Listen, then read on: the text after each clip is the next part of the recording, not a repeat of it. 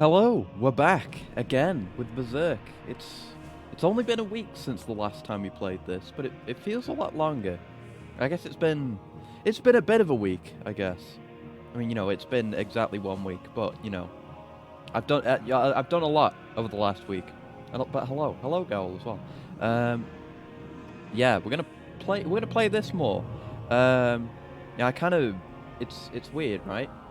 I at the start of last week, I decided kind of arbitrarily just to play this game because I found out about the English translation not too long ago. I was like, oh, I'll play that sometime.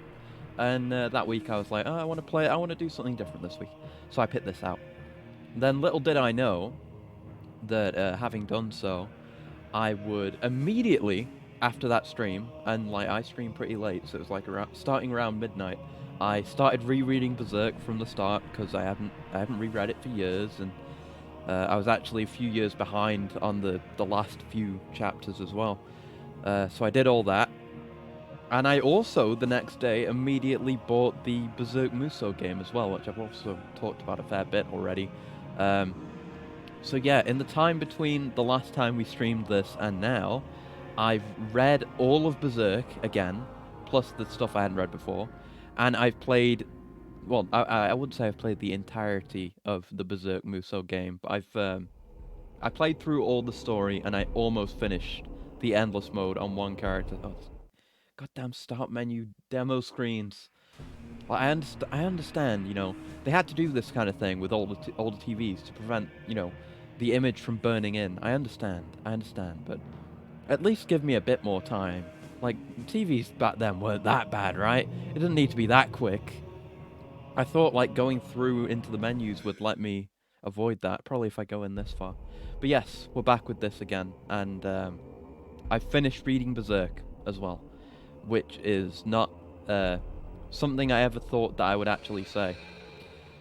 You know, it's. I mean, back when I first read it, um, I was trying to remember when it was because I don't keep track of when I start and finish reading things necessarily, but I was trying to pay attention to the chapters. I mean, more than usual, to try and remember like which was the last chapter when I originally got caught up with it. And I mean, it was when they were on the boat, obviously, but I think it was like towards I think at the end or the middle, either the middle or the end of like the sea god mermaids jobber pirates arc, which was pretty fun to get back to actually. Um, a lot of it was pretty fresh. I mean, I've never forgotten anything that happened during like Golden Age or anything like that, or the like basic Black Swordsman stuff. But some of it was a lot more foggy for me, like the whole stuff with the Kashan invasion. I'd largely forgotten about. Um, a lot of different stuff, and then I got to the new chapters as well, which were really interesting because it was a bunch of new information um, and the way it ended as well. But yeah, like I said, I never thought I'd ever be able to say I finished reading Berserk because I don't know. It was something that was always present for at least as long as I've been interested in, for as long as I've been a weeb, basically. It's one part frustrating, one part joy to try and remember where one left off. When it finally clicks, like no other feeling. Exactly, yeah. Like the thing I tend to do, whether it's watching something or playing something or reading something, if it's been long enough that I don't really remember that well, I'll just read the entire thing again or play the thing from the start or whatever. Which I'm trying to stop doing that as much because I was playing Ghost of Tsushima earlier today, which I hadn't played in a while, and my past self absolutely would have just started that game from the start, but no, I just got used to it again and got used to the controls and everything, and just had a good time with it. But yeah, it was a good read. We did find out some really interesting stuff towards the end as well. Not just the very last thing with Griffith, but also well, actually, I think no, I think it was not long. I'm trying to remember exactly where it was. I think I started reading either one or two chapters before Ricketts slapped Griffith. because I remember hearing about that when it happened. I was like, oh shit, I've got to read this chapter. And that's a very old memory. And we've got a stretch and a coolant from Headless as well. 1 second. Let me get that coolant.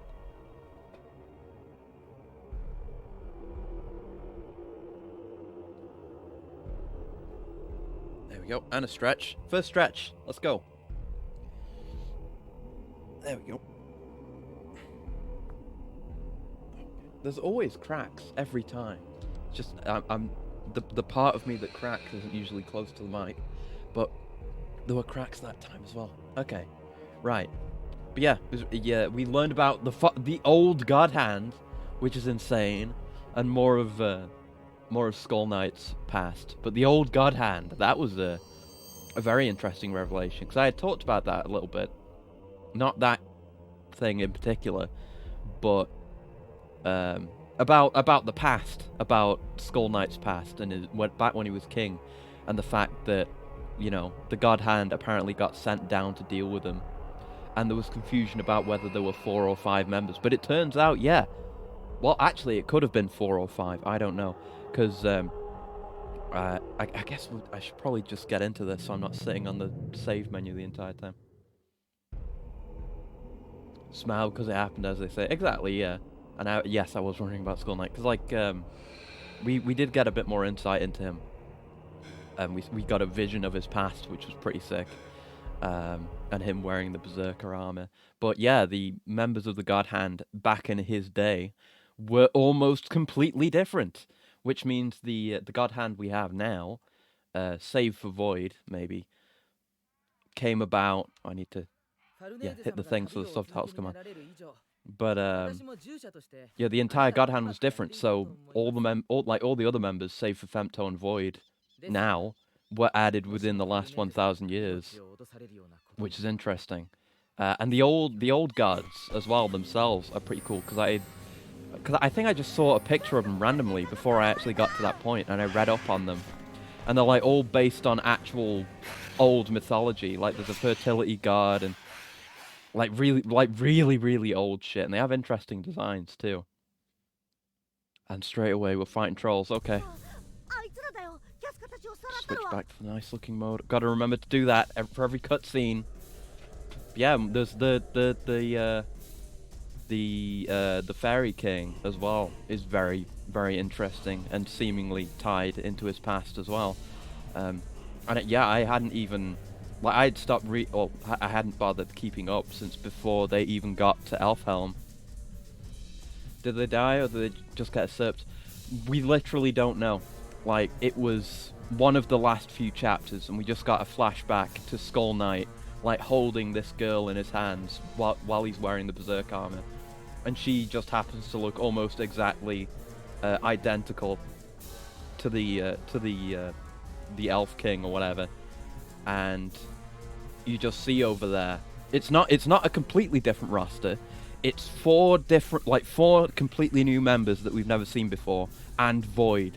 So Void has been there the longest, but we don't really know what happened. It seems like it's a reflection of what happened with, you know, with the eclipse. Like there wasn't probably at some other eclipse, and maybe Void is someone he knew, and Void is a Griffith type situation, or maybe not. I don't know, but some shit went down, and Skull Knight has very similar reasons to Guts for hating the Inhumans and the God Hand and so on.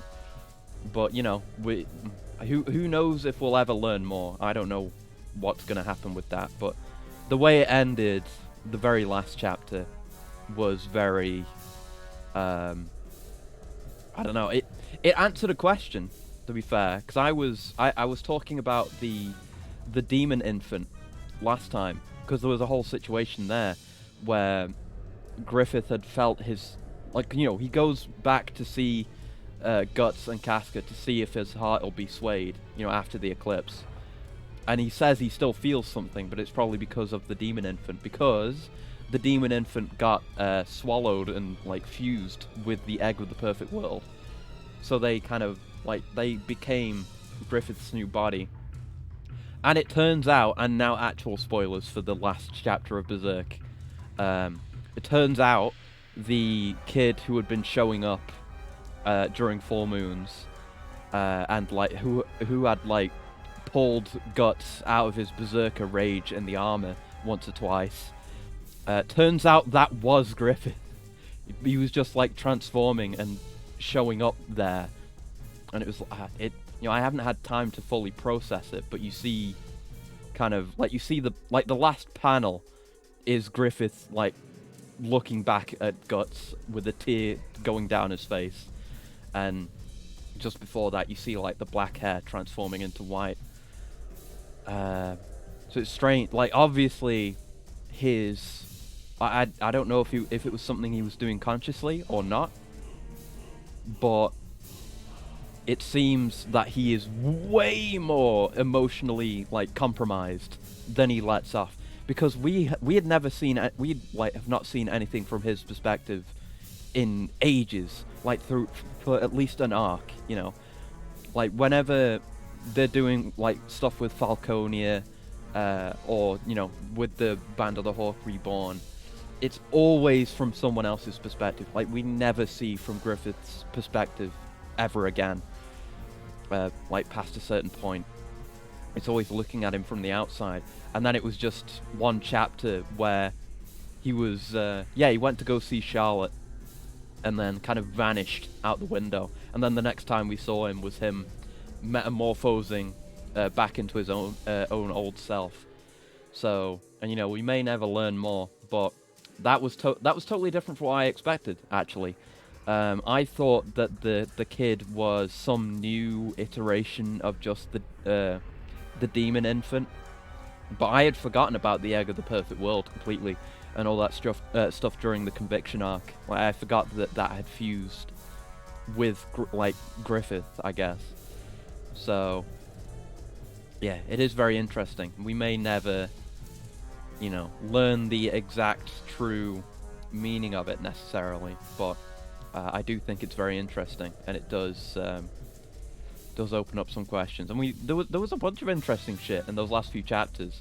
Like Elfhelm itself is interesting. Like everyone there is of some interest, at least. Like we learned some stuff about Flora, Shirka's old mentor, the old Witch of the Forest, who I think we're going to see soon in this, which I should probably start playing soon.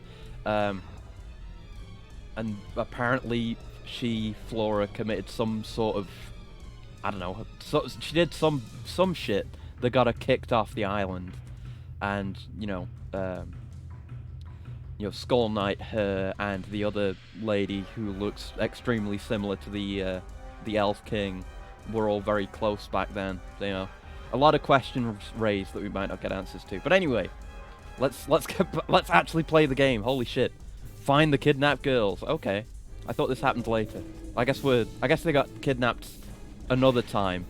Now I can actually be certain of like the canon status of events, because before I was totally unsure, because it had been so many years since I actually read Berserk at all. But it's all fresh in my mind now.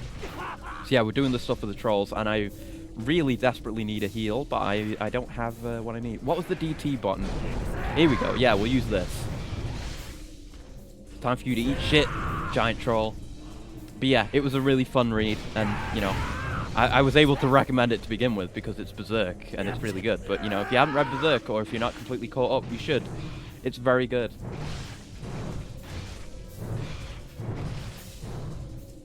Them being called a hand makes me wonder whether Miura was considering Cosmic Horror in a full body. Well, there is one thing that I was reminded of when I read. Well, I mean, there's that one chapter that I don't know if it's canon or not anymore. Like, there was a chapter that came out, and then I think it was like not included in the volumes or something like that.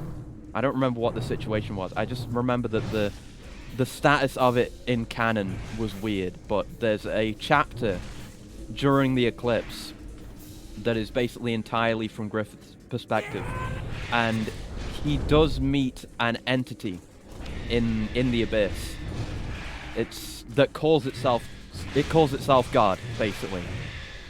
And it's an interesting chapter, and you should go look at it if you haven't.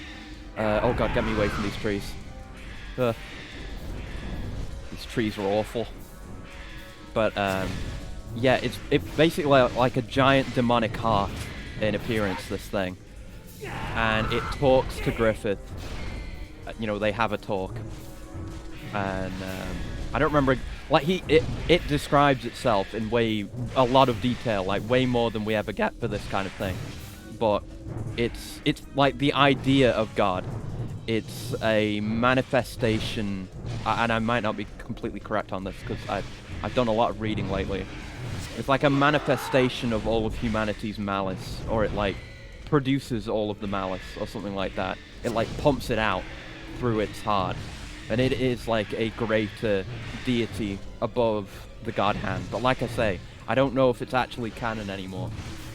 It is interesting though, and it's like, it's immediately before Griffith becomes Femto, because he says something like he says something to it like, oh, I want wings or something, and it'll be like, okay, I'll give you wings, and then he gets his form as Femto. Right, I need to get through these trees. These things are a nightmare.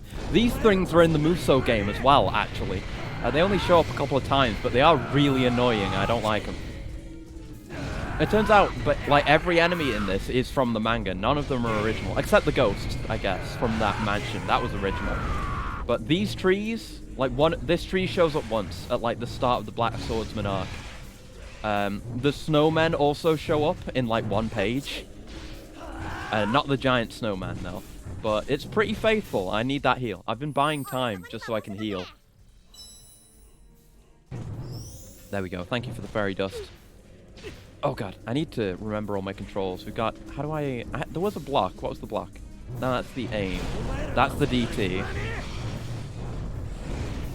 It's good to pop that even if it's just a little bit on enemies like this.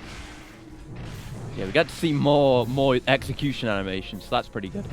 And I haven't actually played this since last time. I said I was going to farm, but I ended up getting distracted with the Muso game. But yeah, this is that means this is my first time playing with the upgrade we got at the end of last stream, the swing speed for the Dragon Slayer, which was really expensive. I'm not really noticing it, but it's been a while since I played. But yeah, that one chapter was really interesting. I don't know if it was actually canon though. Maybe one day we'll find out, or maybe we won't. Who knows? But yeah, it was a really strange feeling having actually finished Berserk. I keep saying that, but it's going to keep being true. Legit, what was the guard button, though? I can't remember. It's not... Which button is it? Ah, I'm going to die. I don't want to die. What's the guard button? There's a guard button. I remember there was a guard button. Can I see the controls? No, I can't. Fuck. PS2 game. Hold on. It's not one of... Yeah, no. What was it? No, God, I keep pressing the same buttons. I'm sure there was a guard button. I can't just be thinking of the Muso. I mean, I could be. Why is it so hard to hit this big fat fox?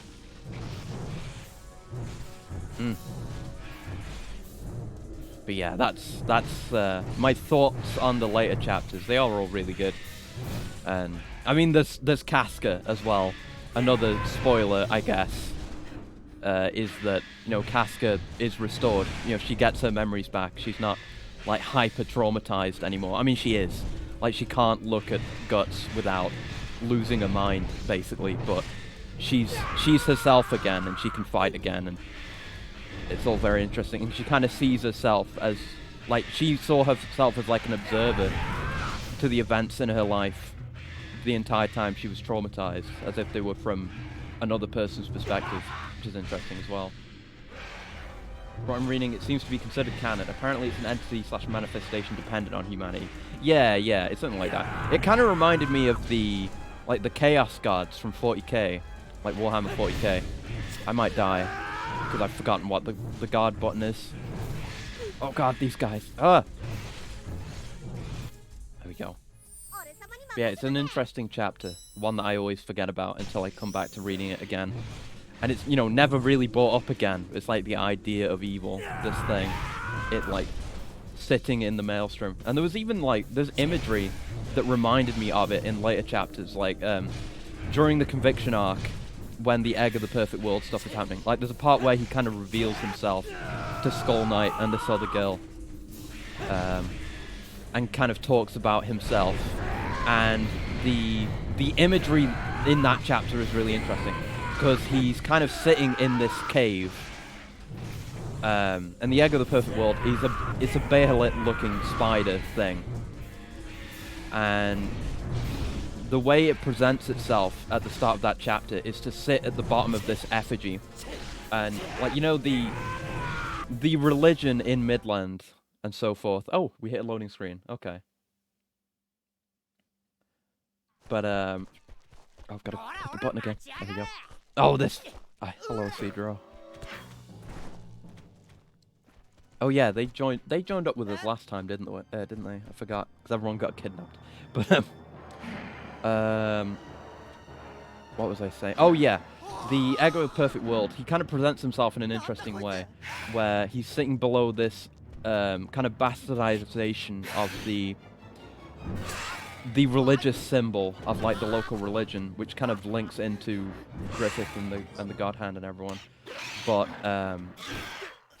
it's like the the bird with the wings outstretched, and then the double helix spiral down, and then he's sitting at the bottom, and it's shown that way in like a chapter opening page at one point as well, with like a behelit at the bottom of that religious symbol, and the idea of evil itself has an extremely similar like double helix leading down from it into the maelstrom, which really reminds me of that. Like maybe it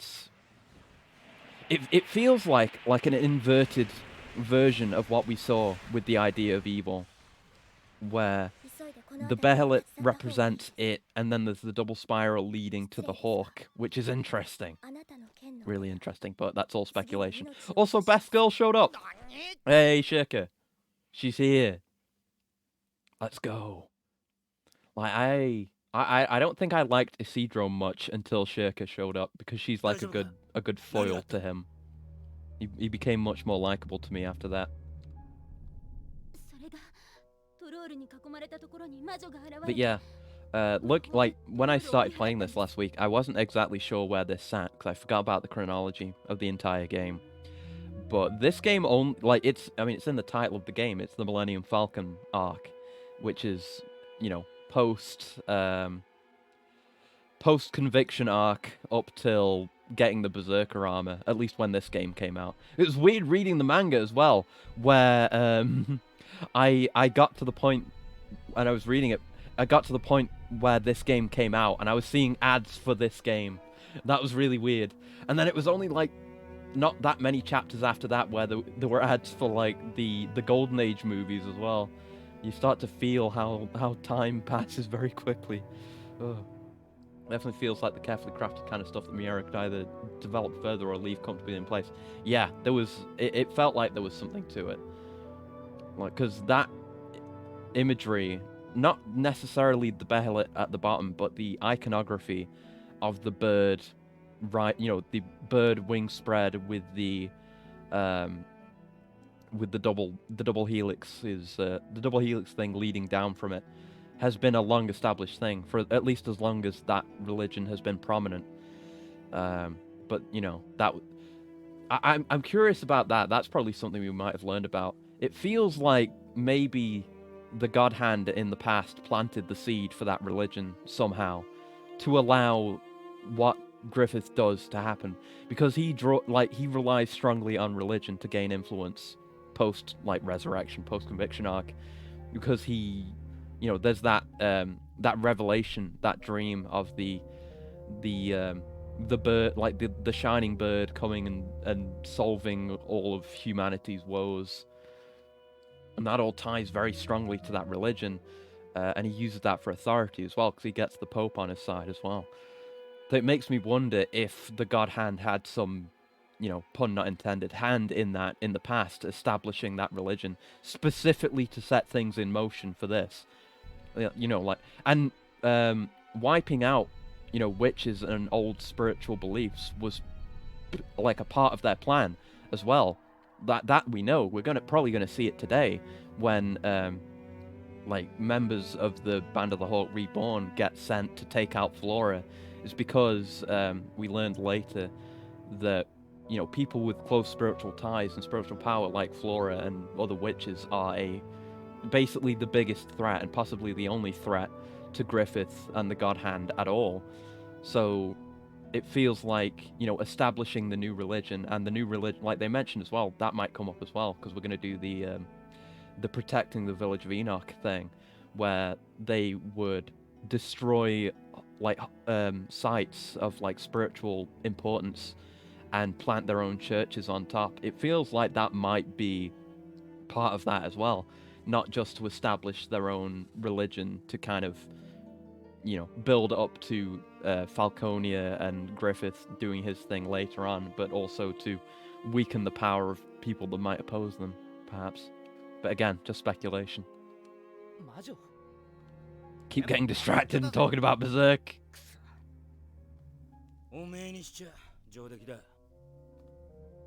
But yeah, what I was saying was this game doesn't really take up much compared to the manga itself, or compared to the Muso either. Okay, so a man walks into a bar. Hello, monkey. Hello. But the Muso game goes all the way from Golden Age up till getting on the boat, which is way, way more. It felt like a proper journey, like experiencing Berserk most of the way through twice in a row.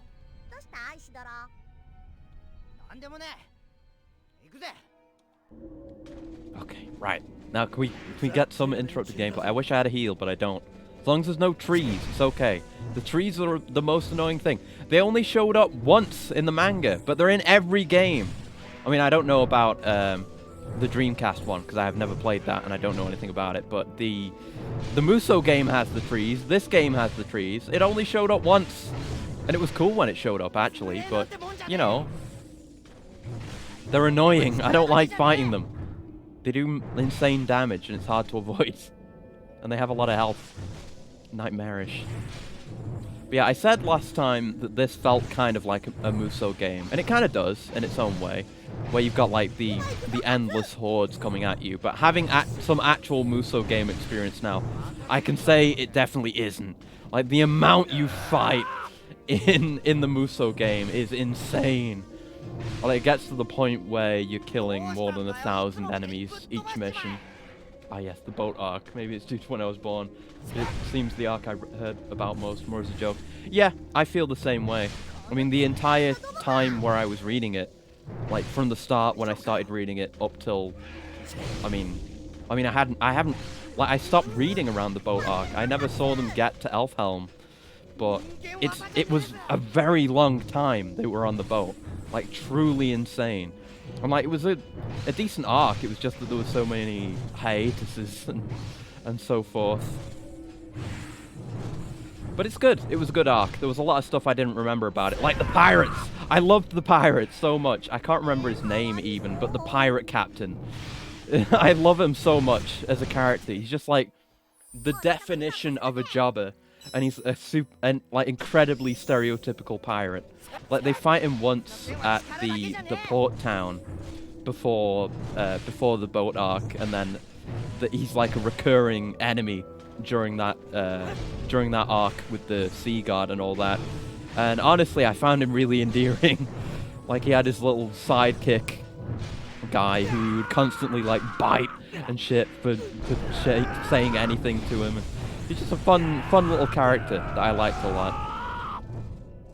And he spoke, like, I don't know how much of it is, like, the translation, but the way he spoke as, like, an exact stereotype as a pirate was really funny, and I basically completely forgot about him.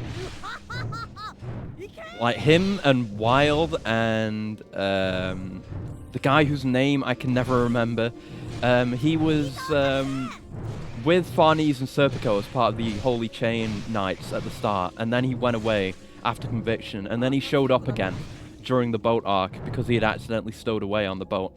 And, like, he always wore the mustache helmet after he came back, so we never saw his face again, which I thought was a bit weird. Azan, I remember. Yeah. The guy who used the metal pole, I completely forgot about him, but he was pretty good. And he doesn't appear in any of this. I mean, I don't think he'll show up in this because the part where he shows up again in the manga is after where this game ends. And he doesn't show up in the Muso game whatsoever. So, yeah, I forgot about him. And I guess now we'll never see his face again after it was, like, never shown for years and years. Because it was like he was trying to hide his identity, but nobody bought it. He's very strongly bound by honor and duty. But he had been kicked out of the Vatican after reporting after the conviction arc. God, there's so much blood everywhere. I like how that sticks around, and on Guts as well. We didn't get to see that before, because it was all snowmen. But now there's blood everywhere. It's just, it feels right. Right, let's try and press on a bit. I can just get lost in killing enemies. It's the same in the Muso. I would have to force myself to go and complete the objective instead of staying behind and slaughtering absolutely everything. And that game's really satisfying. Like, I still haven't played as any of the other characters aside from Guts, but the attacks feel weighty enough while, you know, being numerous and great enough in range where you can, you know, mow down hundreds of enemies at a time. So it's pretty good in that regard. Oh, I should heal again, thank you.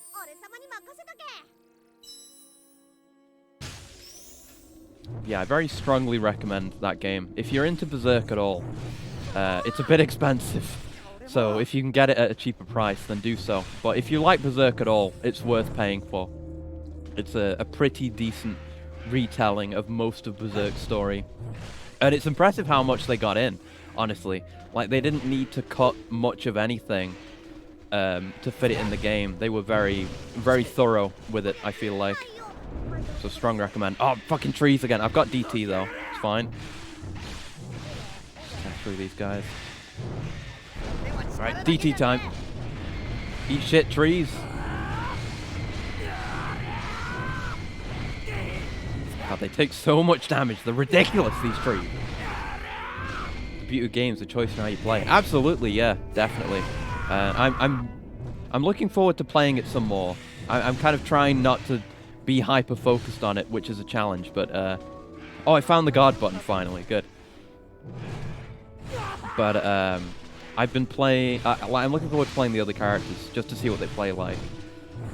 Because I'm interested in how Griffith plays, especially, but, Zod and Wild have my interest as well, and Serpico. I wasn't interested in playing as Serpico until I read the manga again, and remembered about his, like, wind spirit equipment, which would make him more interesting, I feel like.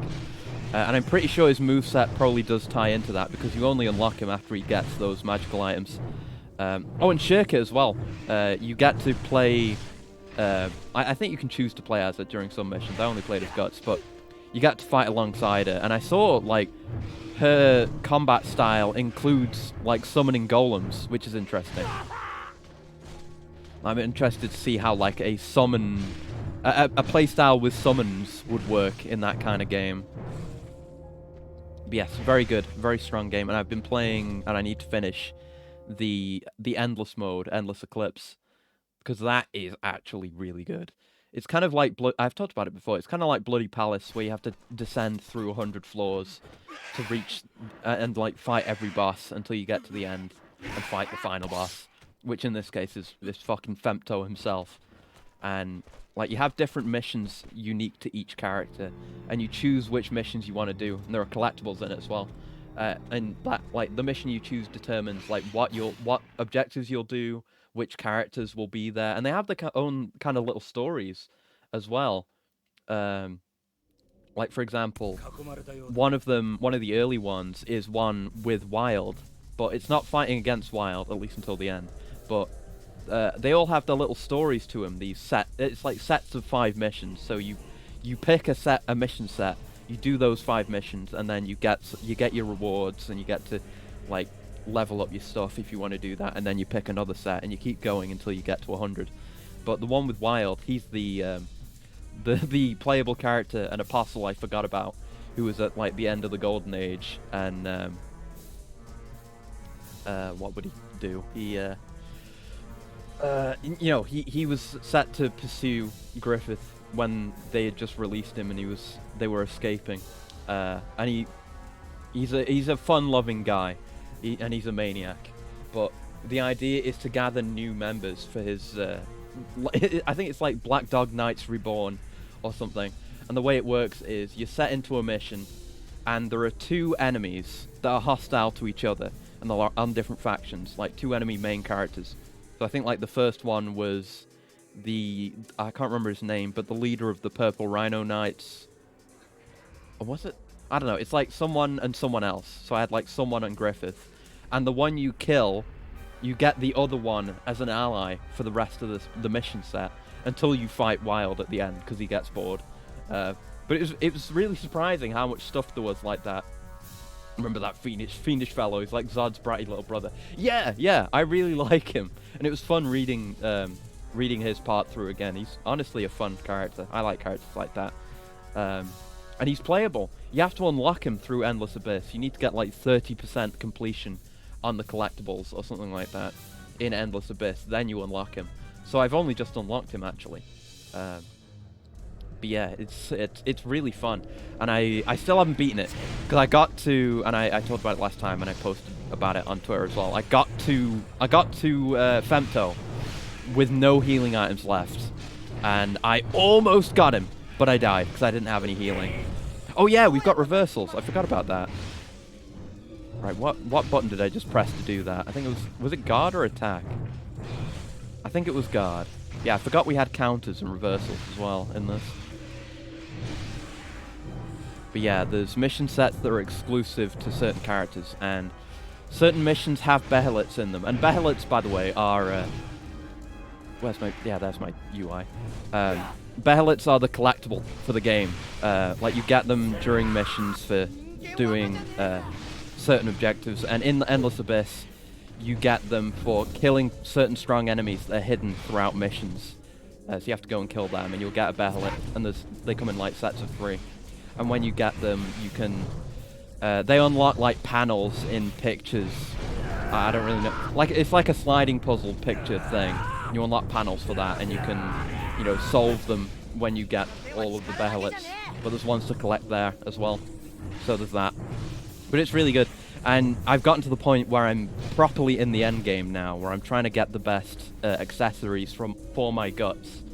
Because there are different tiers of accessories. You've got like 3 slots for accessories, and they give you stat increases to your main 3 stats, and they give you like other special effects that you can kind of manipulate, and you can build the effect you want. It's kind of like Monster Hunter actually, like Monster Hunter's armor skills.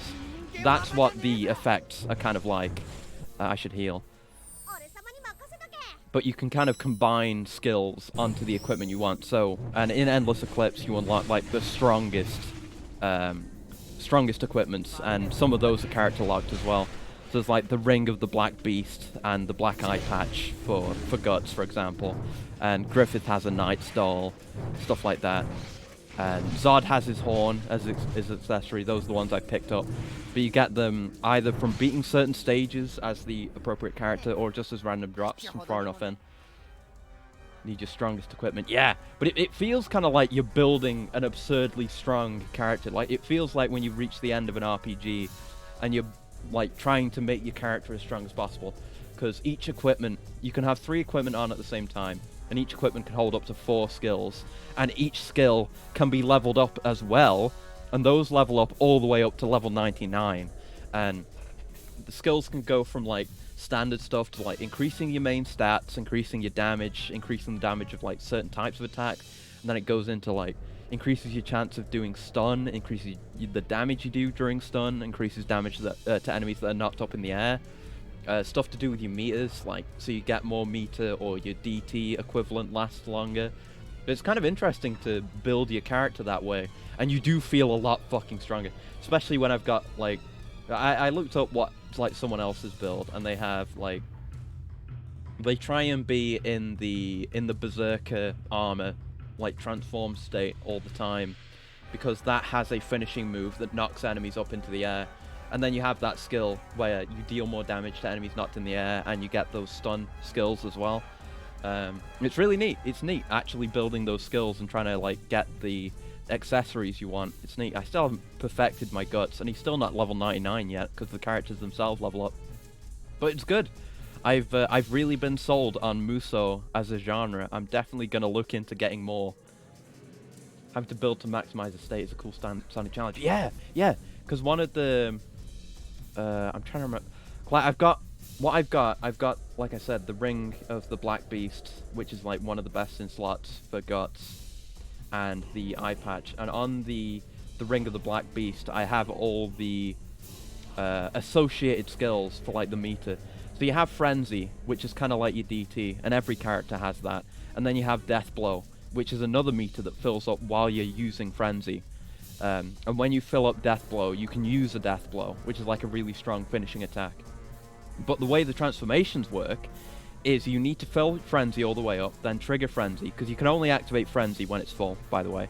So you fill up Frenzy, use Frenzy, then fill up the Death Blow meter, and then instead of using it on a Death Blow, you hold down R2, and then that triggers the transformation. So for Guts, that puts you in the Berserker armor.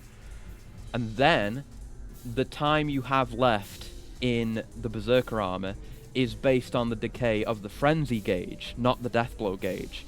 So if you if it takes you a long time from activating your Frenzy to filling up the Death Blow gauge, then you have less time in the transformation state. So it makes you play around with the gauges a bit. And yeah, I assume that I have a skill that makes Frenzy last longer, so I assume that accounts for the transformation as well. But yeah, it's like a surprising amount of depth for a game that I was expecting to just be mash button. I mean, it is, but like you kind of, with Guts at least, you need to do regular attacks until you get to the point in the chain where you can branch off to the heavy attack you want, because they all have different purposes. Like there are ones that are good for closing distance, ones that are good for clearing out big groups, and there are ones that are good for like doing single target damage. So it's about getting to the right point in the combo for whatever thing you're facing, and then having the character building on top of that is pretty interesting actually. So I'll look into more Muso games probably. I still don't know what I'll get. I know there's those Attack on Titan games as well, but I'm not really into Attack on Titan. I used to be way back, but not for a while. Not for a very long while. But the games look interesting. It doesn't look as Muso-ish because you have the omnidirectional movement stuff and you're fighting Titans instead. But I'm at least interested. You know, I'll have a look. I'll research, but I might end up playing something else. Who knows?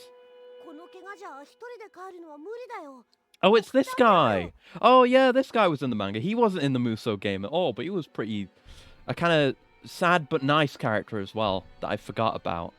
But he's an old man from Enoch Village, the one that gets attacked by the trolls, and he once accidentally made his way to Flora's mansion back when he was a kid to get medicine for his mother who was sick.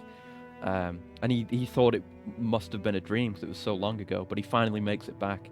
And he encourages Isidro as well into like becoming stronger, and he gives him an old sword that I think was like not his, but I think belonged to or maybe someone bought it and it was passed down to him or something. But yeah, he's a good little character. How to let players use more abilities and how to let enemy AI use more abilities. Definitely one of the places with the biggest room for expansion in games. Yeah, definitely.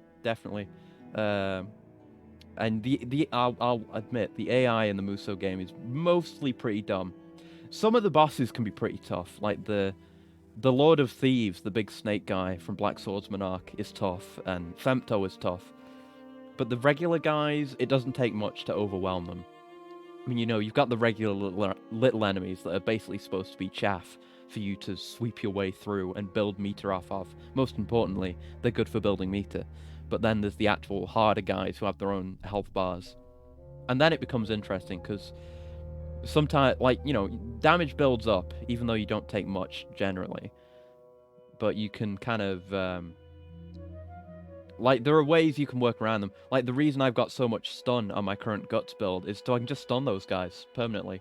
Like, if you take the light combo out to basically as far as it'll go without ending, and then go into the heavy, you get a move that is basically you just standing there and swinging and swinging and swinging and swinging at a single target.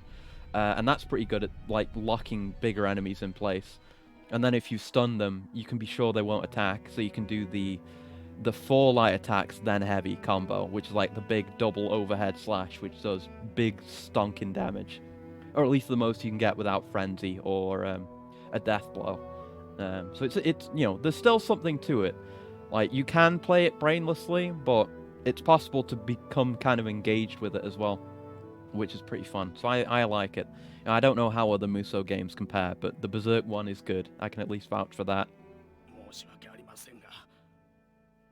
But yeah, it's always like, what am I trying to say? Like, it always seems like a selling point or something people will always talk about if like AI in a game is good.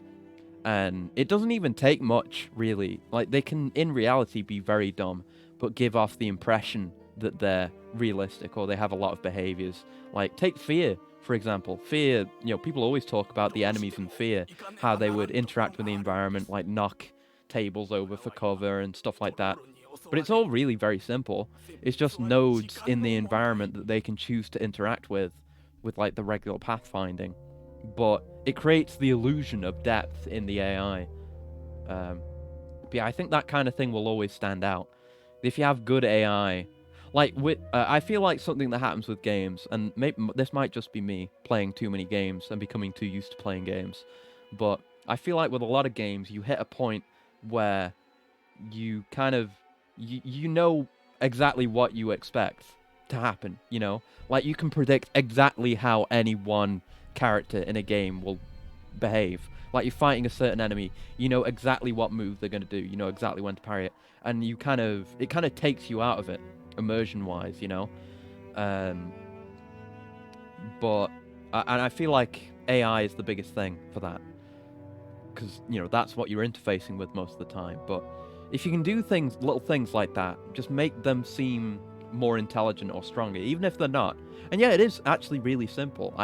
It's been a while since I've read up on it, but it is just really simple. It's like they can pathfind, and they, you know, they can see items in the environment they can interact with, and they just sometimes choose to do so. But it adds that much depth, or perceived depth, that it's more immersive and interesting, and it's more fun to engage with them, because you don't necessarily know what they'll do. And the fact that they're interacting with their environment rather than just existing within the environment adds a lot as well. But anyway, I keep getting distracted. Not that that's a bad thing, I guess. But yeah, this guy's a good character. Another one I completely forgot about.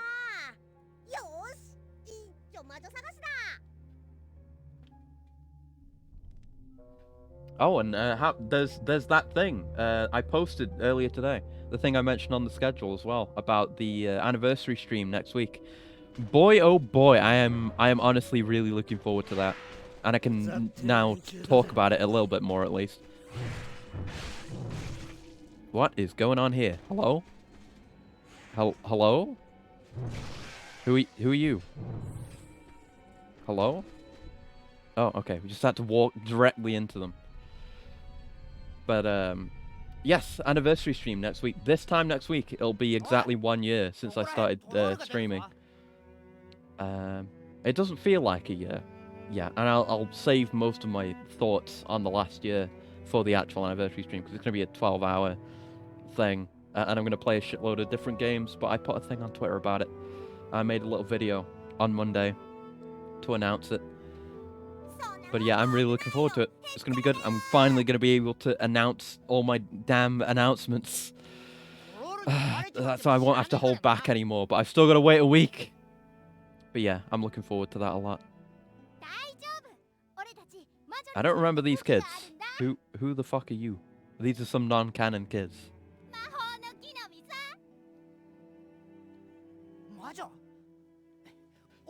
Yeah, I remember the fruits come up in the Musou as well. Like, when you're defending the town, there are these barrels full of those fruits, and you can break them to temporarily block off the paths, because the trolls don't like those fruits. Apparently, just every fucking kid is going to Flora's mansion now. Apparently, even though it was just Morgan, actually, like, really originally. Oh, we better not have to actually catch these shit kids. They're full-on shit kids. Like, baka. Fuck you. I'm gonna cleave you in twain. Look at that animation for that fucker running off. They are Kusagakis, Isidro, you're right. But you are too. God damn it. Are we actually gonna have to catch these kids? Yeah, this is not canon. Oh yeah, one of the reasons why we actually do. One of the reasons why I ended up reading Berserk again, on top of just wanting to read it again and get it finished, is because I had mentioned during the Zod fight about how you can like counter him and then take his arm off, and I said reflexively at the time that shit's not canon. Actually, yes, it is. The Guts doesn't do it. Skull Knight does during the eclipse, I think. Because Zod defends the eclipse while it's going on, and they're fighting outside. Oh shit! I got knocked into one of these guys. I got XP from him. Sweet. But yeah, he totally does get his arm cut off, and then he reattaches it himself. And he never wields it as a weapon though, so that was original to this game. But it is something he can do. I just forgot. Yeah, Zod was a lot stronger than I remembered him to be. He was very cool. I love Zod. Right, let's see if we can find these shit kids. I hate you shit kids. Come here, you're getting executed. Too many enemies. Why are the kids even alive if there are this many trolls? Remember you saying that. I'd say it's cool that Skull Knight shows it off officially. Yeah, it is really cool. Because you only see a glimpse of that fight, really, and they end up calling it off at the end. But it's like when Rickett, because Rickett was outside the eclipse, which is why he survives. But he catches a glimpse of their fight within like the maelstrom that appears on in the human world while it's going on. And you just see a bit of it, but they're going hard. And that was before Skull Knight started going all out and started using the Behelit sword or whatever it's. I can't remember what it's called. The one that is the Yamato basically and can like cleave open dimensions. All right, I guess we just gotta go pick a direction and go. I'll go right then. That seems more like the wrong way to go. Let's go that way. Yeah, bless Skull Knight. And Skull Knight is actually a companion during the Endless mode. In the Muso game as well. Not during every mission. Some missions he shows up, but he especially shows up at certain points. Like the first mission is with him, and then there's one like halfway through or midway, something like that, and then the very last one he helps you out as well. And there's unique dialogue as well. Like in the, I'm pretty sure there's unique dialogue. Like in the wild mission I talked about, I think he has some dialogue for that, and Skull Knight has his own unique dialogue for it. It's neat. And you get to see a lot of like lesser characters reused. Like the very first mission set, the one with Skull Knight, has you fight Basuzo again, which is funny. And Adon showed up a few times. There's one where you get special training from Adon, and that's the plot of that mini quest. And Adon is the absolute jobber who shoots Casca and Guts off the cliff with his crossbow that one time. But he's an absolute jobber. But you get special training from him, which is pretty fun. There's a lot of funny little ones like that. You get to meet all sorts of characters. There's one with Salat that I liked. Salat is the Bakiraka guy who uses the like the multi-blade whip thing and the circle blades. And the Bakiraka are interesting as well. I forgot about them. But they showed up kind of recently. Like they were teamed up with Rickard, which was pretty cool in like escaping from Falconia. Them and Daiba, the old sorcerer of the Kushan Empire. That was a good team. I like that. And we got to see what's his name? I can't remember his name. Shit. Hold on. I'm gonna have to look up his name because he's like one of the coolest characters from from when I first started reading. And I forgot about him. It's the assassin guy of the Band of the Hawk Reborn. Where is he? I'm trying to find the members. Rakshas, yeah, it's such a cool looking guy. I'm gonna gonna pull up a picture of him. We get to see some of what he looks like transformed, which is something I always wanted to see because I always thought he was one of the coolest characters back in the day. He's very neat. I mean, as someone who appreciates mask-wearing characters, I liked him a lot from the start. There, that's fan art. I don't want to use fan art. I just want to get a good picture of him, please. Yeah, this will do. This guy. I guess I'm bringing this up since I've gone so far. Let me get that from the folder. And I'm in the wrong scene as well.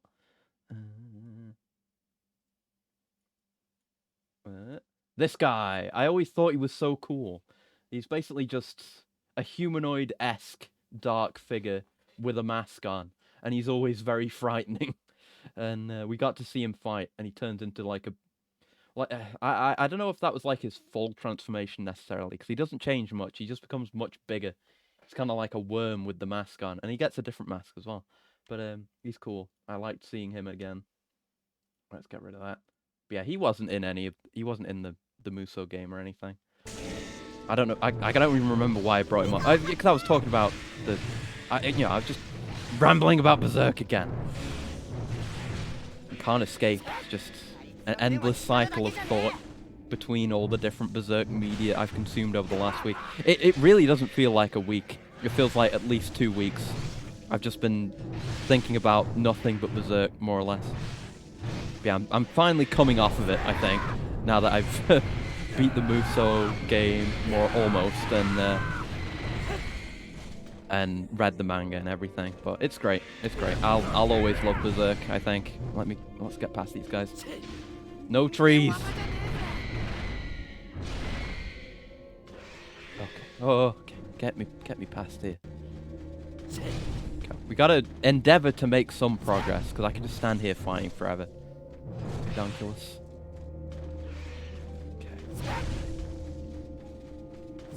I'm starting to be able to tell the big ones from the small ones as well with these guys, because they look very similar, the trolls.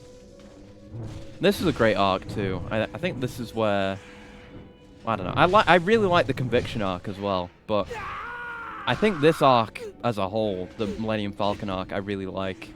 Like all the stuff with Flora, Shirka gets introduced, and I really like her. And there's the Berserker armor. Grunbeld is sick. And Grunbeld's really good in the Muso game as well. You fight him once as a boss fight. Like, you see him once regularly, where he's just human. And then you fight him as his apostle form with the Berserk armor, and that's your tutorial for that. So he kind of gets roasted by the Berserk armor pretty much. But it's a cool fight, and he's always had a really cool design. Good old Grunbeld. But when you're fighting him normally, and when he's out on the battlefield, he's just huge. And they've got his scale accurate to the manga. He's just an insanely huge guy. Like, a lot of the bosses up to that point start off on horseback, and you kind of knock them off. But he's kind of the size of an enemy on horseback when he's just standing up straight, which is pretty cool. I'm glad they got the size right. And just generally, it's really cool to see characters from later into Berserk voiced and animated, I mean, I know there's the bad anime. I don't know how far that went, actually. But you get to see characters like Mozgus and Grunbeld and Ganishka, the Kashan Emperor. You get to see them all, like, voiced and animated, which is really cool. Not something I ever thought I would see. But yeah, pretty much all the characters are as you would expect. It's very well done. God, this game. It's just going down corridors. I don't think it's bad, necessarily. I think, like, the Muso game is definitely a better fit for, like, what a Berserk game should be like. This is pretty good, but a lot of it just feels like walking down a corridor and killing the same enemy over and over, which is, I'm comparing it to literally a Muso game, and I'm saying that, but, it's good, and the dismemberment is good. Like, killing individual enemies feels way more satisfying in this than it does in the Muso. You can't really do... Well, you can do that, actually. There's a mechanic around it where when you're in frenzy mode, a lot of your attacks have a chance to dismember enemies, and that if you dismember them, you get more meter. I think you get more death blow from doing that, but you never really see it. Like, you can't appreciate an individual enemy being dismembered in the Musou game. I don't know if the models actually do get dismembered, because I've never been able to see it, and I've literally killed hundreds of thousands of enemies in that game. You can't really get an appreciation for it, but this, the dismemberment is all very lovingly animated, if that's the thing you would want to say about dismemberment, I suppose. But yeah, you slice through an enemy. It feels precisely as it should, more or less. The dismemberment matches up with the kind of blow you lay against them as well, which is more effort than they needed to go to. Yay, more experience! Thank you, you little gremlin creature. I appreciate this. And hi, Chris. Hello, Guardia. Hello. It's good to see you. I've just been rambling. For a lot of the past week, my mind has just been a swirl of different Berserk things, because I played this, then I decided to reread the entire manga, and I decided to buy and play the Musou game as well. So it's been most of what I've been doing, at least last week. I haven't done as much this week. I've been reading other stuff, though, because I realized, because I was able to see, like, when the last chapters I read were, and I haven't really read any manga in, like, a year, which is fucked up, because I go through manga like a fiend. I can just read and read and read and read and read for days on end and read a million different things, which is what I've been doing the last couple of days, actually. So I have a few recommendations as well. Yeah, one that I reread from the start because it's really good and I wanted to reread it and get caught up is, I wrote it down. What's the name? And I don't know if any of the thing, like, I don't often get the opportunity to talk about manga at all, because I don't know, I've just never had anyone to talk about that kind of thing with. Like anime, yeah, sometimes, but I never really run into anyone that really reads a lot of manga. But so I won't know if I'm stating the obvious with any of my recommendations. Like I don't know if anything is popular or not, but one thing I read that isn't an isekai or anything, because I talked about that last time, but it is fantasy, is So no Frieren, and I'm going to copy and paste that name into chat so you can look it up. There you go. It's very good. It's about an elf mage, and she was part of the hero's party to kill the Demon King, but it takes place after that. And it's more about like the passage of time. It's about the passage of time, basically, because being an elf, she has such a longer lifespan compared to anyone else. It's full of tearjerkers, and I guess I can spoil it because it's the first chapter. But the first chapter basically starts after they've defeated the Demon King, like the hero party, and it basically instantly cuts to like, I don't know, like 20 or 30 years later, and she hasn't aged a day, and they were traveling together for 10 years, but it feels just like an instant in her very long life. And all of the people she traveled with have gotten old, and they all start dying of age, basically. It's very reflective on how time passes and how she interacts with people, living her life the way she does. It's really, really good. Oh, we'd had some good manga in Discord. Like, yes, please, absolutely. After we talked about manga a lot on stream recently, I decided to open up a new channel on the Discord just for talking about like anime and manga and stuff. And I guess I should probably change it, because we should probably talk about like tokusatsu stuff there as well. Just make it like the media thread, but yeah, just to talk about like recommendations and stuff. So that's exactly what it's for. Please. Have I read Shaman King? I have not. Although I did used to watch Shaman King back when it was airing on TV over here. I don't remember any of like the story or the characters. I just remember the opening, and I remember liking it a lot. It was that and Bo.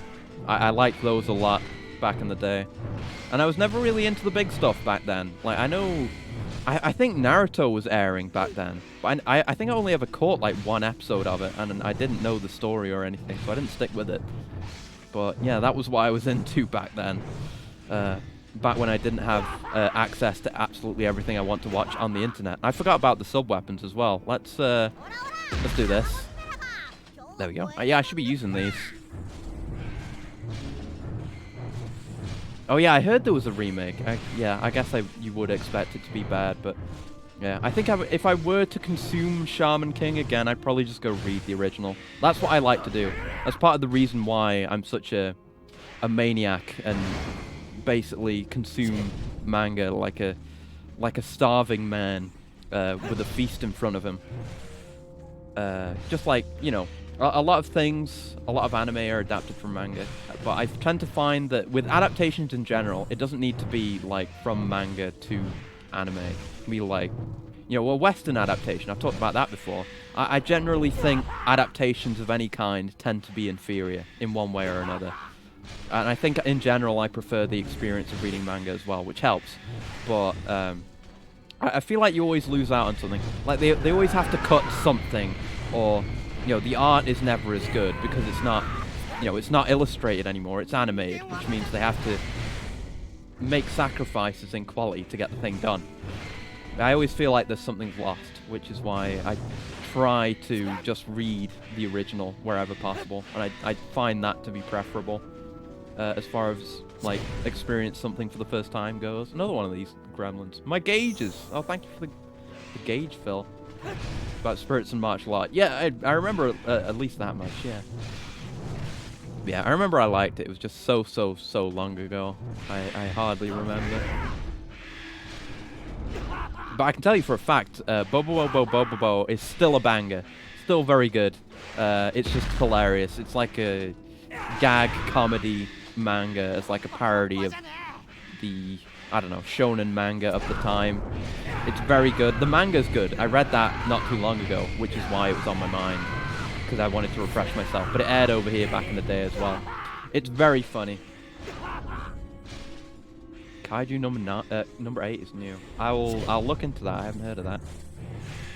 Yeah, I'm always looking for new stuff. Like I say, I go through stuff like a maniac. I'm okay right now because I'm catching up on stuff that I haven't read for literally a year. But it's going to come to the point where I want to read new stuff. And I've got like a tab open for it. I'm probably going to end up reading Kingdom again as well, because Kingdom is not super like Berserk, but it's very long and kind of equally grim. It's quite good. I recommend Kingdom in general, but especially if you like Berserk, you might like Kingdom. But there's like hundreds of chapters of that. There's a lot. And I'm probably going to reread it all because I don't remember much of it, but I enjoyed what I read of it back in the day, so I can still recommend it. God, we really are just going. Let's try and make progress through here. Does Sword Art Online have a manga? I don't know actually. I never consumed any Sword Art Online. I guess thankfully. I don't know. My impression of it has always been negative. I don't know. I feel like I heard the memes about it before I knew what it was, which means I was kind of aware of it.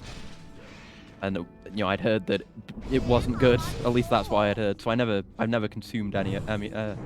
Can't speak any of it. So yeah, I don't know if it exists or even if it is any good. I have no idea. Yeah, strongly recommend Sousou no Frieren. It's kind of developed more in the plot now, but a lot of the early chapters, like they accelerate through time very quickly in Frieren to kind of show how different her perspective of time is, and basically every chapter is a tearjerker towards the start. It's really great. Highly recommend. I'll try and post more of my recommendations in the Discord as well as I read more stuff, because there's a bunch. There's so much stuff.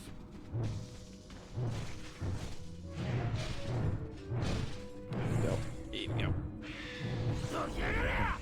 Goddamn trees! I've had enough of these motherfucking trees in this motherfucking forest. Had enough.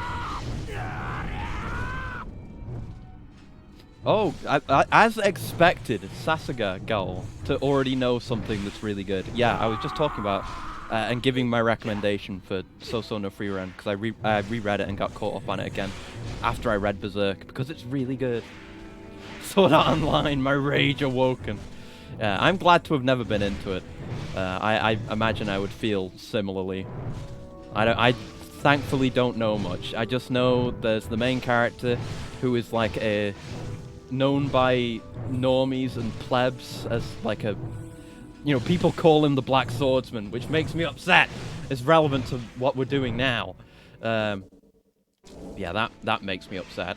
And I know about glopping, and that's all I know about Sword Art Online. That's my entire knowledge base. Another one that was relatively popular that I never read is Bleach. I never consumed any of Bleach, which I might fix that. I don't know. I don't know if it's like generally considered to be good or bad overall. I know about, you know, the heart and stuff like that, but overall I don't know much about it.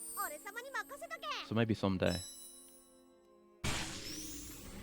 Yeah, it's weird. It's just like there's gaps in popular things that I haven't read. I only read Naruto for the first time, like, very recently, within the last couple of years, and I enjoyed that reasonably. Didn't hate it. That was okay. I didn't get so far as Boruto, and I don't think I ever do want to. I kind of just got tired of it at one point. But it was good stuff there. Bleach is more style over substance, even though those who like it a lot say so. Yeah, I understand that. I can appreciate that as well. I mean, I like style over substance sometimes. I guess I'll give it a try. And I've seen, like, a lot of the character designs and the art style and stuff are up my alley. Like, the stuff that I see, like, pages and panels, I'm like, oh, that looks pretty cool. That's basically the only reason I have any interest in it whatsoever, on top of it just being, you know, popular / notorious. My overall list of manga read is pretty low. Just haven't come across so before this mentioned on stream. Okay, well, cool. That's good then. The more people that have read that, the better. It's generally good all the way through. I don't think the newest chapters feel different to the original ones, but, you know, time has slowed down kind of necessarily because they don't want to kill off like the human characters in the party so quickly. But it's good. It's good. It's very contemplative. It makes me think a lot. I don't know. It makes me feel high-minded to read it, if that makes any sense. But it's good. It's really good. I like it a lot. I'll try and make this a regular thing. I'll share my recommendations as I read more good stuff. Fucking trees. I'm just bypassing this.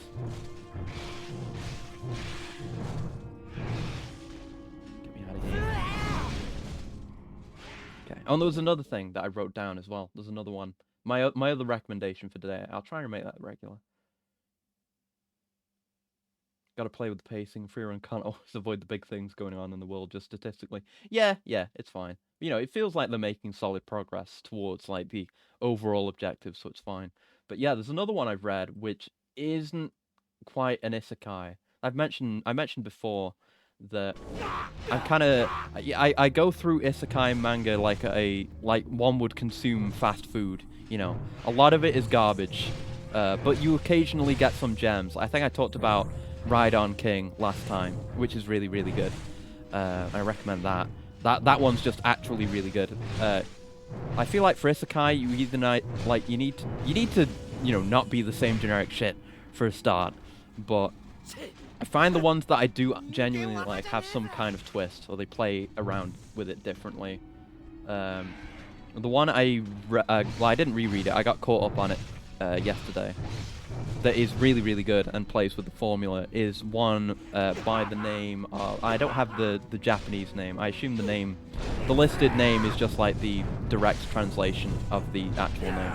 But it's called This Village Sim NPC Could Only Be Human. It's very good because it's not an isekai. First of all, the protagonist doesn't get transported to another world at all. He is in... I don't remember how old he is. I think he's like in his early 30s.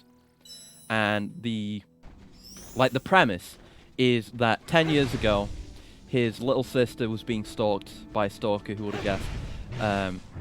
And he... it's kind of like the setup for an isekai manga, right? He confronts this guy, and I need to reread those early chapters because I'm not super fresh on this. But he confronts this guy, and the stalker ends up stabbing him. And that, like, really badly affects him mentally.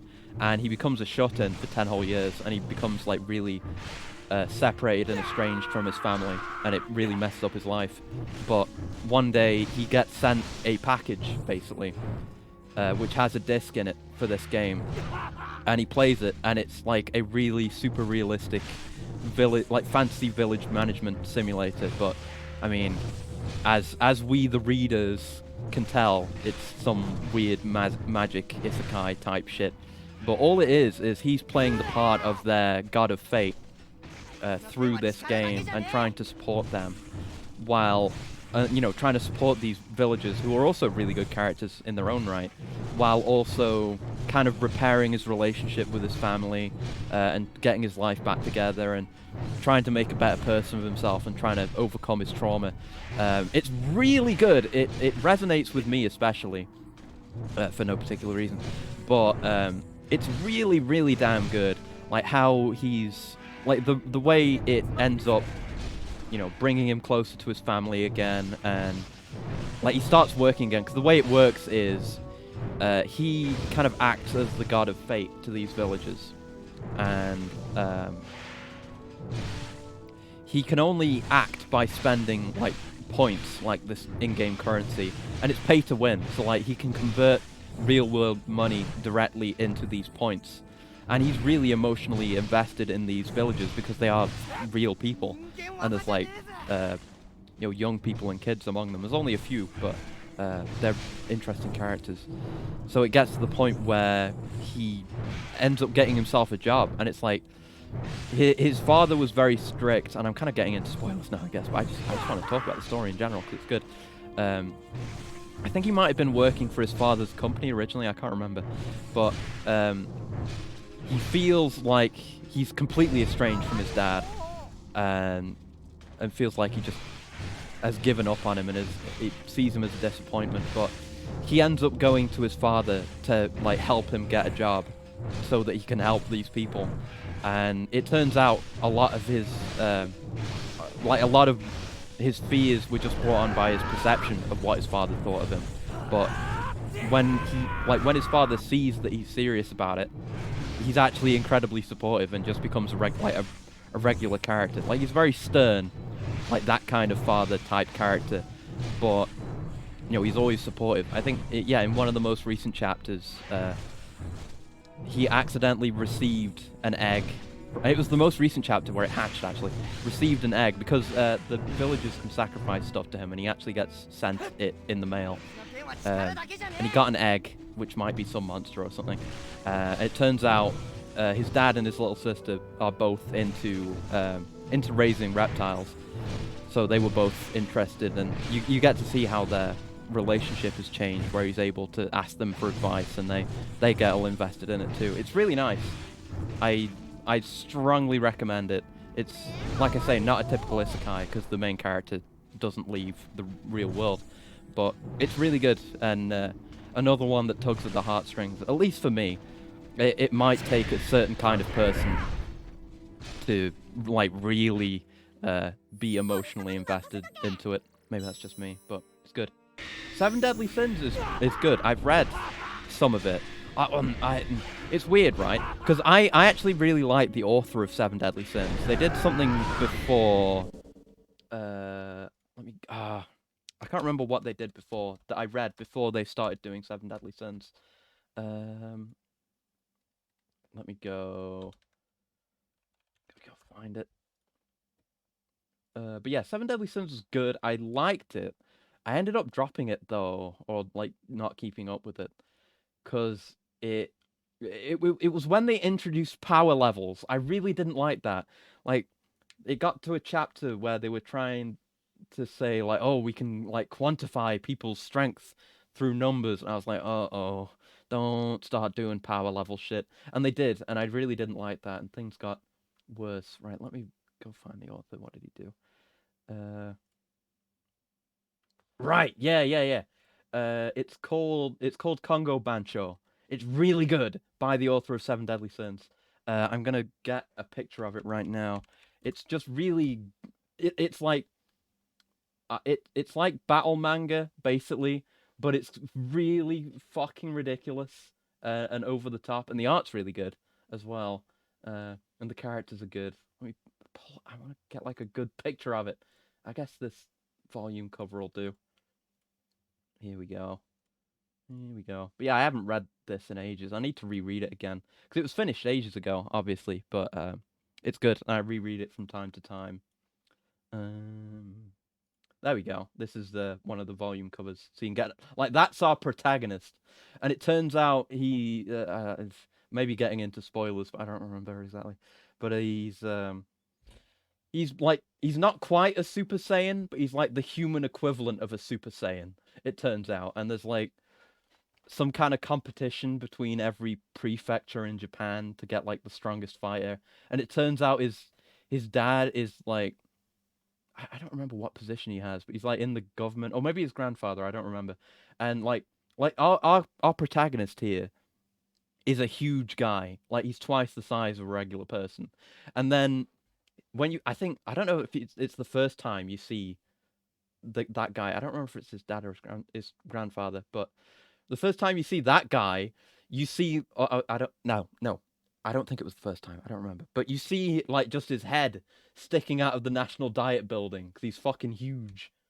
But yeah, it's really good. That's another one I need to reread at some point. Strong recommend.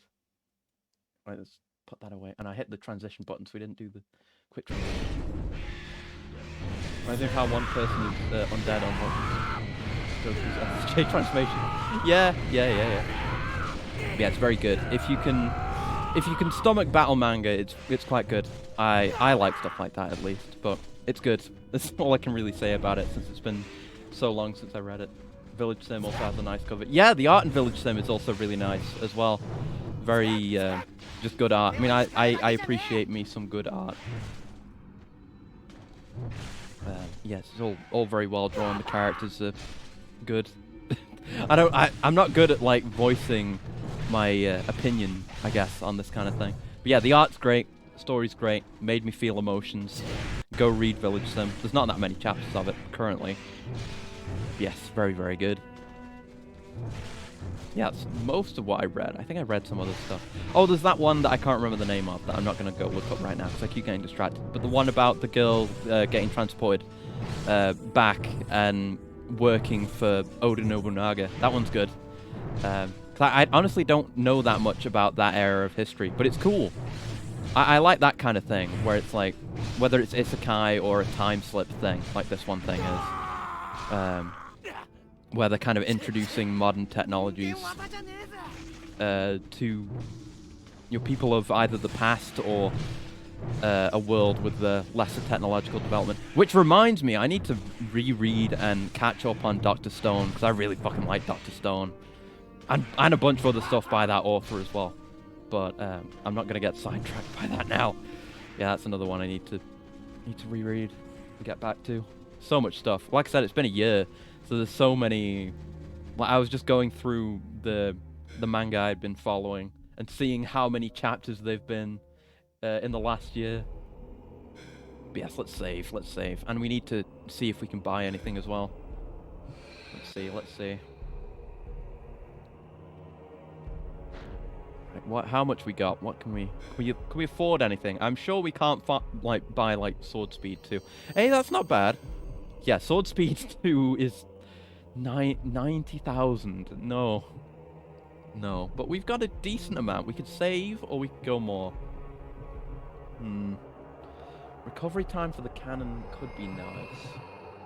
Maybe I should get endurance. Actually, we can afford that, and we do take a lot of damage actually. Yeah, I think we'll get endurance. And then it's 6 for endurance level 2. Alright. Yeah, everything's pretty expensive. And we should level up Puck at some point too, because Puck is incredibly powerful, turns out. But yes, I like... Well, like, when I was reading all this stuff recently, I was kind of thinking about it. I should save again, shouldn't I? We probably won't die. It'll be fine. And even then, I just have to buy the stuff again. But I was thinking while doing this reading lately, and especially while I was reading Berserk as well, not just how I enjoy a thing, but thinking about how to convey it, because I wanted to talk about this stuff on stream. Because if I didn't, I would have nothing to talk about. but yeah, it was interesting to think about it that way as well, especially when I was reading Freerun, because like I say, that's one that really makes you think. But yeah, it's interesting to think of it that way. Think of how I would, because you know, I know when I like something, obviously, but to try and put into words what makes me enjoy something or what I think the inherent value of something is, that's much more difficult. As you can tell, because I've just been stuttering and falling all over myself trying to talk about it. So, what's going on here? This is blocked off, I guess. So what's going on the left? What do we got going this way? I know the challenge. Yeah, it's rough. And it's like, you know, it's hard to recommend things to people because of that. Because you can say, like, oh, the story is good and the characters are good. And you can show people art out of context, I guess. But, you know, it's hard, at least for me, to convey... I mean, I've said before, and I will probably continue to say, I struggle with conveying how I feel about things. You could say, as a product of my nature, that I'm perhaps emotionally stunted, or at least bad at expressing myself. But it's fun to challenge myself in that way, and try and get better at that, because you know, it might help me get better at expressing myself in general. So I think it's worth pursuing that, and I just like talking about manga and stuff. Brain is tripping and falling, knocking over things with every step. Oh yeah, that's basically how it is. Like, yeah, if you could, you know, if it was like that kind of cartoonish thing where it's the character themselves. Oh, hey, Congo, thank you for the raid. Just in time, actually. That's a strange coincidence. Hello, let me give you a shout out real quick. I was literally just talking about my manga recommendations, and I was literally just recommending a manga called Congo Bancho. Let me give you the shout out real quick. But hello. We're just playing Berserk for the PS2. I've been kind of absorbed in Berserk this past week. I've reread all of Berserk, and I played the Muso game as well, which is more recent than this. But it's pretty good. It's not the best, but I like it. And you were playing the streamer overload, cool. But hello, I hope you had a good one. And that's probably a fair few people who might not have seen me before, so I might as well introduce myself as well. I'm Acrius, hello. I like playing video games. I'm a rogue humanoid weapon who took up streaming and also other stuff. I like to do digital art and video editing. And speaking of digital art and video editing, I mentioned it earlier, but since you're all here, I'm going to talk about it again. It's my 1-year anniversary of streaming, this time next week, so I made a little video announcement for it, which I released earlier today. But I'll be doing a special anniversary endurance stream this time next week. I was going to say 8 p.m, so I will start 8 p.m. 5 p.m. UTC next Thursday. I'll be doing a 12-hour stream, playing a bunch of different games. Night's Try, the new Risk of Rain 2 update, or expansion rather, when that comes out, and a Castlevania Doom Total Conversion, which I'm looking forward to. But yeah, it's going to be fun, and I might do some demos as well. It depends how many of those demos from the Steam demo event are still available, because they did that last time. I tried to do demo stuff. They make them not available after the event ends, so we'll see. Congo Bancho's good, but full spot has the Dark Student Council art. Yeah, it does. I mentioned it because 7 Deadly Sins came up, which is by the same author. But I remembered enjoying it. It was very goofy. It's good for a bit of a read. But my other recommendations for the day were So no Freeren and that one with the name that's too long, Village NPC Sim is Too Real, whatever the hell it's called. That's also very good. But yes, should be fun. I put in the announcement thing that there was going to be and more for the games, which is mainly just for those demos, but I don't know how many of them are available, so I didn't want to set any of them in stone. But yeah, there'll be games, there will be announcements. I've been working on some things all year, which is not saying much since we're only, almost 3 months in. But, I've been working on the announcements for my future plans for about 3 months now, since just before Christmas, I think. And I'll finally be able to talk about those things, Because, oh my god, I've basically got my entire year planned out, and I can't talk about any of it. I've still got to wait an entire week. But, yeah, if you want to find out about that, be there. Be there.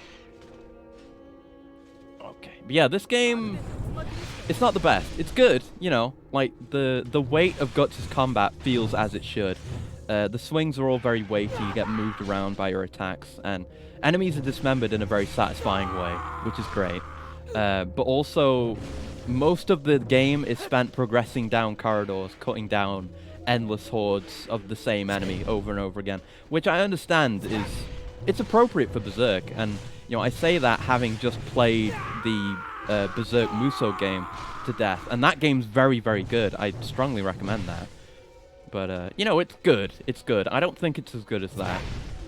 I need to play the Dreamcast game at some point and compare. Then I can have had the full trilogy of Berserk games. Yeah, I like it. And you've got all the sub-weapons. You can summon Puck to heal. And it's just the Millennium Falcon arc as well. So it's like the end of Conviction arc up till getting the Berserker armor, I think. So like I said, I was rereading Berserk recently, and I was seeing ads for this game as I was reading, which was a bit of an uncanny feeling. It's weird. I hate these trees so much. They only showed up in one chapter of the manga, and they're the most annoying enemy in this game. And they're in the Muso game as well, and I'm tired of them. Also, we've got a devil trigger, which has a pretty cool visual effect, actually. Yeah, this game was on the PS2, and it never got ported. It never got an English localization. But I'm playing it with an extremely unofficial English patch, so we can enjoy it. Lost the ability to speak again. Enjoy it in English. The translation isn't perfect, and I have to keep switching rendering modes, but otherwise it's fine. So far today, we've wandered down these hallways.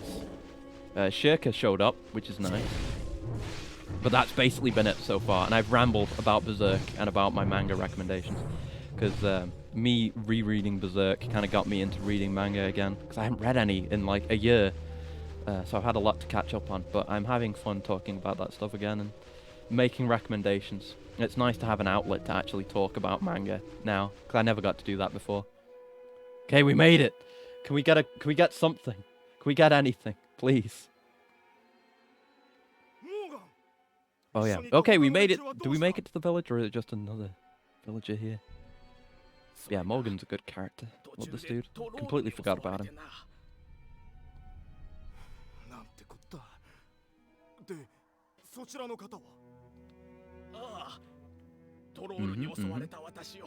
Yeah, the whole arc with the defense. Like, I forgot about everything. Like, between visiting Flora for the first time up till like Grunbeld and them attacking and the Berserk armor, I forgot about everything in between. Like, I remembered there was the village defense that they did, but I thought that was after. But no, the stuff that goes on in Clyfarth with Slan is really interesting. I forgot there was like another encounter with a member of the God Hand, and she's an interesting character in her own way. And she's a boss fight in the Muso game as well. A pretty cool one as well. Yeah, I totally forgot about that. And that was where was it where the cool Skull Knight sword first showed up? I don't remember. I literally just read this, but I don't remember. But yeah, it is very neat. And oh god, and what does he call her? The name that that Skull Knight calls Slan is the hardest insult to ever go. I mean, oh, I can't remember what it was called. Or what he said, rather. I vaguely remember it, but I want to get it right because it's the most hilarious thing. It's like the hardest insult. Yeah, whore princess of the uterine sea. Holy shit. That's so good. Oh, that's the name of the chapter as well. Yeah, whore princess of the uterine sea. Imagine, could you ever recover after an insult like that? I don't think I could. You have to be a member of the God Hand to, like, sustain a burn of that degree. Oh yeah, we're chasing after some shit kids. Some non-canon kids that showed up. Like, so what? Yeah, I remember we were supposed to chase after the kids. Is it this way? This is where we just went to. Do we just go this way? No, we have to find the kids. Oh god, where are the kids? God damn it. Alright, so I guess maybe we can go that right way now? Maybe that's it, yeah. The levels in this are really linear, kind of. Like, there are branching paths, but there's generally only ever one right way to go. So a lot of it is just going down corridors. I have to stop myself from just stopping and killing enemies forever. Because it is satisfying in kind of a mindless way. You've got good hit effects, you've got... Hold on, if I can actually pull it off. I know I got it. You've got, like, execution moves, you've got a DT. You know, there's enough depth there, and the feedback you get from killing enemies is always good.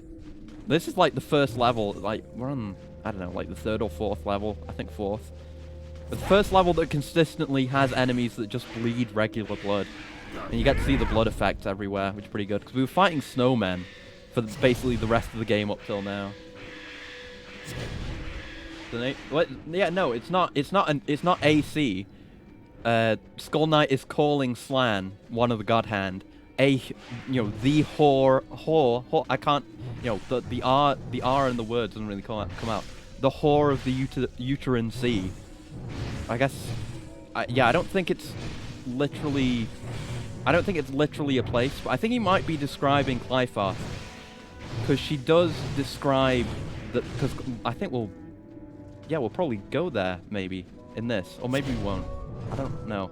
But, she describes that place as her womb. Like, she is able to, I don't know, create things from there. But it's like, it's a region of spiritual space.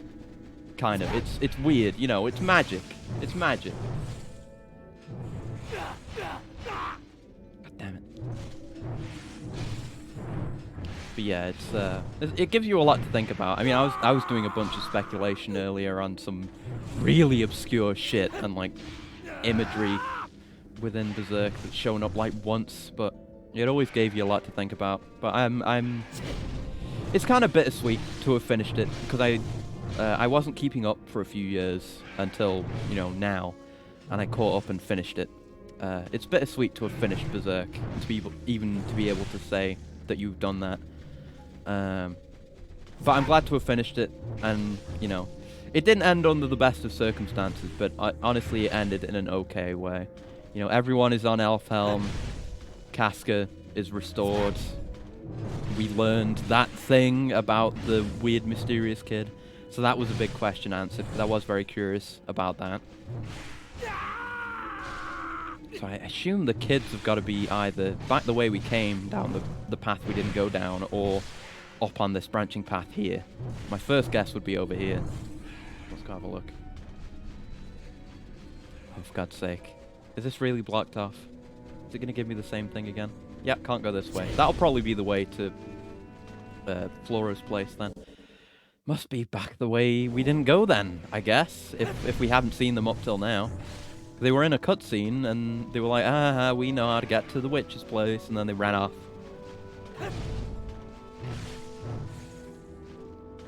Okay, let's run. And it is worth to, like, farm enemies in this. It feels like you are intended to do so. Oh, let's save, speaking of which. Because you do get XP to spend on abilities and upgrades. Not really abilities. I don't know if movesets change at all, but, you get upgrades, but they're all expensive. I don't think we can afford anything now, because we already bought something last time we passed through here. We could get a charged attack upgrade, or maybe we should save. Because Endurance, Berserk, Sword Speed, Sword Mastery are all good. We maxed Sword Mastery. I think that gave us new moves. I don't remember. Maybe that was just damage. Or what? I have no idea what it was. But yeah, these three are the really good ones. They're expensive. Charged attacks I don't use too much, but maybe I should buy this. I've already upgraded it once. Maybe some of the sub-weapons, because the sub-weapons are decent. The crossbow and the throwing knives don't do much, but the arm cannon and the bombs are solid. They do really good, like, area damage. And you can do the cannon spin on command with the arm cannon, so that's a point towards this game, for sure. I don't know. Do I... I mean, we just got endurance, so we can take more damage. You know what? Yeah, let's get the cannon upgrade, just so we can get a quicker cooldown on that. That seems worthwhile. Oh, and I should save. I forgot to save. Damn it! I've got to sit through loading screens again. A cursed PS2 game. It's even worse because I was playing Ghost of Tsushima earlier today, so I'm used to like PS5 load times. It's fucked up, but it's fine. It's something I've got to deal with for my precious Berserk content. Need to get what little I can, or else I'll end up just speculating endlessly again. But yeah, it's good. Yeah, I don't think I had any extra points to make about Berserk, but I am really looking forward to next week. I've been waiting so long, man, because the announcements that I've got planned, I mentioned they concern the future of what I'm planning to do. And my original idea was to only make those announcements once I finished Castlevania, because for those who don't know, I'm also playing all the Castlevania games through in order, because I'm an insane person. That's what I like to do. But I was originally planning to just be like, okay, we're done with this marathon. Okay, here you go. Here's the trailer for the next one. Enjoy. But then I realized the anniversary was coming up, because I started thinking about that since it was coming up.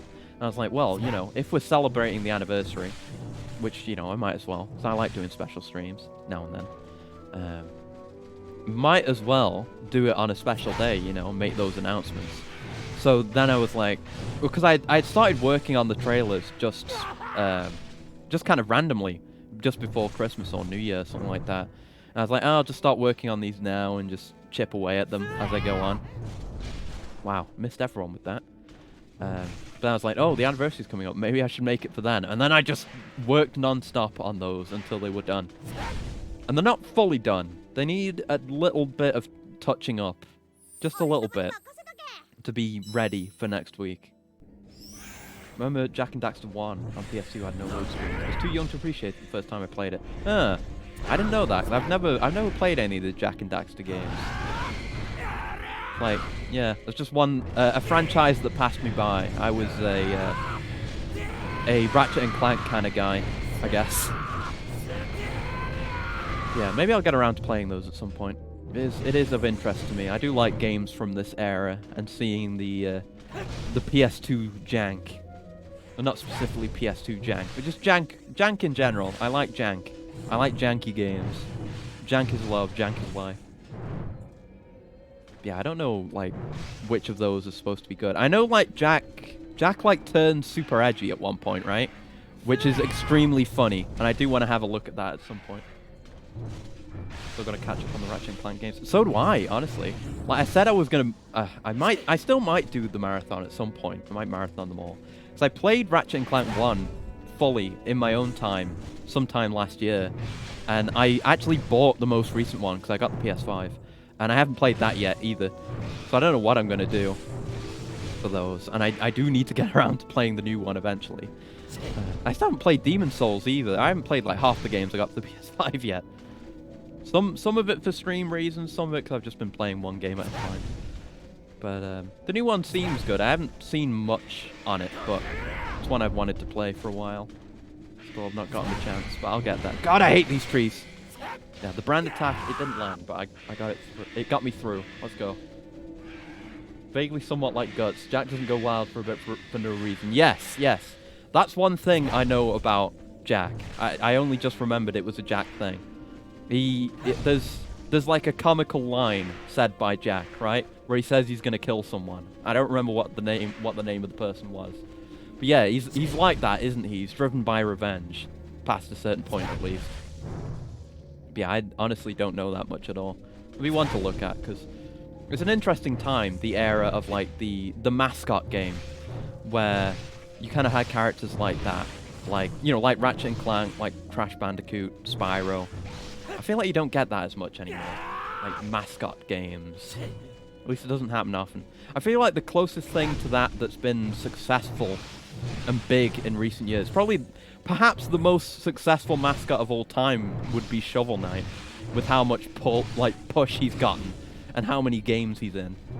Like, I've got Shovel Knight, and I haven't even got plans to play it on stream, but I've got plans to play games on stream that Shovel Knight is in.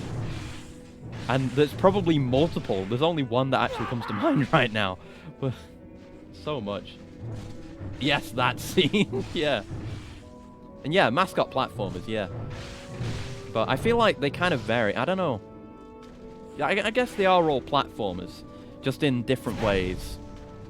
You know, Crash Bandicoot has its own style, and then Spyro is more the open world thing, which I feel is more common. Like, the Spyro type is the norm, I feel like with Ratchet, and I can't really speak for Jack, but stuff like that. But yeah, Shovel Knight is good. I've played a bit of it. I do need to get around to finishing it, because I got the... I can't remember what it's... Oh, the Treasure Trove Collection, whatever it's called. I got it on Switch, because I had some... I had like a gift card for that, and I didn't know what to spend it on, so I'm going the right way, I think. I ended up getting that, and didn't play too much of it, but it's really good, really good. I'll probably appreciate it more now, having played more retro games, and having played the classic Banias. It's a bit more... it's more platforming focused, which Castlevania isn't. Like, the classic Banias are more combat focused, so it's like Shovel Knight's more Mega Man-esque, I suppose, but I probably still appreciate it more. I appreciated it in the first place, but, you know. Get out of my way! Call me Paul Bunyan, because I am removing these trees. A lot of games from the past decade like to focus on self-insert or just a wide cast of characters to choose players. Yeah. I mean, like, Half-Life and Half-Life 2 kind of paved the way for the silent self-insert protagonist, which was very popular for a while. Or just a very generic guy.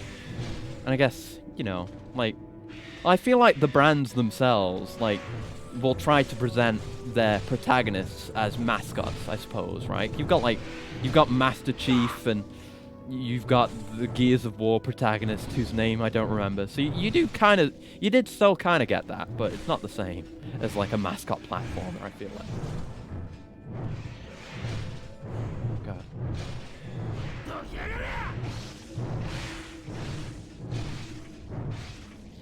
I must admit, I only know Bunyan's relation to trees due to joke comics from Fate. Oh God, yeah. I don't know.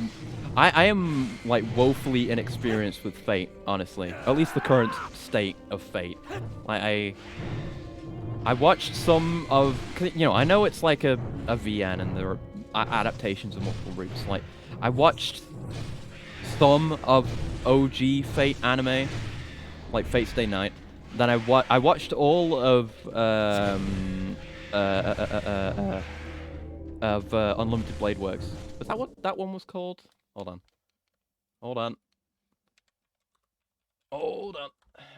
Yeah. I watched all of that, and I haven't watched any of Heaven's Feel. And then there's everything else past that, which I am completely unaware of. I mean, I know vaguely, like, about... Like, I basically know some character designs due to media online and exposure via that, but that's the extent of my knowledge, basically. I like one complete route from Fate, 3D anime. So much passed me by on character design. Exactly, yeah, I'm the same, except I haven't read up on anything. Yeah, it's kind of hard to approach from the outside. Not that I've tried to approach it, so, you know, I'm not really the best person to ask, I guess, but it's, you know, even if I were to try to get into Fate more, I have no idea where I would start. There's so much shit, likely so much of that I don't even know. You know, there's a lot to it.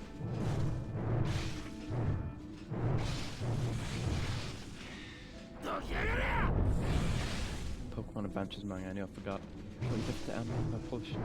Yeah, I don't know about that, because I think, yeah, I used to watch some Pokemon back in the day, back when it was airing over here. But as a whole, I have a great and deep distaste towards the Pokemon as a franchise. You know, the anime is probably fine, you know, whatever. But the games, no. I hold a deep-seated hatred towards Pokemon. I'll hit you with my hottest take. I think it probably is my hottest take. It's that the Pokemon franchise is not and has never been good. There is not a single good mainline Pokemon game. And part of that is because I hate like standard turn-based combat, but it's always been so fucking boring and dumb.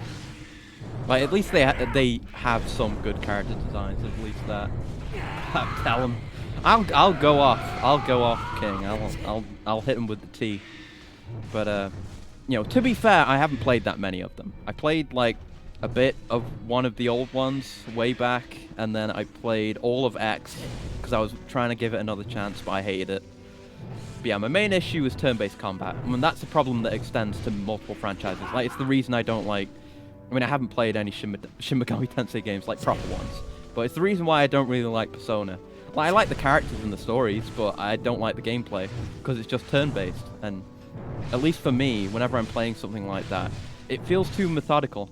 Like, the fact that you're not taking direct control of characters and just, you know, choosing from a short list of actions, it feels like, for me at least, it's very easy to flowchart, which is what I always do in those kinds of games. Like, when I played Pokemon X, I can't remember what the Pokemon was called, but it's like it starts off as like a baby chick, and it's like fire element. And it evolves into Blaziken, I remember, yeah. So I had my Blaziken, and you can Mega Evolve them, that. Every single fight, once I was able to do Mega Evolutions, and I had Blaziken, was to trigger the Mega Evolution and then do Blaze Kick once. And that won every fight in the game. And it was exceptionally boring. And then I beat the game, and then I stopped playing it. And then I was like, no, I'm not going to play Pokemon ever again. But yeah, that's my experience. But generally, I just don't like turn-based combat. Like, there's like the flow charting, like I said, and I feel, at least to me, the fact that, and this probably sounds dumb, but the fact that you take turns feels dumb and arbitrary. And I appreciate at least that a lot of games have, like, you know, I know Pokemon has, like, speed being a thing, right? So you could, that affects turn order. I understand that. I think that's okay. I appreciate that, but I don't know. It just feels arbitrary that we have to take turns. Like, why can't I just fucking go forth and kill like this? You know, I feel in video games I feel immense satisfaction from direct control, and honestly, that's not even it. Because there are turn-based games that I like. I think it's just like single or small-scale turn-based combat I don't like. It's like the standard Dragon Quest formula I don't like, but turn-based tactics I love. Like tactics games, XCOM, 4X games, stuff like that. I really enjoy. So it's not the fact that you have to take turns. It's just taking turns on that small scale and having very limited actions while also having to take turns. That I don't like. Like, I haven't played many of them, but Fire Emblem I can get down with. Fire Emblem's absolutely fine because it's large scale. There's a lot to think about, and you know, even though it's turn-based, you're doing a lot in one turn. You're commanding a lot of units. It makes sense, you know, for that to be turn-based. So I like that. I figured turn-based stuff was a way to slow down combat processable levels, like an alternative to slow motion. I guess that's a way of thinking about it. I don't know. It never really feels like that, at least with the way it's presented. I guess it wouldn't make sense to, because then you'd see like characters moving slowly or not moving at all. So you need to have like idle animations playing the entire time you're thinking through your move, you know? Honestly, maybe I don't know, it feels like there's a deeper seated reason. Cause, you know, I don't like card games either, and that's kind of the same, where it's turn-based and it's kind of indirect and vague. But yeah, I also have a strong distaste for card games. But I dislike deck builders as well, and those generally are turn-based. It's just like, I see a cool game, like, what's the one I always think of? Like, Fights in Tight Spaces, or whatever it's called, it's on Steam. Like, every time I see it on Steam, I forget about it, and I'm like, oh, that looks cool. What's that about? It kind of looks like third-person tactics-based super hard. So I'm like, okay, I'll have a look at this. And then it's a deck builder. I'm like, fuck! Right, I don't want to play with cards. I feel like controlling something in a turn-based way with cards is even worse. I don't want a deck build. I want direct action. So with Pokemon, I get the feelings this is not about duels to death. Yeah, it's all very... You know, it's all very sanitary. Although, to its credit, actually, I haven't played it, obviously, because why would I play a Pokemon game? But I've seen some gameplay of the new one, Legends, whatever it's called. And that, to me, from my limited knowledge, looks like the best Pokemon game I've ever seen. It looks like the most interesting Pokemon game I've ever seen, for sure. Like, they're doing new things with the setting, and the gameplay is different, and it's something. You know, it feels like someone at Game Freak tried for once. Someone cared. For the first time in their entire careers, someone in Game Freak cared. Yeah, more live combat, which I appreciate, yeah. But yeah, I'm still not going to play it. I saw the gameplay by chance, but, you know, it had things that I was willing to praise, which is something for Pokemon. It feels like they weren't just copy and pasting the exact same game for, like, the, I don't know, like, third, how many years has Pokemon existed now? Like, third decade in a row, or something like that? And making insane bank off of putting absolutely no effort into making something new.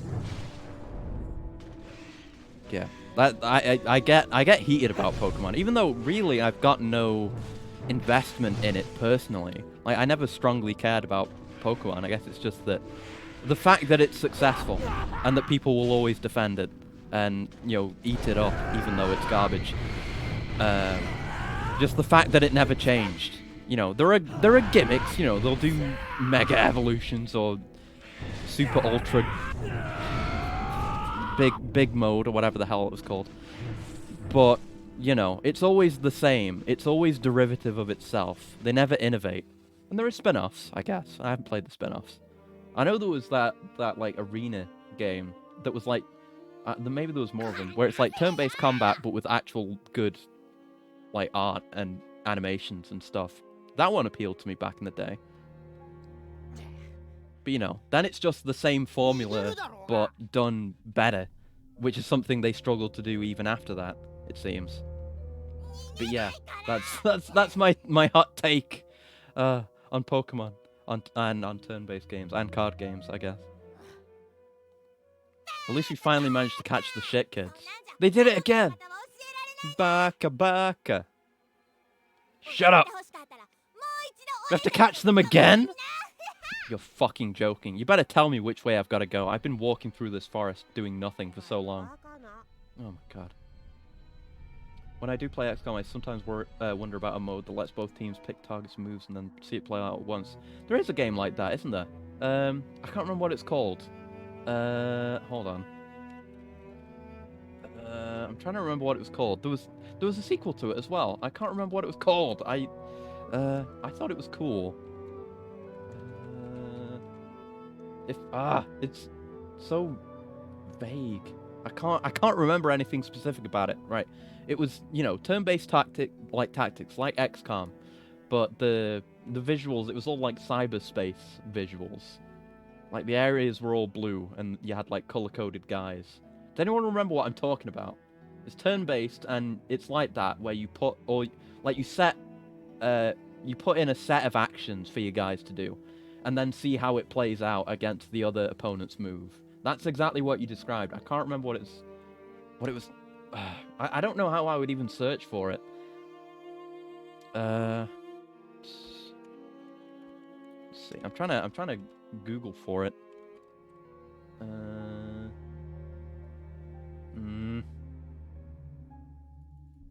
don't know that one.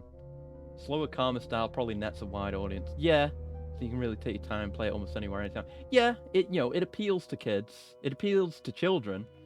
But now the people who liked it as children grew up to be man-children that still don't play good games. This Wikipedia page I don't think will help me. I can't remember what it was called. This is really gonna bother me.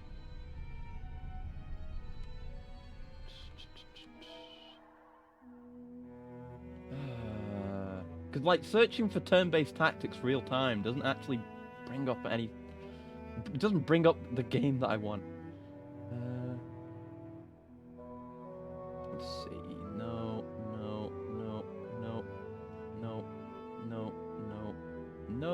No. Fuck. Can't find it. This is really gonna bother me now. I really get hung up on this kind of thing where you remember a game, but you just can't get enough information to like access it. Like there was one like really old like pre-Flash game, PC game that I spent years trying to find. And I still can't remember what it's called, but I can go back and get it. But this damn thing.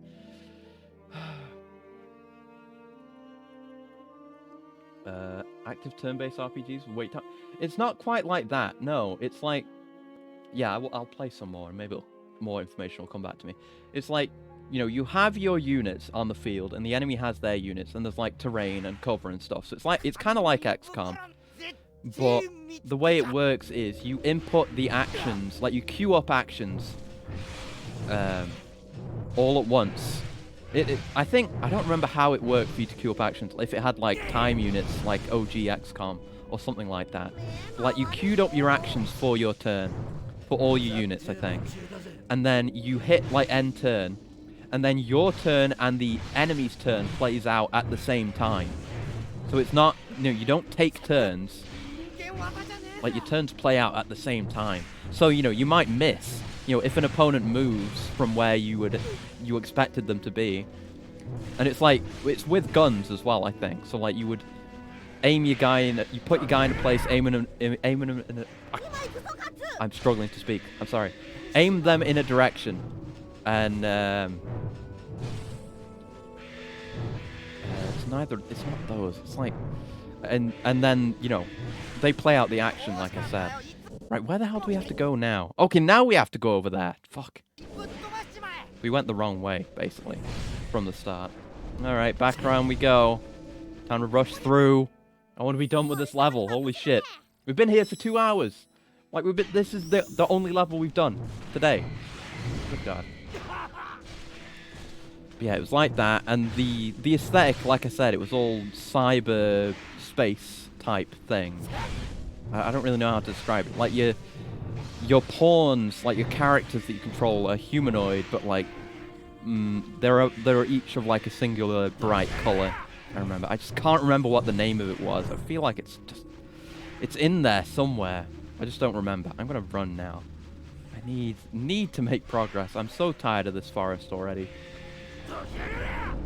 Good God. Yeah, we can run past the trees before they spawn. I feel like this is only vague. I feel like a cheap scam psychic, but I feel like I'm feeling the letter K. I feel like the letter K may have been in there prominently somewhere. I don't remember though. It feels like the name was like, it wasn't a short name. It was like a medium to long single word name. Yeah, like XCOM, where it's sort of top down, tile based. It's really gonna bother me. Here's hoping the viewer knowledge base can save me on this one, because if not, I'm gonna go look for it after this stream, and I'm gonna be real upset when I remember what it was called.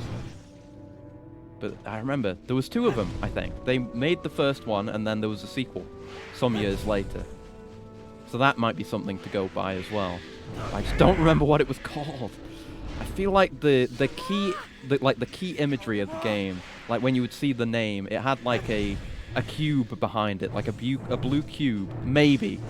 I might be completely wrong and mixing it up, or just making shit up, but I just have no idea what it was called. What a pain. Alright, let's see if we can catch these shit kids. I want my Berserker armor, damn it. We might not even get it today. This game is paced strangely. Feels like I mean, they're only adapting this one arc, so they don't have much story to work with. So they just throw levels like this at you instead of giving you, I don't know, more of an interesting challenge. And it is fucked up, honestly, that I'm, like, comparing this and the Muso game, and I find the Muso game to be infinitely more fun, I guess. I don't dislike this. I feel like it's just paced badly. Because the combat feels good. Like, this combat in a much better designed game. If that makes any sense. And a coolant from bloating. Let me one-hand the controller while I take my coolant right now. Hold on.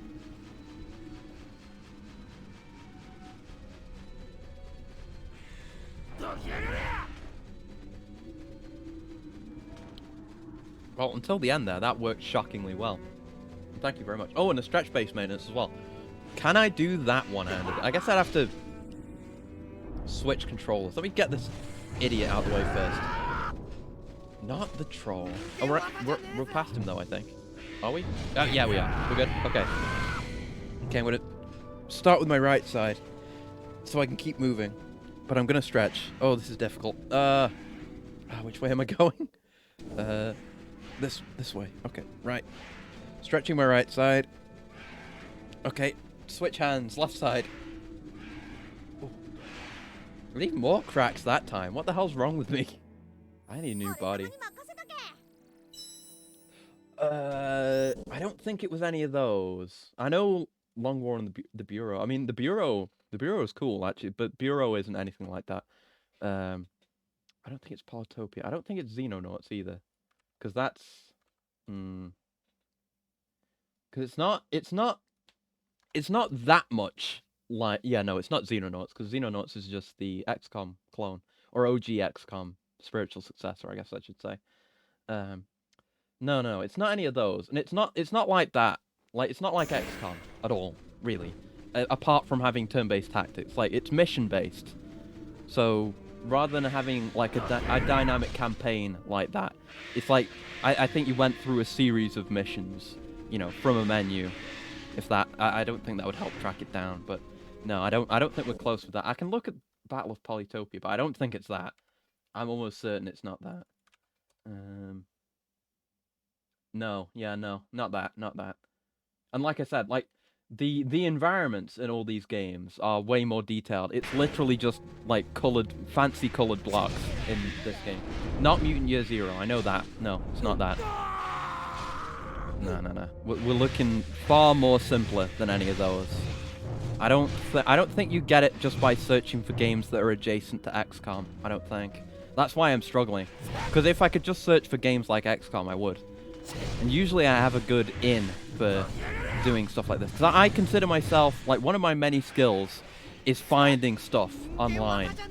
Like, if I need to find the source of an image or, like, remind myself of a game just via memories, I can usually do it. And I probably could find this with enough time, but I'm trying to stream right now. Yeah, Bureau was interesting. I never actually got to play the Bureau, which really pissed me off. Because I have it. I have the Bureau. And every time I've tried to play it, it just crashes on the first level. And I've never managed to fix it. Not that I've put too much effort in. But I want to get around to that someday. Because it is interesting. I remember the original trailer for it, and I don't think it turned out to be as interesting as that was proving to be, necessarily. Because it was originally an FPS, wasn't it? And then it turned into kind of the squad-based cover shooter. I don't have it on a disc, no. It's not that old. It's not very old. It was within the last 15 years, I want to say. I think it's probably on Steam, along with its sequel. It would have been, like, I think 2010 onwards is my best guess. It's not old at all. Like I said, simplistic, but I just mean visually, the visual style is simple, but, you know, it's fine for the time. And of course my memories are a little bit cloudy. Bureau sucks, the brain dead eye literally makes hard impossible. I'm sure, yeah, I haven't heard much good about it. I just think it's interesting to have such a completely wildly different XCOM spin-off. Hello, by the way, Gale. Yeah, it's really bothering me because I can't remember any like any information that would clinch it, that would just absolutely be able to, like, make it so that you could find what game it was. You better not be running away again. Yeah, you stay here. I'm not chasing any more kids. No! Catch us one more time. Okay, fuck this game. I know it's a video game, but you don't have to do rule of threes if the thing you're making us do sucks. Oh my god. Oh, and have a good one, Guardian. See you around. Thank you for coming by, as usual. God, I can't remember anything about it. Like, if I had the time and I wasn't streaming, I would be able to get it. So I will. Oh, we absolutely just went about this in the wrong order. If we had gone left originally, we probably would have found the kids straight away. Damn it. Run past everything again. Like, I get what they're trying to do. They want you to gain a lot of XP by fighting a lot of enemies so that you can level up and kind of maintain your strength with the increasing challenges. But I don't think this is the way to do it. Like, just have us do more compelling things than chasing kids around a forest 3 times. I mean, come on. Like, I'd even take this combat if the things we were doing between fights was more interesting. But it's not. Let me past. Stupid tree. I hate those trees so much. They literally... it shows up once. A singular tree shows up once. Good God. And it's like immediately... it's, you know... it's in Black Swordsman arc, kind of. I don't know what specifically counts as Black Swordsman, but it's immediately after Golden Age. And like when he's gone out and they have the time skip when he's been away and done all the other Black Swordsman stuff. And then it opens up with this demon tree. And it's like... people in the past nailed people's entrails to these trees and then made them... well, to the one tree. And made them walk around it as a means of execution. And that was why it was like... super fucking possessed as far as trees go. There shouldn't be a million of these. Accidental counter, also. Okay. Swear to God, like, if we get into a cutscene or something, I'm gonna go look for that game some more. It is really bothering me. I'll just look for turn-based tactics games that are released on PC and go from there. I feel like that's the best angle of attack. I can't remember how to do the spin. I thought I was doing the right thing. Because it works that way in Muso, and I thought it worked that way in this, where you just hold the relevant buttons and you can do the spin with the cannon. Maybe it's something different in this. I mean, it's only been a week, but it feels like a month in my distorted sense of time. Like, they could make the area a bit smaller at least. Come on. Maybe not put so many trees. Fucking trees! I hate the trees. Destroy the rainforest. Nuke the whales. Fuck the environment. Like, their attacks suck too. Because they always take up so much of the screen, and they don't have really strong tells for when they're going to attack. They're honestly the same in the Muso game as well. They only show up in a few missions, but they're really annoying. Same as they are in this. It's weird how much shared DNA there is. Weird Berserk tree DNA. But I mean, as far as like sticking to the manga goes and putting in little things they didn't need to put in, the Muso game goes above and beyond, honestly. They have the CG cutscenes, and they have a certain horse absolutely lovingly rendered. Probably one of the best like animated cutscenes in the entire game is that horse doing his thing. And he's like an opponent that just appears regularly in missions after that. You just see that horse appeared every now and then, and you go and cut him down. I always have a little bit of a chuckle whenever he shows up. And apparently you can get him as a mount, because the Dynasty Warriors games have horseback combat, and the Golden Age has it too. But it basically never comes up again after that in Berserk Muso. But you can get different horses, and the one I've got equipped now is Skull Knight's horse, which is pretty good. And there's a DLC pack, which has 4 horses in it. But the reviews on Steam say there's 5 horses. And that horse is a secret horse you can get. And apparently he has max stats. I don't know if that's true, but I might need to buy that DLC just to get my max stats funny horse. The funny Berserk horse with the max stats. Not that I need the stats. Well, I use Skull Knight's horse because it's Skull Knight's horse. But it also has max speed stats, so you can move really quickly while riding it. Not that you ever need to. but it's handy for that reason. For getting to like the special enemies in the endless eclipse mode. Oh God Almighty! I hate the trees. I hate the trees. Whatever the opposite of an environmentalist is, that's what I am right now. I'm here to kill the environment, not even for personal gain, just out of spite. I'm like a Captain Planet villain. Right, get me out of here. Let me catch up. They said this would be the last time, and it's a video game, so rule of threes. This has to be the last time. How are they not getting murdered by the millions of trolls that are in this forest? You deserve to be murdered, you shit kid. Come here. Good grief. Right, let me look for turn-based.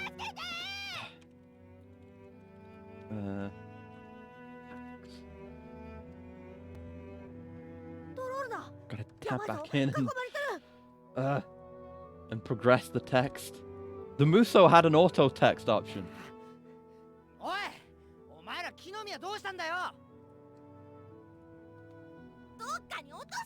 I'm looking on Steam. Maybe we'll get it. But it includes card games, fuck's sake. Swear to God, I'm gonna go through this entire list. Maybe I should go from top sellers. This is gonna be something I'm gonna have to do later. Like, this isn't specific enough. It's showing shit that isn't right. I guess it is, but it is all turn-based tactics. I swear to God. Hold on, I'm gonna look through a few pages here. Look. I need to know. I need to know. It's gonna bother me. It bothers me so much. I'm just scrolling through these pages really quickly. What's that I just saw?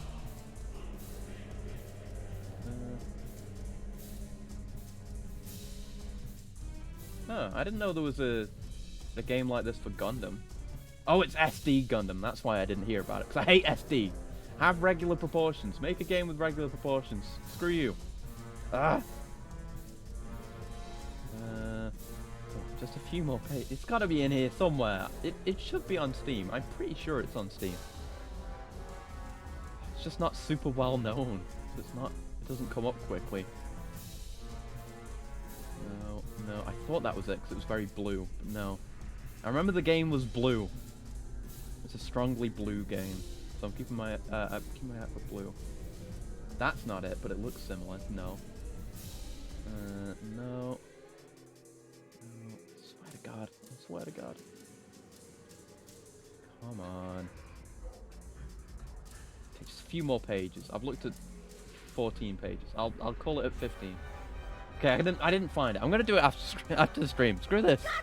Ah! It's pissing me off so bad. It bothers me so much. I'm vexed. More vexed than I've been by anything in a while.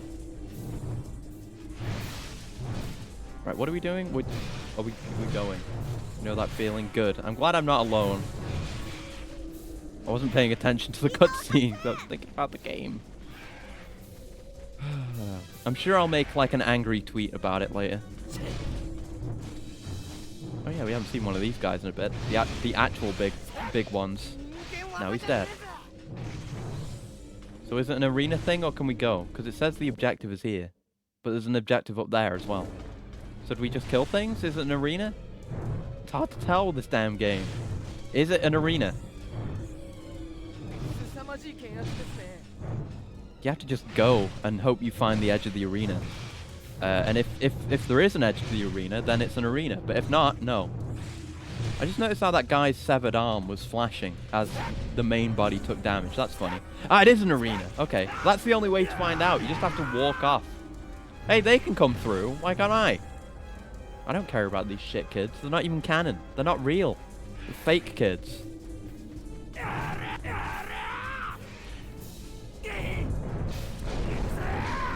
Damn fake kids. Like, real kids are enough trouble. Don't need fake kids. Oh my God. That man just had his life ended. Jesus Christ. It was one thing to impale him, then we cut him into 3 pieces. Jesus. Let's hit him with one of these. There we go. Since they're just spawning in, I assume they'll stop doing that at some point. That's how the arenas have worked up till now. I mean, most of the time, just all the enemies are already there during arenas. Gotta be vague. Though I wasn't paying attention to the cuts, to the game's credit.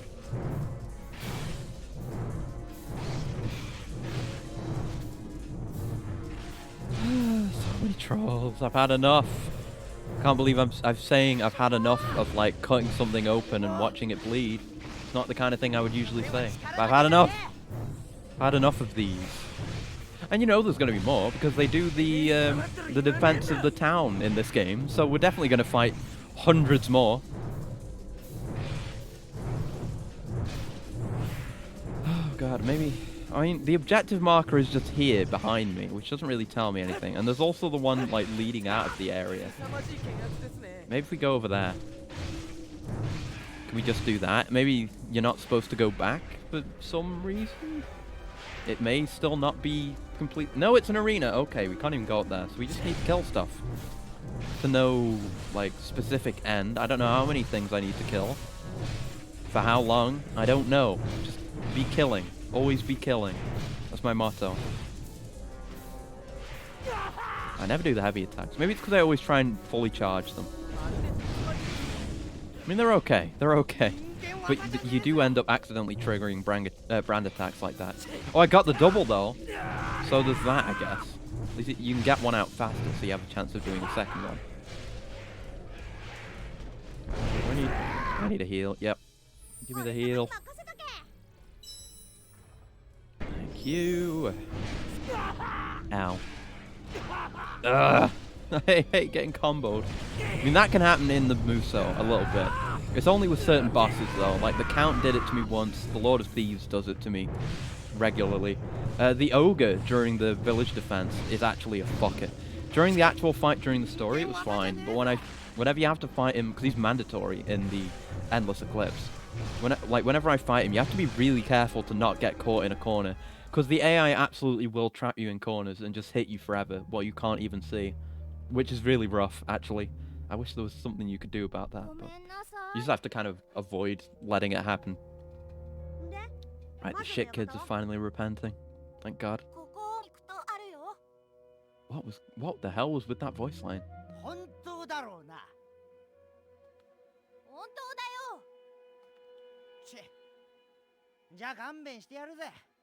Mm-hmm. Yeah, get out of this story, you non-existent, non-canon kids. Go away. Leave the story. Cease to be. Back into the PS2 void you go.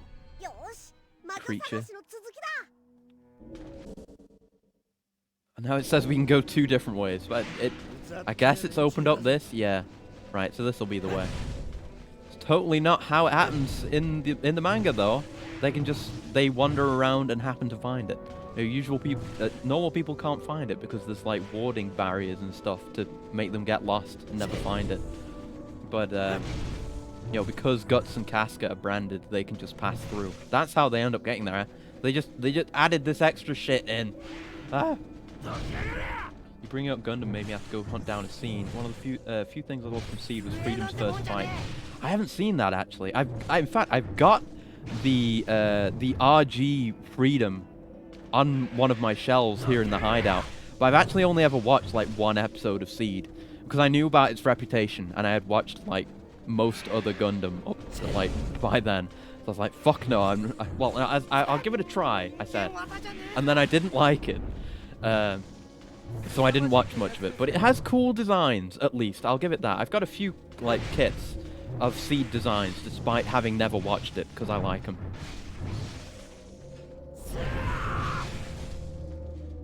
Okay. But, what was I going to say? I feel like I had another thought. Oh yeah, there's the ashtrays as well. Those are neat. I've always wanted an ashtray kit, but I've never had one. Now, why are the trolls in here now? I thought we went past the spiritual barrier. But, you know, video game, I guess.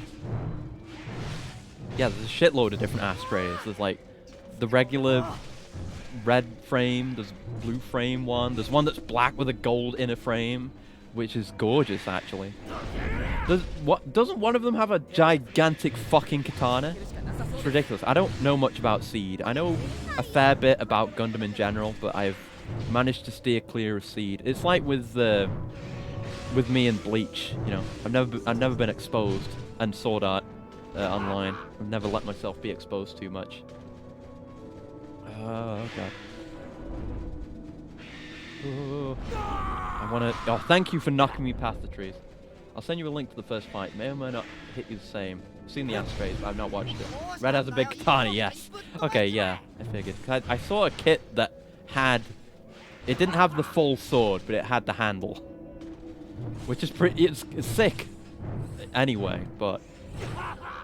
I mean, it was to scale as well, so I guess you couldn't get the full sword. Hey, another fucking gremlin. All your gauges have been replenished. Yeah, it was just the handle, which is pretty funny, but you see it, and having built a fair few kits, it would be a fair build just to make the handle. Oh god. Hey, we made it to the cutscene dimension.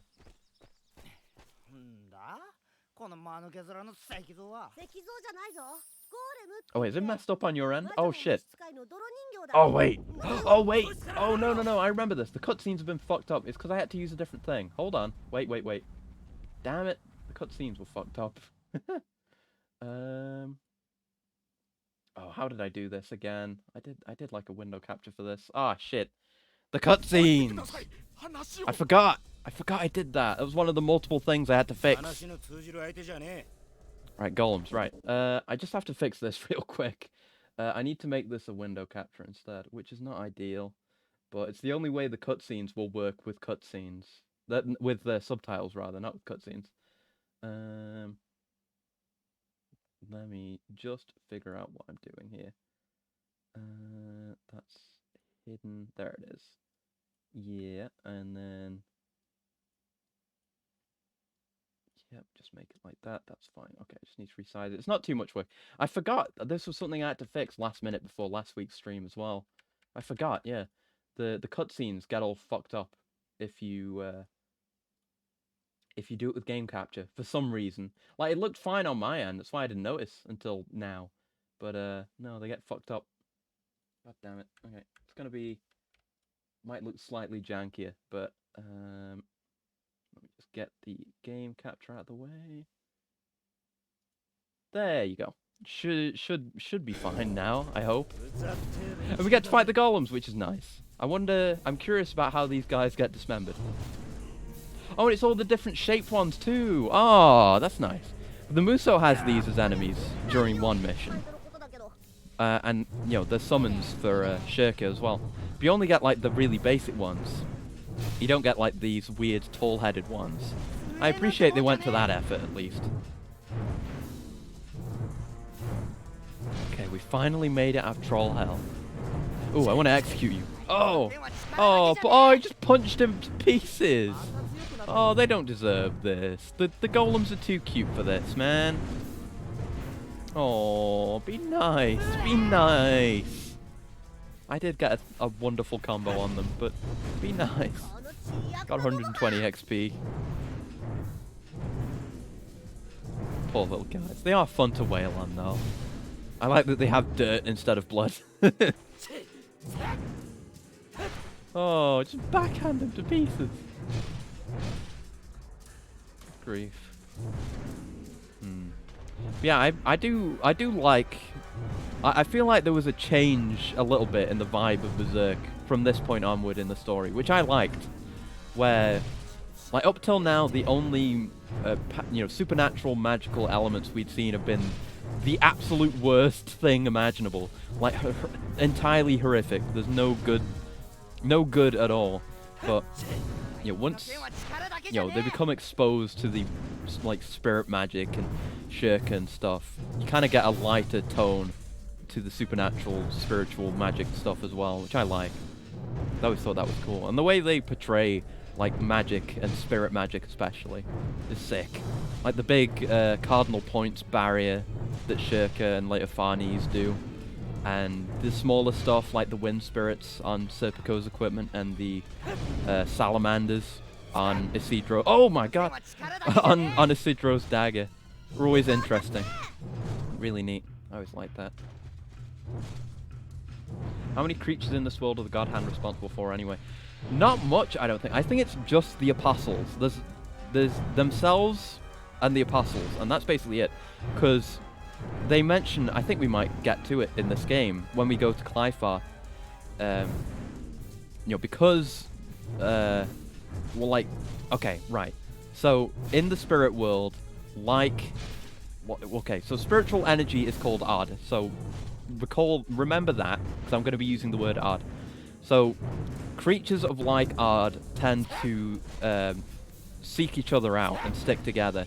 So you end up with, well, Clyfar, for example, is a gathering of people with like dark and sinister, well, things with dark and sinister Odd, like the trolls and everything else that's in Clyfar. But they are like naturally occurring. I feel like they're just part of spiritual nature. You didn't really have that impression before meeting up with Shirkin and learning all this stuff.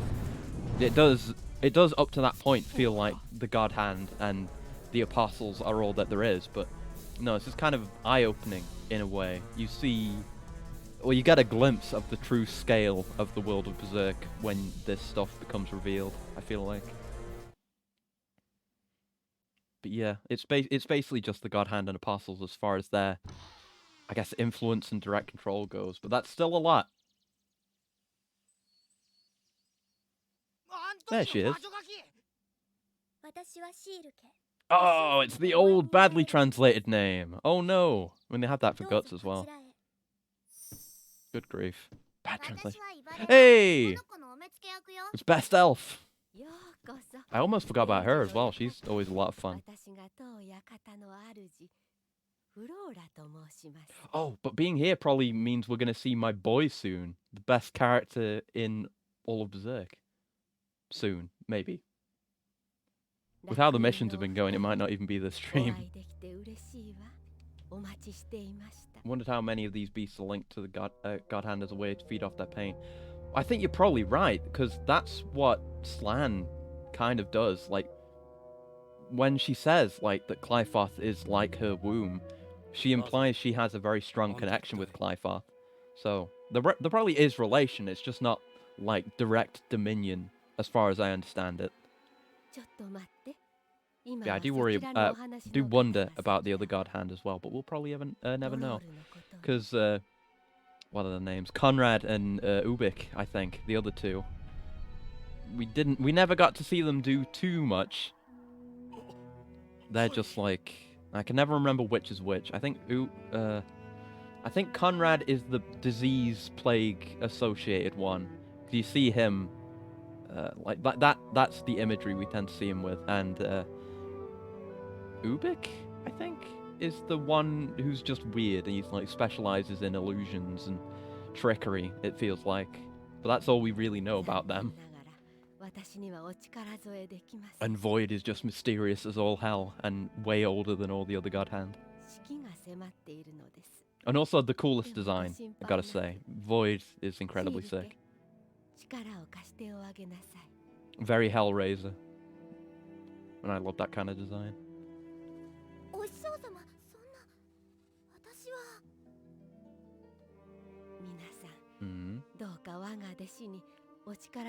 Yeah, right. I remember the order of things now. So we go save the village, then Farnese and Casca get kidnapped, and that's when we go to Clyfar, and that's where Slan is. Then we come back, and then that's where the Berserk armor stuff happens. I remember. Totally remember everything I just read like a few days ago and played through. It's my third time experiencing this plot in 1 week. I should remember. Yeah, I've got it. Just a lot. Makes you think a lot. So, some things get lost.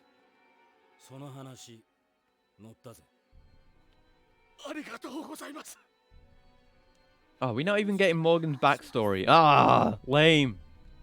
I guess they can't. I mean, they completely cut him out of the Muso game, so I guess I understand. Poor Morgan. Oh, the magic gear. Let's go. Yes, let's go. It's the cool spiritual gear I was just talking about.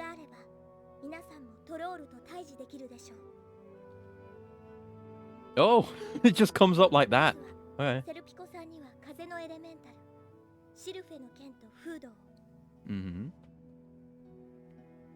Oh, the dagger looks kind of weird. It's never like the fire dagger is never really shown with flames coming off of it. It's just like glowing with elemental heat, and you see the salamanders crawling on it sometimes.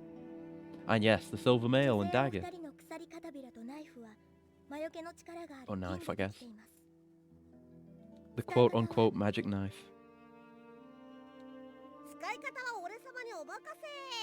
Oh wait, these are probably for us, right? These are going to be the assists for the other characters. Is that why we're getting a puck tutorial? Yep, okay. I was wondering when we'd get these. Okay, I'm curious about these. I don't want to know about Serpico's fetish. I definitely don't want to know about Isidro's fetish. Okay. Okay, I was gonna get worried if they said we can use Farnese's fetish, because I know plenty about Farnese's fetishes. The manga tells you very much about what she's into. I wouldn't want to use those. Good God. Hey, it's a big golem. The actual first one that shows up.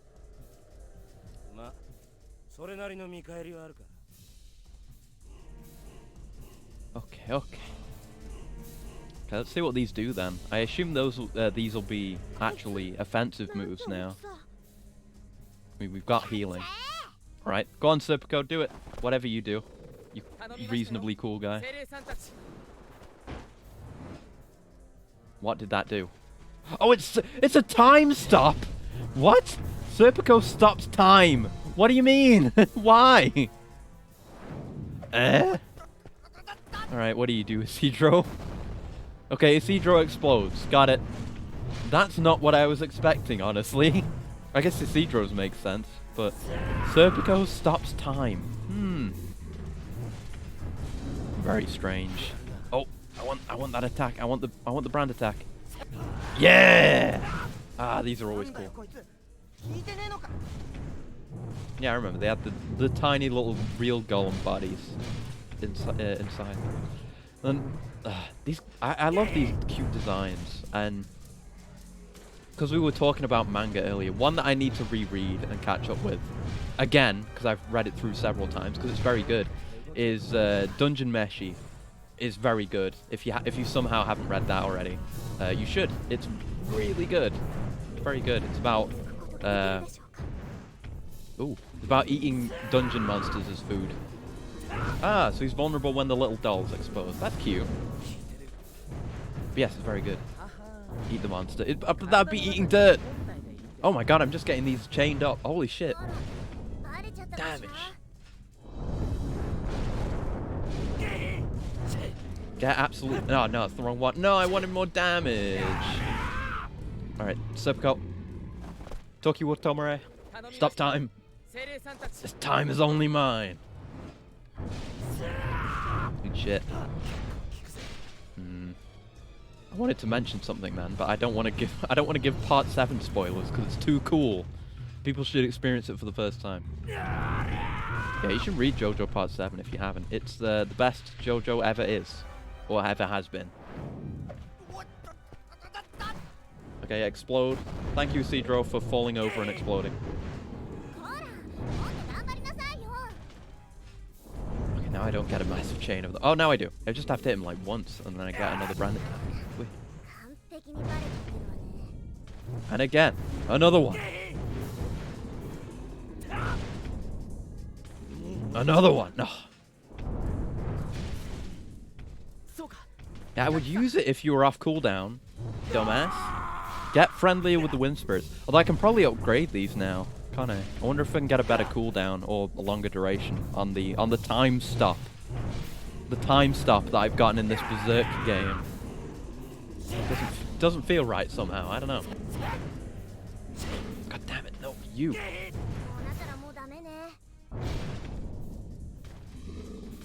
Oh, no. Yeah, give me the charge again. Yeah, the heavy attack into the brand attack. Game it. Oh god damn it. The tiniest little sliver of health. That's the wrong thing. Thank you, Serpico. Yeah, I don't want to eat the monster. It'd be dirty. I can't eat to begin with. I mean, I guess I could take it in as just material and then make something else out of dirt, but I'd rather make stuff out. You're not dead? What are you doing? Oh, there we go. He just exploded. Alright, there you go. Oh. Time stopped for me then.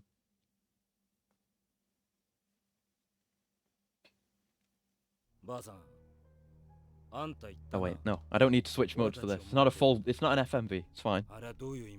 Yeah, the subtitles don't work in FMV. When I have it in the certain mode. On the super legit PS2. A certain friend. A certain friend with an extremely cool design and interesting backstory.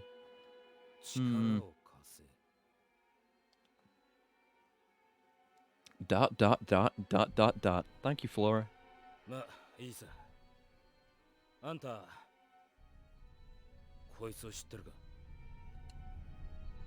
Boop. There it is. It's so goofy. Flying in like that. But I have to go I have to go open Photoshop after this. I'm just imagining, you know, like, whoa, Behelit be upon you. Just throwing a Behelit at your forehead.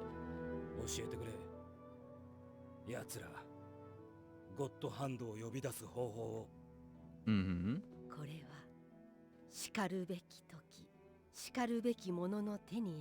Yeah, and there was intrigue around this as well. I forgot about this. There was, I think it came up again in the more recent chapters, where it was like, you know, they say like this, a Behelit, it's, the God Hand are like steeped in fate, and Behelits always end up in the hands of the person they need to be with at the right time, which is why Griffith ends up getting his back. And there was some questioning about, you know, is this intended for you, or are you just passing it along, you know, leading it on its journey to its next, you know, person? I was interested in that, to think if he would. I don't think he ever would, but I don't know what would have to happen for him to have to be able to call upon it. It would be really interesting. I don't know how things would have to go, but they were building up towards the question, at least, of whether it was intended by causality for him, or if it was supposed to go on to someone else. It was the one he got from the Count during Black Swordsman arc.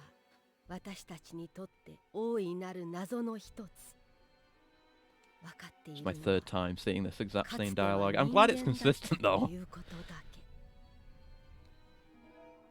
Yeah, they were once human, and they, except for Void, maybe, were all made into God Hands within the last 1,000 years. We know that now.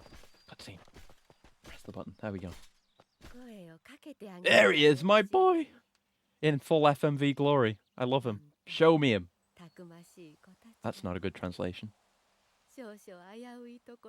Show me my boy. Show me him.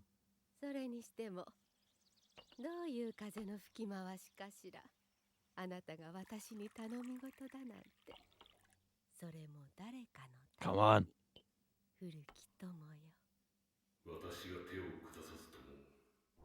Yeah, my boy. I think that's the first time he showed up in this game. My boy.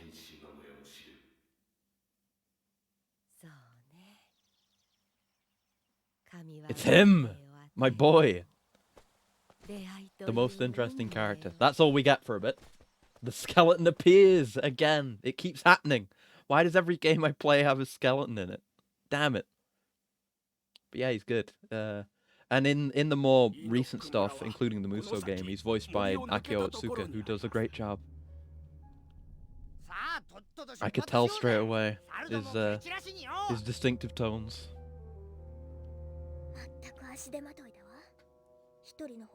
Right, so now I'm sure we're going to go down a massive, ridiculously long fucking corridor to get to Enoch Village, right?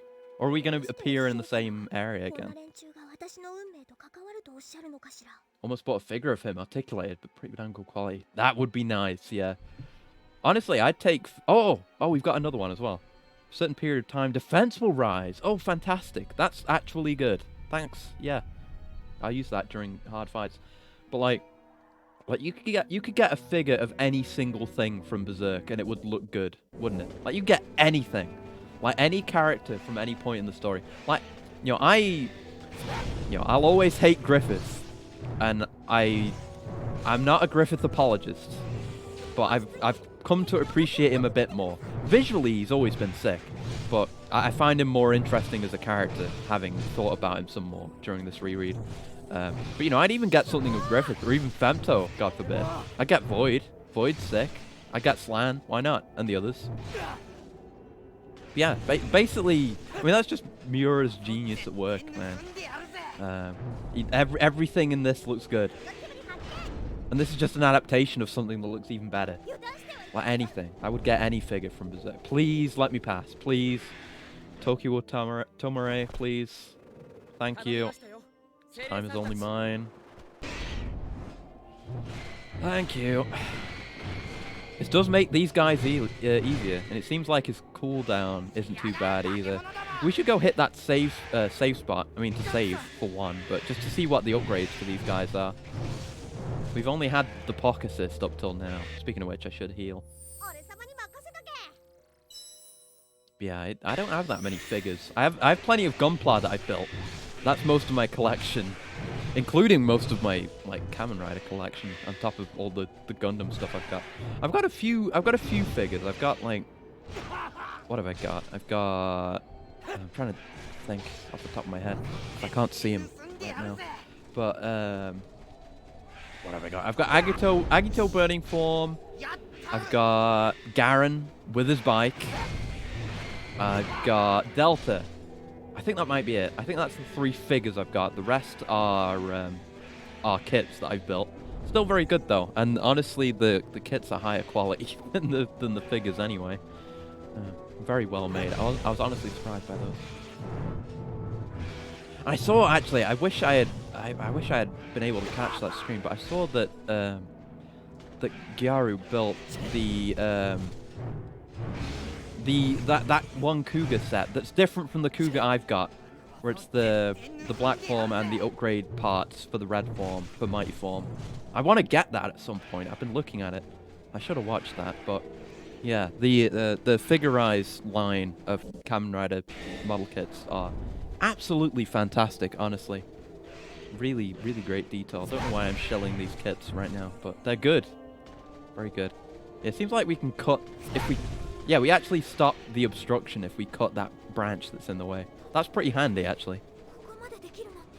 Not even doing anything, Shaker. Calm down.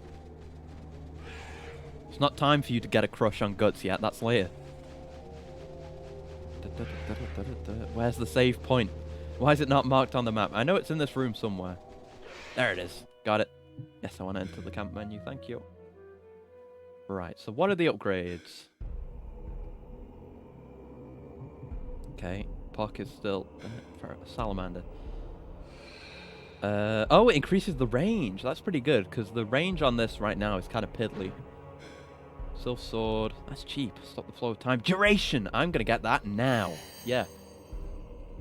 Hell yeah. We can take it up from 10 to 15 too. Magic Defense. Ooh, that's strength and duration. That's solid. Might get that as well. These are all relatively cheap for solid upgrades, I guess. Yeah, 40 seconds extra defense. Yeah, 20 percent defense for 40 seconds is solid, actually. I'll be using that during boss fights. Let's save.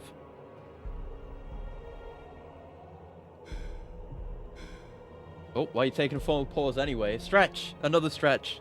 That's 3. And a cooler. The stretch came through first, so I'm going to stretch first. There we go. And see, we've got the party roster filled out too on the save screen. That's nice. There we go. That's perfectly timed. Thank you very much.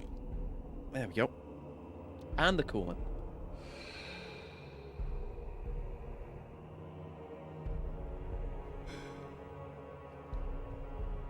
Yeah, I saved already. I don't need to do that. Okay. Right, back we go. I was just thinking about it because I can see my desktop right now, and I think I mentioned it earlier, but I really hope a lot of the demos from the current Steam demo event thing don't become unavailable after the event's over, because it's only this week, and I'd like to maybe play some of them for the anniversary if I, if there's time for more games. I'd like to try some of those as well. But they did that with the first event when I was doing demo streams before. I didn't get to play some of the ones I wanted to because they're time limited. Which sucks. I don't think demos should be time limited. Unless there's like some special reason. But in this case there wasn't. They're just artificially limited. I don't like artificial scarcity. It's like that thing with the Mario game re-releases on Switch. I don't like that. Guts does look like a determined, hopeful, handsome lad on the save screen. Yeah, it's nice to see from this point on as well, especially because up till this point, like Conviction Arc and just past that until the whole party showed up. I'm getting juggled here. Serpico, if you would please. Serpico, please. I'm mashing the button. There we go. Yeah, things were very grim. And, you know, Berserk's grim in general, but like the Lost Children arc, I didn't talk about that. Holy shit, I forgot how fucking dark that gets. Like, Guts is in an awful place during that, and his mind is going to dark places, and he's at risk of being overwhelmed, and he doesn't feel safe leaving himself around Casca, so he gets the rest of the group. And especially after Shirka joins up, he shows hope a lot more, I feel like, especially on Elfhelm. Oh my god. Like some of the panels of him looking like relieved. Well, I'm sure you've seen that one meme edit where it's like, you know, his I don't even remember how it goes, but, you know, his hopes and dreams restored, something like that. And it's just that panel from one of the last chapters when he hears that Casca can be cured. It's so nice to see him like that. It's not even recent stuff, like everything with Griffith is bad, but he's had a bad life, start to finish. It's only now he's starting to get some degree of happiness at all, and he deserves it. I have that in my meme collection. Yeah, I've got it somewhere as well. That's from one of the most recent chapters, and there's a few of those. They keep showing him looking relieved, which he deserves. And I guess, like last we saw of him in the very last chapter, he wasn't relieved, he was shocked. I guess he'll be eternally shocked. Yeah, you know. Oh, poor boy. He deserves better. But, you know, he's a struggler. He's one who must struggle. That's what Skull Knight tells him. That's how it is. That's how life is. I agree. I mean, I don't think people should experience such hardship on the regular. Definitely not. But I think it's good, if not to struggle, but to challenge yourself, rather. It's good to always challenge oneself, whether it's in, you know, changing your day-to-day habits, or learning a new skill, or trying to improve your existing skills. I think it's always good to have something like that, or at least to have goals. I think having goals is important. And for that, you must struggle. Even if it's, you know, it can be anything, really. Like, exercise is a good one. And that's a long-term one. You can struggle through that. It's always good to have a motivator, I guess. And I think I've said before, I think it's important. If you're doing a long-term thing, especially, or a long-term project, or self-betterment, it's important to have short-term goals. At least for me, that's the way I operate. But, you know, if you can set goals for yourself and complete them, you can feel satisfied with what you've accomplished. Squats while watching streams is a pretty healthy way to do things. Yeah, that sounds good. Yeah. Like, if you can fit them in while doing other stuff too, that's great as well. Very effective use of time. And if it's during, if you're watching stuff you enjoy while you're doing it, you'll get more positive associations with having done it too.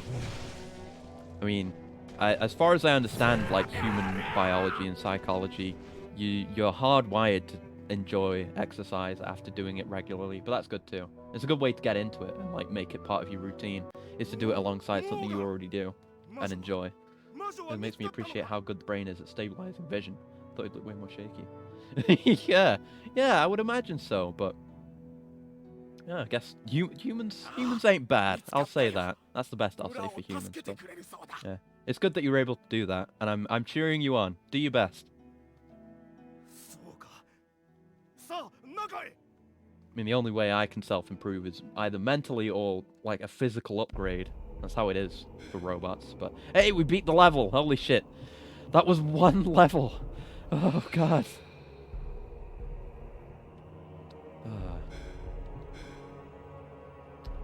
Yeah, absolutely. Anyone who can do their reps, anyone who can, I don't really know how to put it, but like, you know, set goals, accomplish and accomplish them, and you know, work towards things. Have my utmost respect.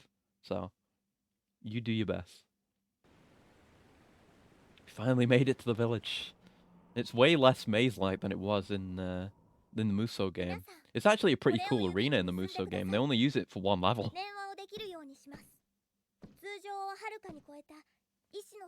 As they say, knowledge is power. BattleBot has the money to actually execute on it most times. No need for the chassis to catch up.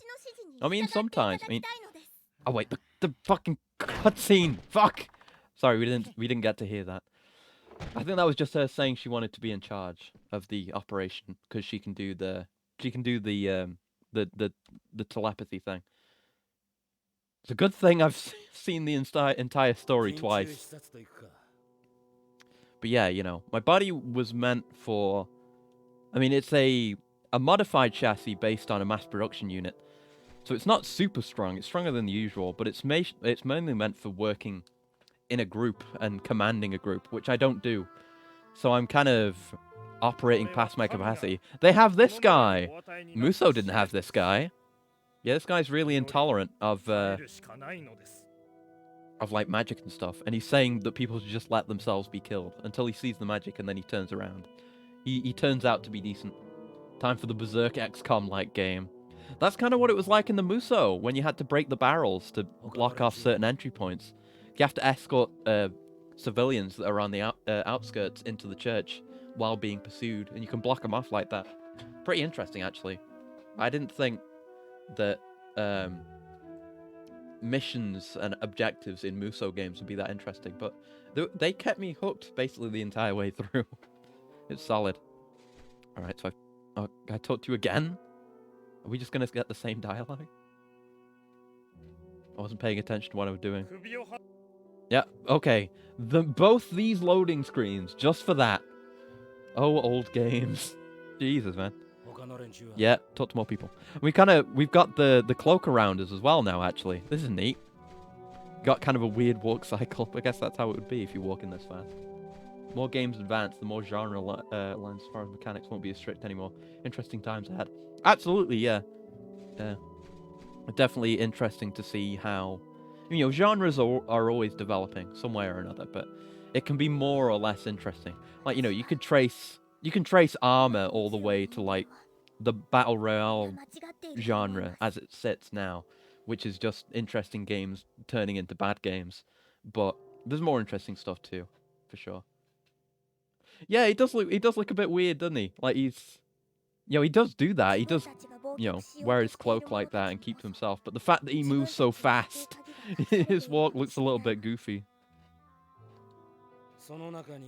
Yeah, this is what I was talking about. This is the chapel that was put here when they mowed down the old spiritual site, which is what I think maybe ties into the God Hand's potential past actions in maybe establishing this religion. There's nothing in the manga that actually says they did that, but I think they might have. Yeah, we'll have a run around with him a bit more after this. We can see how goofy he looks. I want to spin him around.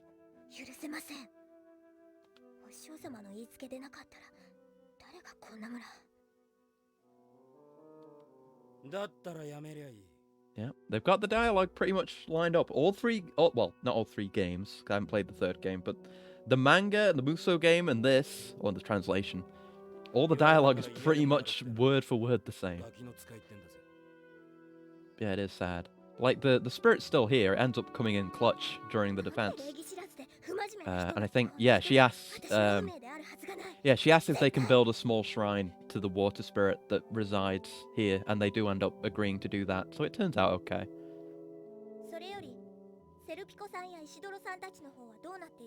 Yeah, that's what I think, maybe, because, I don't know, it feels like too much of a coincidence for this big religion that mowed through the entire continent, basically, to have such a striking visual similarity to what Griffith already had as his motif. I feel like they set that up way in advance. You know, the God Hand are all linked in with causality, and they know the future and stuff. So I'm sure they totally could have arranged things in that way to kind of create a civilization that was willing to receive Griffith as their savior by doing this, and simultaneously like wiping out the old religions. Oh wait, I didn't run around. Oh.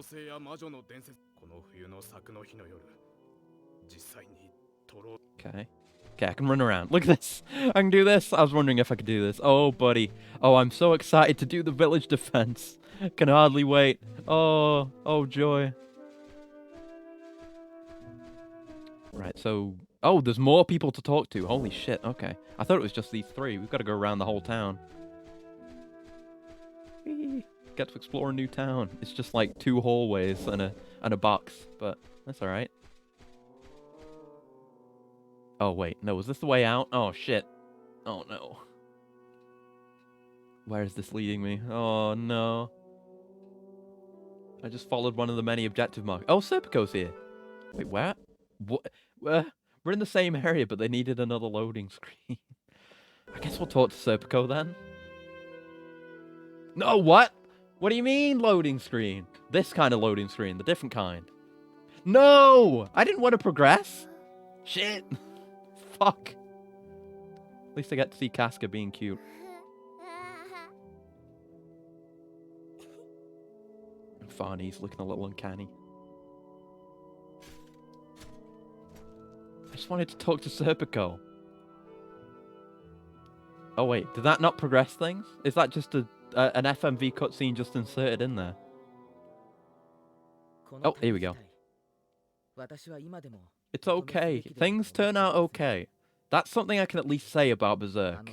Even knowing, you know, it didn't end where it was supposed to, but things turned out okay. Everyone's in a safe place. Casca's fine. It's okay. It's fine. It's fine. I'm not upset. Yeah,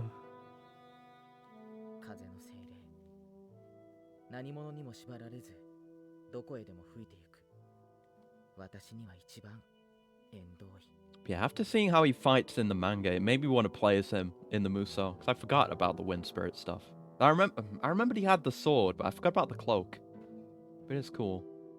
He could be doing judgment cuts if he wanted. If he tried hard enough. If Serpico applied himself, he could do judgment cut. Right, nothing else this way, so let's go back. Like, you can see the save spot down there. Did they really just put it there? Do they really need to load it in? PS2 games. It's a special kind of jank. I guess we'll go behind. Just gotta go at this walking pace. Oh, you see the background back there? That looks a bit weird. Is that a skybox or is it just fog? Ugh. Oh, that's a bit weird. Who's back here?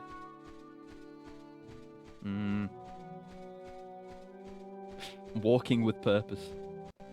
Good grief. Hello, what do you have to say?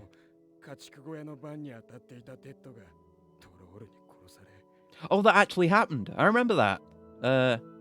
Yeah, a lady gets kidnapped, and then, no, a guy gets killed, then the girl goes in, then the girl gets grabbed, and then a guy goes to protect her, and then he dies, and that's why they're burying 2 people when Guts and Co. first arrived. That actually happened. Yeah, Hannah.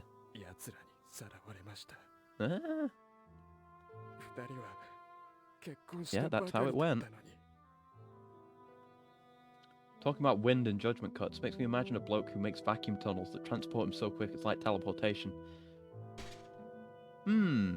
Yeah, I got what you mean. Yeah, when I was first skimming through that, I thought you meant like the hand from JoJo, but no, like a wind tunnel, literally, that just pushes you through. That could be cool. Yeah, that'd be good in a fight. You could do Stinger with that. Never mind judgment cut. Yeah, it'd be good for mobility, probably. I mean, you'd have to. I mean, I'm thinking too much about it, but it'd probably be hard to make like a funnel of. You would need it to be like rotating, probably, instead of just a pushing. Because I'm imagining a cylinder of wind, and getting all that just going straight forward would probably be more difficult, and it wouldn't look as cool as if it was spinning. Spinning's cool. Hello, what do you have to say?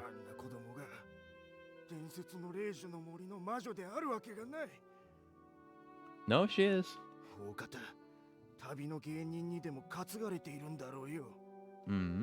Yeah, you'll see. I'm getting XP for doing all this too, so that's pretty good. I appreciate they're at least rewarding me, like, directly for talking to all these people. Hello.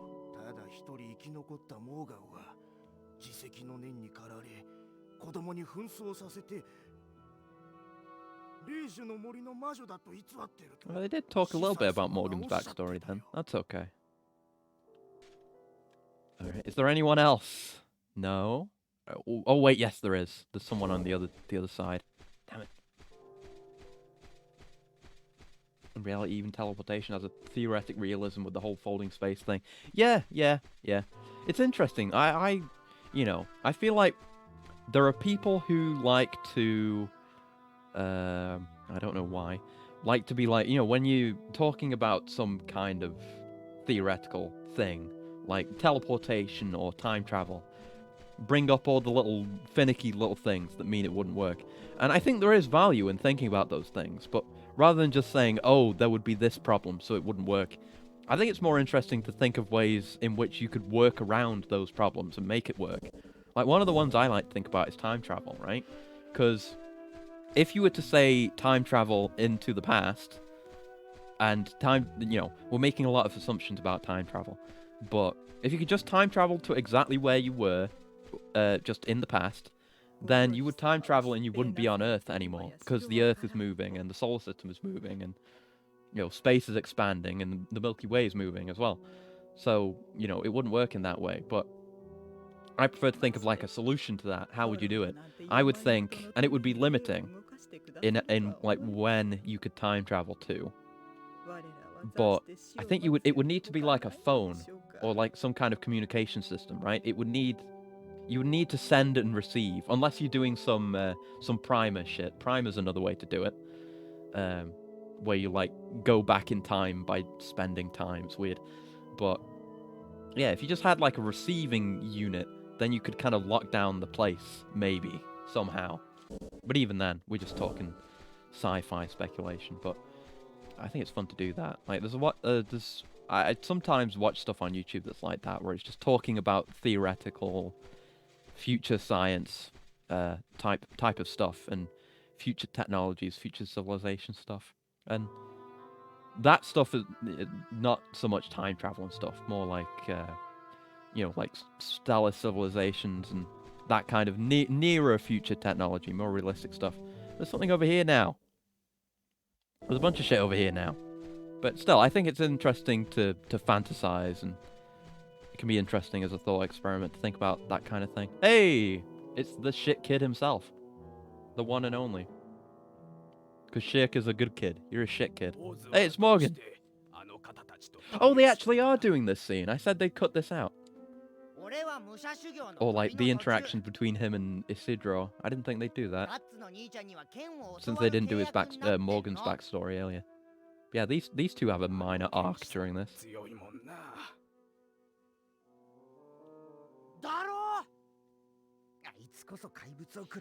And speaking of time travel, I mean, there's one more obvious way you absolutely can do time travel in, you know, like the science we have now pretty much says, yeah, you can time travel, but only forward. You can only go forward.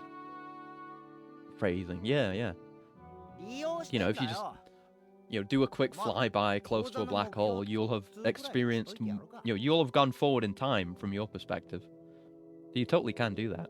Even just going like up into orbit, you experience time only slightly differently from how you do on the surface. I think actually satellites have to accommodate for that, like GPS and stuff, especially, because otherwise everything would be off. But you need to, you know, just accommodate for that slight difference in the passing of time. You can only speed up. Does time wrap around if you go fast enough? I mean, we don't know. I mean, probably not. Like, as far as my understanding of it is, it's about entropy, you know. Like, there was the Big Bang, and we don't fully have a complete understanding of before the Big Bang. Like, we don't know if there was entirely stuff before that. We don't know if there'll be another Big Bang equivalent at some point. I don't think it'll be like Stone Ocean, is what I'm saying. Lisa, that reminds me of Rant from Grimgar. Gotta get to those novels sometime. Maybe after Berserk. I haven't read those. I don't know much about that. But the idea is, and I recommend actually watching Interstellar. That's a good movie that covers this reasonably well. But to put it simply, the more gravity you are experiencing, the faster you go through time, basically. And, you know, with black holes being probably the most gravitationally strong thing you could possibly that there is, really. I use that, you know, just as an example because it's the most extreme. Yeah, if you were to go close to it and then come back, you would experience a difference in time. So in theory, if there was technology to go to a black hole and back, then yeah, you could travel forward through time. You could see what the future looks like in your lifetime. But, you know, you would still, you know, live the same amount of time from your perspective. It's kind of a rough form of time travel because you wouldn't be able to, I mean, unless you took everyone with you, but you wouldn't be able to, you know, you would go back and your loved ones would be dead already. But it is interesting, and that's like established in genuine real physics. I don't fully understand it. It's like ties into general relativity and stuff. I don't know too much. I'm just an idiot who watches videos on YouTube. But it's interesting. God, is there any more people to talk to? What do I need to do? I think I've talked to everyone I can see. Let's just go further, I guess. Saw Interstellar late last year. Great time. Confusing at first, but it's almost another form of stasis some creatures can go into, imposed by the environment rather than the body. There's another save here? What the hell? Yeah, kind of. It's like, not quite stasis, because you're not, you know, you yourself are not going into stasis. You perceive, you know, you and everyone else perceive time proceeding at the same pace, but there's an imbalance between the two. So you end up further ahead in time than anyone who isn't, you know, experiencing that gravity. It is neat. It's very neat. And I like how what they did with it in Interstellar and the other stuff they did. I'm just going to save again, just in case. Yeah, we did save. Never sure. God. It's been 3 hours already. We've barely done anything. How do we even progress? I don't know. Maybe camping does it. Nope. Okay. I mean, there's a camp height. Maybe we have to go explore it this way. Maybe we have to explore more of the map. Good God. But yeah, Interstellar does portray that well as well. Like I said, the difference in time. Yeah, everyone experiences time the same way, but in reality, time is kind of flexible. Just not the perception of time. Hello. Oh, this is probably where the thing I was talking about happened, where the two guys died and the lady got kidnapped. This looks like where it happened. It was a barn like this.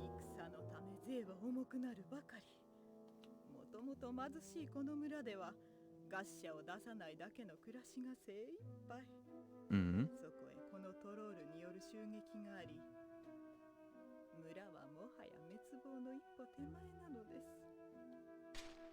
Okay. I appreciate getting the XP from this, but I wish I knew what I had to do to actually progress. I assume, well, my assumption now is that I have to talk to all of them. Since they're rewarding me for doing it, I'm getting 1,000 XP per, I think.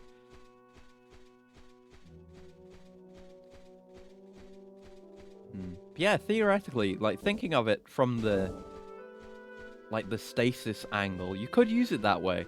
Like, say if you're some future billionaire who's suffering from some incurable disease or a disease with no current known cure, instead of doing a Walt Disney, you could fling yourself around a black hole, come back home and be like, hey, have you figured it out yet? And if not, just go again, I guess. Keep progressing time until either the disease is cured or human civilization as we know it has ended. That could work. That's a decent application for it. Yeah, I hadn't thought of it until you mentioned stasis then either. Alright, this is a dead end, but now we know. Maybe we can... Probably stuff further up north as well. Now, I'm gonna have to walk all the way back. Don't know why I assumed we had the complete map. Maybe I'll try going all the way south first. That's something you could do. And, like, I've heard stuff, like, theoretical stuff about... You know, in theory, you could build mega structures around black holes, right? And then, if you were to do that, with the kind of gradient in gravity you would get, if you had floors or, like, layers of this structure, like, people living on an inner layer would travel through time faster than people living on an outer layer. That was interesting to me. And I love, like, looking into, like, really far-flung stuff like that. Like, not where it's just total sci-fi, but where just humanity is doing insane shit, like building shells around black holes and turning them into energy generation devices, stuff like that, or building civilizations around them. Megastructures in general are cool. I will never not like space megastructures. It's always neat. Hello, the camera's moving. Is there anyone in here? I mean, I assume we're gonna have to fight through a lot of this later, but I'm just wandering around trying to see if there are more people to talk to. Yeah, there's lots of applications for black holes, and I'm not a scientist. And it is wild, because, like, the shit with black holes, right? And I am not an expert on this at all, so please, you know, do your own research and don't take anything I say as fact. But Hawking radiation, right? It's like weird quantum shit. Okay, so this is the extreme rough approximation of how it works. So there are weird quantum bullshit particles, right? And they kind of appear in reality. And there's like... it's like particles and antiparticles, right? And they appear... Or something like that. Something and anti-something. And usually, in normal space, they appear together and then annihilate each other and then disappear. And that's it, right? But then, in space near black holes, it can happen such that one thing can be, you know, within the pull of the black hole, and one can be outside of it. So they can separate, right? And so one of the things doesn't get annihilated. That I think is Hawking radiation. That's a dead end. That's what that is, I think. So, what you could do is you can build a shell around, well, in theory, you could build a shell around a black hole with, like, an extremely reflective inner surface. And that radiation would just build up and build up and build up and bounce and bounce and bounce off that surface. So what you could do is, like, you know, build that and just seal it, and then occasionally open it up, and then you get some free energy, more or less. I mean, it would be very, very long-term energy, and the only setup, you know, the only cost is in the setup, and that would be immense. But if you're thinking about, you know, building shit like that around a black hole, you don't need to worry too much about cost, I don't think. But so you could do that, and that's energy generation. But what you could do instead is just not open it and let it build up and build up and build up, and you've got yourself a black hole bomb, which is pretty cool. So that's another application. And, you know, God knows what else we could, in theory, use black holes for. It's interesting what people come up with. Like I say, a lot of this is pretty well thought out by much smarter people than I. It's interesting to hear about. Because it's not so much like, you know, you don't need to completely change the nature of a black hole in order to manipulate it or take advantage of it, if that makes any sense. Hello, another loading screen? Did I talk to everyone? But yeah, you don't need to change its nature in a massive way, which I think is interesting. You just manipulate the way it is. Okay, we're good. We did it. And then you can get all sorts of interesting applications. Like, I've heard about stuff as well, like, you know, ways to move entire star systems. Like, if we wanted to move the solar system, in theory, we could, with the right kind of engine. And that's cool. And thinking of that always reminds me, of that one episode of Invader Zim with the planet ships. Fuck, that was cool. God, this looks so fucking cool. And it also makes me think of Planetary Annihilation, because it's also like that. And it also vaguely makes me think of Dyson Sphere Project, which is a very good factory-type game. If you like games like Factorio, stuff like that, you should get Dyson Sphere Project. I think it's Dyson Sphere Project.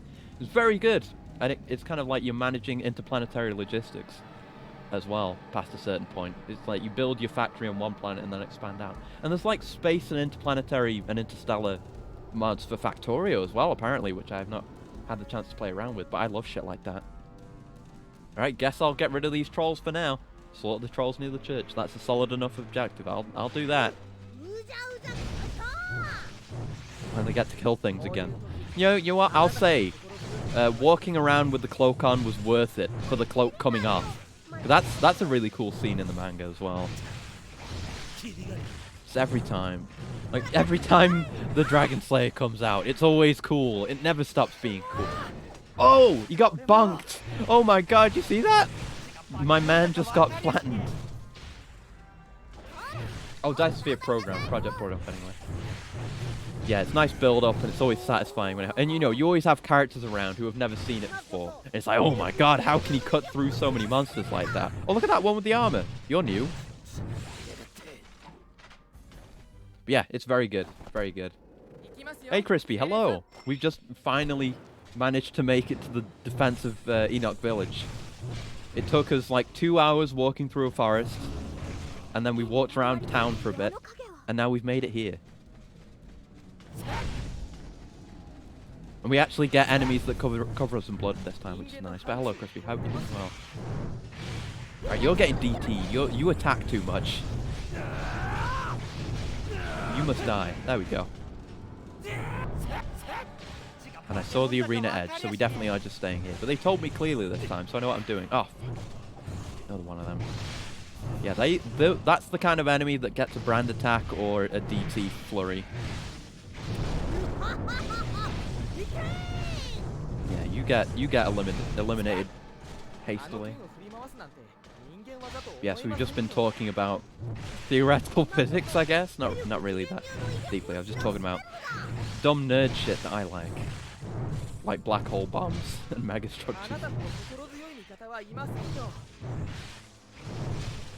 Still feels good. I fought a lot of trolls today. Oh, hello. They're just coming out of the buildings now. What happened? Yeah, it feels better than the snowmen, because there's blood everywhere. Like, when we were fighting the snowmen, we were fighting them in the snow. So if they had this kind of, like, blood mechanic, we wouldn't have seen it. Like, we saw it a bit with the snow, like, landing on the sword and the body. But a lot of blood just gets left behind on the ground from fights. And I don't see that very often. I feel like, in a lot of games, you kill an enemy, they leave a blood puddle to indicate they're dead. Maybe they don't, sometimes. But you don't get much in the way of blood left elsewhere. I remember Strafe does. Strafe does that relatively well. But you don't get, like, dynamic environmental blood very often. That's what I wanted. Run him through. Just follow the story or do something else? It mostly follows the story. It's just the Millennium Falcon arc, so... from when Griffith, you know, meets up with Guts and Casca after being resurrected during the Conviction arc, up till the Berserk armor, I think. I was rereading the manga recently, and I got to the point in the manga where they were advertising this game. That was in 2004, I think. So yeah, it only covers that amount, but it roughly follows the story. There was one unique thing. Like, we went into a mansion where a ghost shows up, but right now we're doing the troll village defense. We just came here from Flora's mansion. I don't know if we're going to end up going into Glyphoth and fighting Slan and doing all that, but I'm pretty sure the game ends when you get the Berserk armor, or not long after.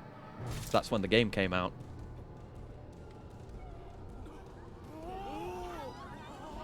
And I swear to God, the first mission we did, it took us 2 hours, because what they have you do, they have these shit kids that are there to lead you to Flora's mansion, which is new to this, non-canon kids. And they make you go all the way across the map, and they make you do it 3 times, and it was so annoying. I hate those kids, but we're past it now. And this mission's more interesting.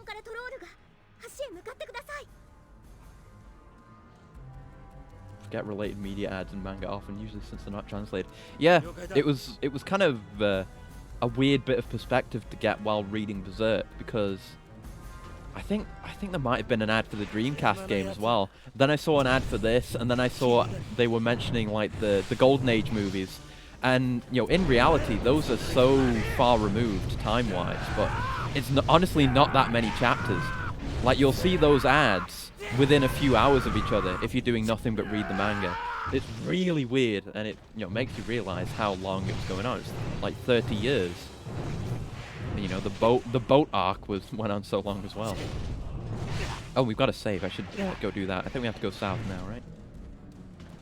Yeah, it's weird. It's a weird bit of perspective. Much like reading So-So no Frieren, it gives you a strange perspective on time passing very quickly. Maybe that was why I wanted to read it again.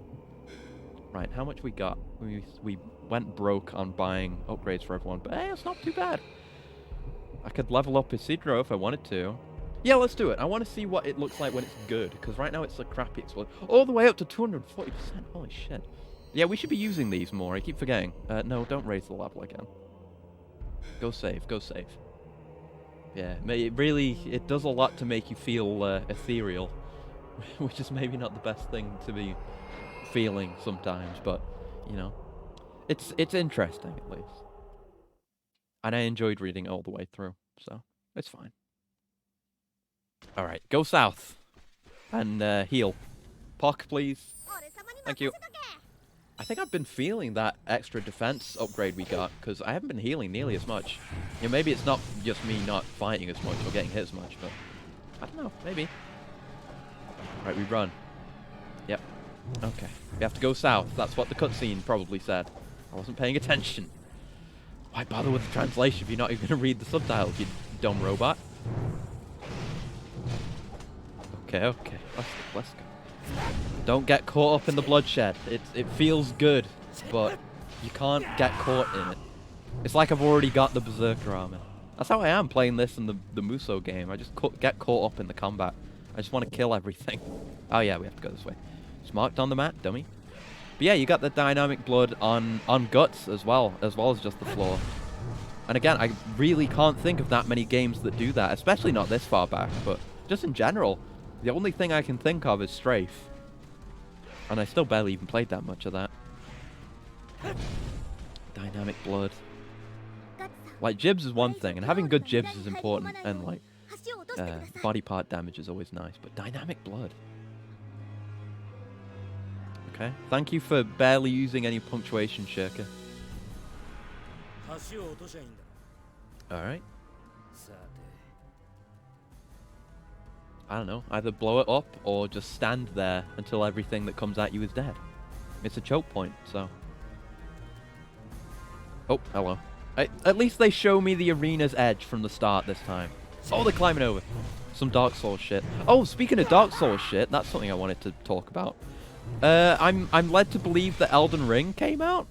I mean, I haven't got it. And I haven't played... Well, I mean, obviously I haven't played it if I haven't got it. But, I don't know. Has anyone played it? Is it good? I don't know. I haven't been keeping up. I heard the PC version might have issues, at least from one reviewer or something. But, oh god, I don't want to get juggled. No, Tokiwa Tamare, please. Thank you. It's like oh, it's doing the midnight releases. Oh, I see. Oh, it'll be out here in half an hour then. Okay, right. So it's not fully out yet. I got it. Okay. All right. Haven't seen much of it, but not for a lack of interest. Okay, I'll ask next time then, when it's fully out.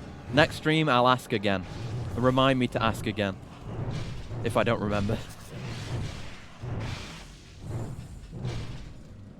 Can't heal yet.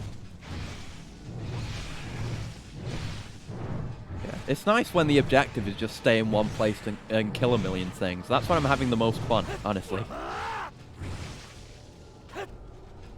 And the bridge is a nice little mini set piece as well, honestly. Oh, we should try the explosion too. Isidro, it's your time. Fall over. Oh, wait. Oh, he has a different animation now. Oh, cool. I guess they get different animations when you level them up. He didn't fall over anymore. Good for him. He improved. I believe in you, Isidro. just haven't dived into it yet. Yeah, I understand totally. I mean, if I were really invested in it, I wouldn't have even asked before like playing it myself. But I don't know. It's a weird thing. Like I like From Software games. I've played all Dark Souls. I love Bloodborne. It's one of my favorite games ever. I guess with not really liking Sekiro that much, I wasn't paying attention to Elden Ring, especially with just like, I don't know, when like before the release date and the proper trailers and everything, when it was just more of a mythical thing. I just had no idea what it was supposed to be. So like people were all excited about it, and I was like, I don't know anything about what Elden Ring is. I still barely don't, really. So I've never been able to pay attention to it because I don't know anything about it. Which is maybe not a good thing. I mean, it's partially my fault for not paying attention, but I don't know anything about Elden Ring. Except it's a Souls-like game. I think it just became playable. Okay. I know people were planning to like stream it today. So I assumed it was out by now. But yeah, I assume that's a regional thing then. Or, people getting physical copies early. I know that's a thing that happens. Or, just the physical copy releases being different. Because you know how Steam is. I don't like the way Steam does it, where it's... or tends to do it, where it's like a release at midnight everywhere. So certain places get it sooner. I don't like that. Ideally, I'd want it to release at the same time everywhere. That's DT. I've got a full bar and I'm not using it.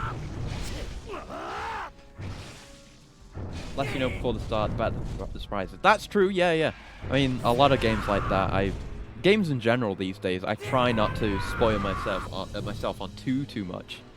But this one, yeah, if it's good, then yeah, it'll definitely be a good surprise. That's part of why I asked, actually.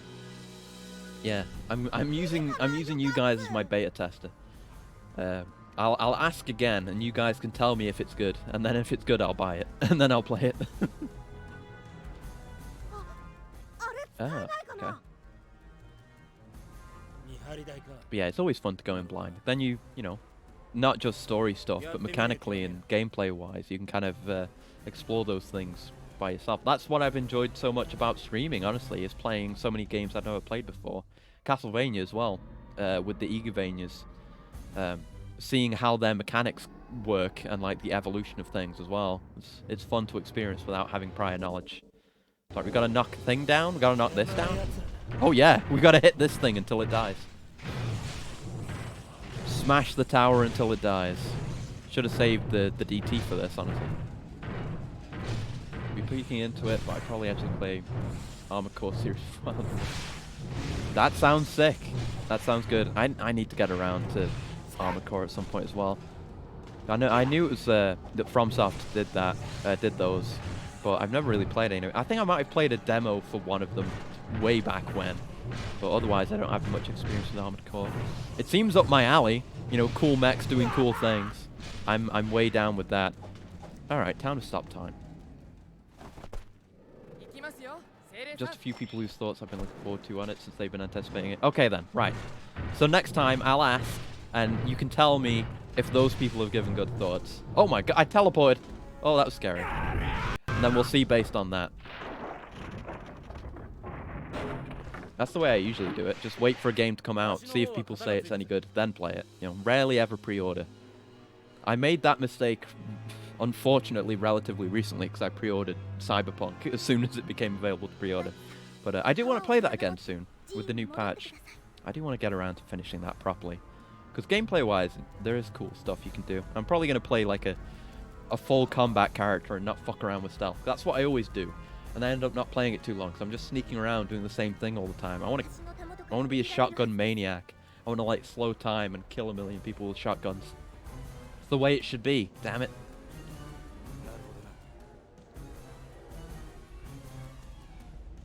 Alright, go somewhere else. Do something else. I keep not paying enough attention to these pieces of dialogue, honestly.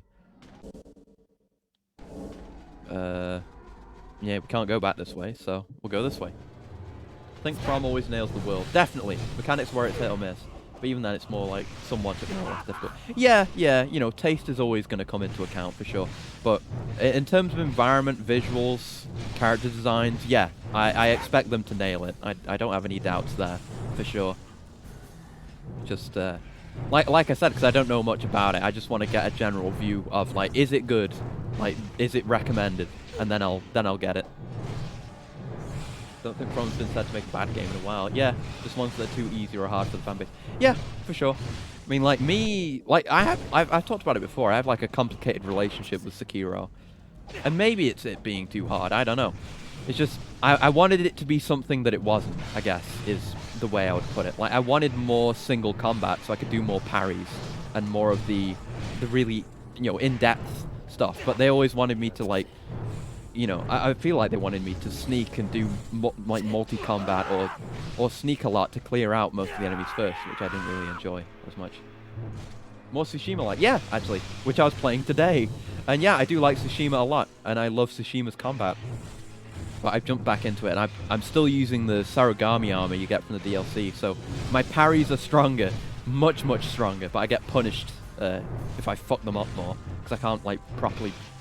You can regularly parry, but yeah, it's a risk-reward playstyle, which I really like, and being able to switch your stance to match your opponents is nice. And in fact, it's kind of countered what I just said, because I really like the stealth in Tsushima as well. I feel like it blends together well with the rest of the combat, which I feel like Sekiro didn't, at least in my experience. Because like... Tsushima, you get rewarded with pips in your ghost stance if you're, killing a bunch of enemies without taking damage. So stealth is great for that. You clear out a bunch of enemies, the movement feels really comfortable, and sneaking around, it feels good. So I definitely like it doing the same thing more than Sekiro did. Sorry, are we going this way? Let's get the save. But yeah, it's good. But still, I'd like to go back to it someday. I always hate leaving a game unfinished, and I've hardly finished most of the games I played in my entire existence, but it's a habit I'm trying to break. I want to finish more games, and I'd like to get back to it. There's the taste of it, right? You start that game, and you start doing some parries, and you're like, oh yeah, that feels really, really heavy, really meaty. Like, very good feeling parries. But then you don't get to do them as much. And it's like, it's frustrating to not be able to do what you want to do, and not play the game you want to play, if that makes sense. Is this where we need to go? Or is it the field? Or is it up? I don't know. I wasn't paying attention. This one's my fault, I'm afraid. Yeah, I'll go back to it someday. Not anytime soon, though. More likely to start Elden Ring before I play that. And to begin with, I need to finish Dark Souls 2 and 3, because I didn't finish those either. And 1 I only finished recently, actually. From's definitely less experienced with stealth. Yeah, Sucker Punch made Sly Cooper, yeah. You can do a lot of areas pure stealth, well switch between stealth and high alert reasonably well. Yeah. I can definitely feel they have that experience playing Tsushima. And that makes sense thinking about that, because I forgot they did that series as well. Yeah, I totally see that. Die, thank you. Yeah, that makes sense, but... it makes sense to me, because they haven't really done that kind of thing, at least in the Souls-like games, before Sekiro. So I'm forgiving of it being rough. That's why I still, it's not like I haven't been paying attention to Elden Ring because I didn't like Sekiro as much as I would have liked. It's just lack of paying attention and focusing on other things. Save again, I guess. Why not? Always be saving. Okay, I guess we're going up. That's the last way we can go. I need to get around to playing the Sly Cooper games as well. That's one I never got into. Another mascot platformer that I missed. One day. And apparently those are good. They seem good. God, just throwing one troll at me at a time. Come on. You're literally all gonna get cut in half, my man. Yeah, forget about the ones behind me, just go. Oh, this is good. More enemies are bursting out of doors, so... bursts out of a door and immediately just gets a Dragon Slayer to the head. Poor guy. Are you any stronger? No. I thought you might take an extra hit because he has a club, but no. So is it left or up? I don't know. There's no objective marker.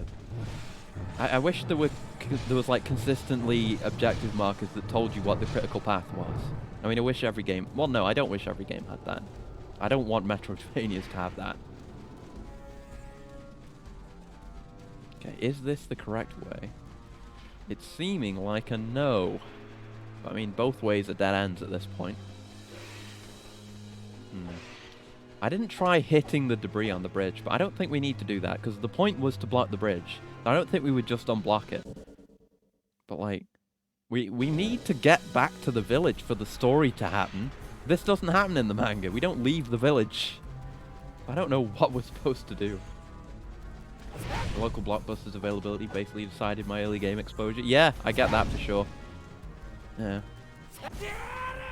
It's nice to just, you know, have the internet and have digital distribution of games now. Then you can just play whatever you want, more or less. I mean, there's still, like, localization. You know, game needs to be localized, but even then, you can learn a language and get access to a game now. And even if you're not willing to do, like, super legit stuff, you can import. Also, did you see what I just did to that guy with the swords? I cut him in half, so it's, like, his torso with head attached was flying, and then I cut the head off as it was falling down. That was sick. Even down to having PS2 section before Xbox and GameCube. Ah, man. That is nostalgic. That's part of why I like playing games like this. Thinking back to those kind of times. I have been to Blockbusters before. I never did, like, game rentals or anything, but I bought games from there. Sure have fun with these dynamic animations. Yeah, there's a lot. There's a lot.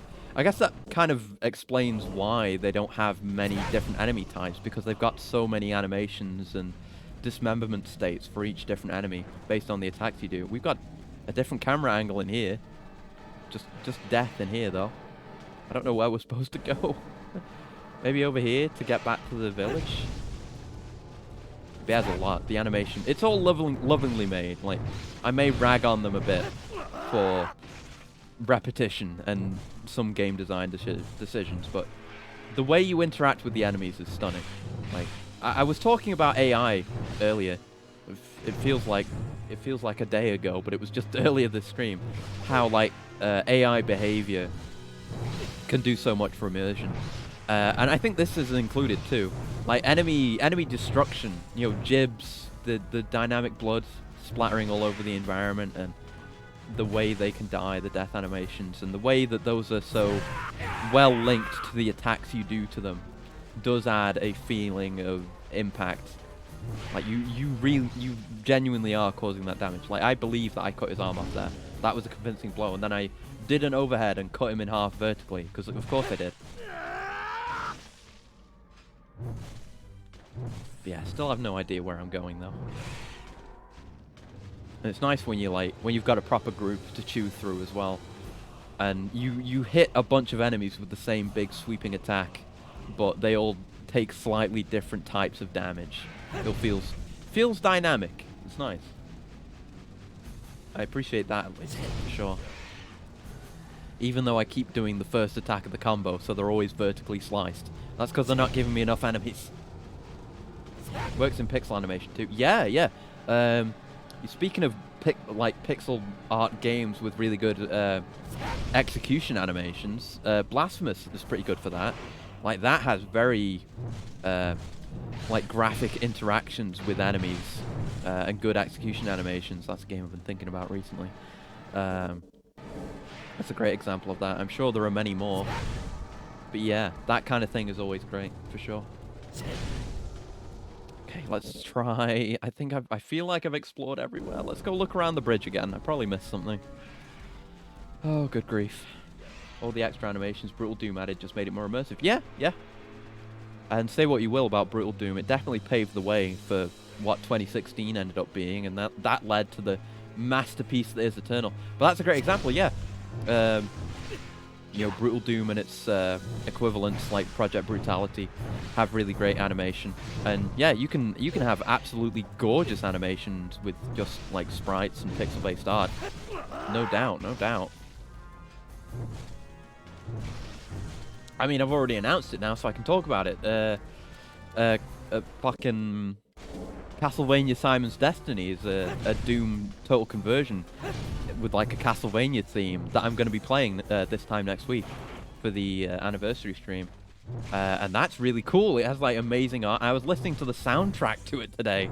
It's a lot of it's like remixes that people have made and different arranged versions of songs. But it looks really fun. There's some ridiculous stuff. Like there are skeletons, like the classic Castlevania skeletons, and they are made by taking a revenant, taking away his rocket launchers and coloring him white, and that's how they made the skeleton for that. It's really charming, I think. And imps are like regular zombies. And there's a bunch of, like, they've got Medusa heads and everything and a bunch of really cool stuff. I'm looking forward to playing that. Because I wanted to play it since someone mentioned it way back when. Oh, do we have to jump down here? Ah, fuck. Oh, there's a staircase here. Fuck. Alright, this is where we have to go. But yeah, there's a lot to that. And yeah, I wanted to play it since it was recommended, but I couldn't think of like a time to do it. Like, would it be at the end of the marathon? Because it's a weird fan project, but no. Now I've got the anniversary and a chance to reflect on everything I've done in the past year. Why not play an extra Castlevania game there? And we'll see how far we get with that. I don't know. I'd definitely like to try to beat Knight's Try. Like, I haven't figured out the structure of what the anniversary stream is going to be. Because, yeah, I've got Knight's Try. I've got Risk of Rain 2. I'd like to try and beat Knight's Try if I can. You know, Risk of Rain 2 is a whole other thing. I'd like to at least to unlock the Railgunner. And I definitely want to unlock the... Well, I'd like to try and unlock the Void Fiend, but that is probably going to be more difficult. And I haven't talked about the Void Fiend on stream earlier, because I didn't... either, because I didn't find out about it until recently. But yeah, they unveiled the second character for the Risk of Rain expansion. And yes, it is a Void-based enemy, exactly as I said it would be, because they teased it. And it's really cool. It's like... I was... I mentioned briefly the risk reward stuff with the Sarigami set in Ghost of Tsushima, but it's all based around Risk of Rain. This new fuck my words. It's all based around risk reward, not Risk of Rain. Where like you have 8 abilities basically, you know, the 4 usual, but you have a gauge, and when you fill the gauge, you transform. And then that changes your abilities, and it's all about managing your meter, and you can maintain whichever form you're in by using your abilities, and healing or taking damage. So no, you can take greater risk and take more damage and sacrifice more health to stay in the transform state for longer. But you know, it's risky. Or you can play it safe and stay in the untransformed state, but then you know you're not gaining the advantages you would have of the transformation, which I really like. I adore like risk-reward based gameplay, and like especially where you can skew things in your favor just by being better and more experienced. Like, it encourages you and rewards you for being better at the game and encourages you to get better, which is something I really like. That's a recipe for success as far as I'm concerned. So I'm looking forward to both characters. Like, you know, the Railgunner rewards good aim and like getting into the rhythm with the reload mechanic, and like being able to sticky jump basically for mobility. And then you've got the risk rewards, high risk, high reward mechanics with the Void Fiend. So I'm really, really looking forward to that. God, this river is long. Just make me go long. Ah, okay, this loops back around. Yeah, we didn't get to go up here. I would have known this if they'd let me go up here. But no, I ended up going the right way too quickly. Yeah, let's save. Maybe see if we can afford anything. Doubt we can, but we've killed a few things, and I think XP values from enemies is up. Yeah, no, we could... Yeah, I mean, we get the crossbow, but it's shit. Yeah, no, can't afford anything right now. Let's just save. Okay, and we'll probably... I'll try and beat this level, but it's gone on so long. We're only on the 2nd level for the day. Good God, this game. Yeah, probably won't be playing this next week, so I'll you know, replace this with the anniversary stream, obviously. Yeah, I might come back to it again though. Who knows? I'm trying to be more, you know, flexible. So I realized when I wanted to play something different the other week and decided to play this, I was really stuck for a while with what to play. So I'm just so stuck in my routine, and I know that I'm a creature of habit, a machine of habit, I guess. That's part of my nature. It's just it's very easy for me to get stuck in my routine, and it's hard to do new things that aren't part of my routine. I'd like to fix that, but we shall see. Oh, hey, it's just like the Muso game. We've got to escort civilians to the church. Yeah, I'm the same way. I'm glad you get it. But yeah, like if I ever want to add something to my routine to do regularly, it's really hard to do. But once something is in my routine, it becomes second nature. I hate it. Please tell me we're not doing escort quests. Please, please. That's what I'm talking about with the big groups of enemies. And the squirming corpses on the ground. It's beautiful. It's the way things should be. Oh, I think we just collected them. I think the civilian just went into our inventory, even though the objective marker's still here. And this, oh, we're in an arena. Okay, good. Yeah, stuff up here we didn't explore, so I might look around. But no, I'm trying to beat the mission, so no. And there's always level selects, so I can come back to this in my own time if I want to. So it's fine. Just focus on progress for now. Gotta say, I'm still not tired of the combat, though. They at least got this right. Oh, the bank again. Yeah, they at least got this right. I'll give them that. DT time. Also, this feels good to use.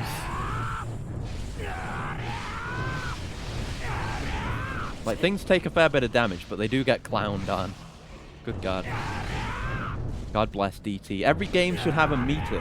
That's another part of why I like Void Fiend so much. I love managing meters. I always love doing that in Warframe as well. Like any frame that has a gauge with a mechanic tied to it. It's always exciting. For me at least. Maybe I'm just a weirdo that likes meters. But DTs are always decent little meters. If not the most complex mechanically. It's nice. You know, more damage for a while. And you get to build up meters to get it. This is the numbers we should be fighting against. Just these sword ones are a bit annoying.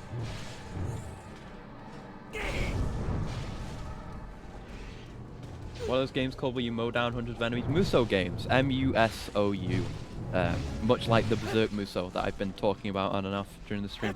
Honestly, yeah. I highly recommend the Berserk Muso if you like it. It's called Berserk and the Band of the Hawk. I just call it the Berserk Muso because it's easier. But yeah, Berserk and the Band of the Hawk, it's on Steam. It's usually way too expensive if you can get it on sale or from some other source, but still get it on Steam like I did. It's really good, honestly. I thought I wouldn't like Muso games. I had like an impression that I didn't like them, but I'm honestly interested in playing more. It's really fun. Much like this, mowing down enemies. You don't get the satisfaction of killing an individual enemy, like in this with the dismemberment, but plowing through literally like hundreds of enemies with individual swings with the Dragon Slayer. It's pretty good. It's pretty good. It's very satisfying. It releases the dopamine. But yeah, I haven't tried many other Muso games at all, so I can't give you a overview of the genre as a whole, but I'm trying to get into it. I haven't played them, but they seem interesting. Yeah, I was genuinely surprised with the Berserk one. I think the Berserk one is something that any Berserk enjoyer would like. So I recommend it if you're looking for an entry point into Muso, because it's my entry point into Muso. And there's other ones. There's that Attack on Titan one, but I haven't played that. It's some interesting stuff, and a lot of them are on Steam. Like if you're into, you know, there's Dynasty Warriors on there, but I don't know much about the setting. And there's a spin-off series actually, Samurai Warriors, and at least one of those is apparently pretty good, and that's a more familiar setting for me. I imagine it might be for other people too. All sorts of stuff. Yeah, I haven't gotten too far into it. There's Gundam Musos, but those are console only, unfortunately. But I might, you know, life finds a way and all that. Video games finds a way. Well, let's stop time. I feel like using it. But yeah, they are genuinely fun. At least in the Berserk one. I can't speak as to the other ones, but the Berserk one had a surprising amount of depth in the way they presented basically the entire story of Berserk with very few compromises, and the fact that they have a pretty in-depth Bloody Palace type Endless Eclipse mode. Ooh, hello. That is also really good, and that's fairly unique for each character as well. I recommend it. I recommend it. Get out of my way. You... Alright, you're getting exploded. He might be out of range for it, actually. God damn it, Isidro, your range is too piddly. Yeah. I guess that's what you get for having a fire dagger instead of a fire sword, but so be it. Yeah, that defense boost is really fucking good. Either that or these guys are super weak, but I think it's the defense boost we bought at the start. Just really coming in clutch. Right, nothing there. So I played a bit of a Dynasty Warriors game on the PS3 and didn't stick with it, and that was my only real Muso experience, and a bit of Hyrule Warriors 1 as well. But they're fun, honestly. Like, you can just, you know, mash your way through them for the most part, but at least for Guts, because I've only played as Guts, he has interesting enough combos where you need to use them in a certain way to get to certain attacks that have certain utilities, like clearing distance or big single target damage. But yeah, that's Hyrule Warriors. There's two. One that everyone forgot about on the Wii U. That's the one I played, only a little bit of. And the newer one on Switch, which is like it's the Breath of the Wild prequel, which I have not got. And maybe I'll look into getting that as well. Yeah, it might be good. I don't know anything about it, but I guess it depends what type, you know, what Muso you would prefer to play. Like if you're into the weird Chinese history shit, then Dynasty Warriors. If you're into like Japanese feudal history, Samurai Warriors. If you're into Berserk and the Band of the Hawk. If you're into Attack on Titan, that one. If you're into Arslan Senki, which I still don't know anything about, there's one for that as well. And if you want to be a gigantic Chad, you can play EDF, which I realized is basically a Muso game. Let's get away from here. Make progress. Yeah, EDF is Muso-esque. I think it's more Muso adjacent than this. But yeah, EDF is fantastic. You should buy EDF 5 on Steam and play it, because it's extremely fun. And you'll be supporting a niche franchise in the West. Yeah, that's good too. And I realized, like, I talked about this already, me loving EDF is why I was receptive to the Berserk Muso, because it reminded me of that. It gave me the same kind of dopamine release. So hey, yeah, if you end up enjoying Muso games, you'll like EDF too, probably. Yes, I've discovered a new way to shill EDF. Let's go! Finally. It's been 4 hours already, but yeah, we'll continue with this. We'll see if we can get to like the bulk of the town defense. I want to. Oh, you're new. Hello. Big new beefier guy in armor. Hello, you're getting one of these. Hey, that's good. That's a reused animation, but it looks good.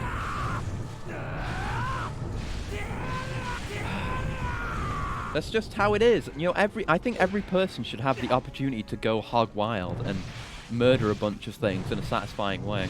I feel like it should be a need. I don't know, maybe humans aren't the same. Might be my programming. Yeah, I could do with a heal. It just feels right. I mean, it is literally what I was made to do, but it just feels right. Explode them. I want to see a shitload of enemies caught in an explosion. I'm going to keep leveling that up, because the next upgrade for that, range-wise, is actually quite big. So it could probably be like a solid screen clear if you actually invest into it. It's like that one Jurassic Park 2 scene with the raptors in the grass.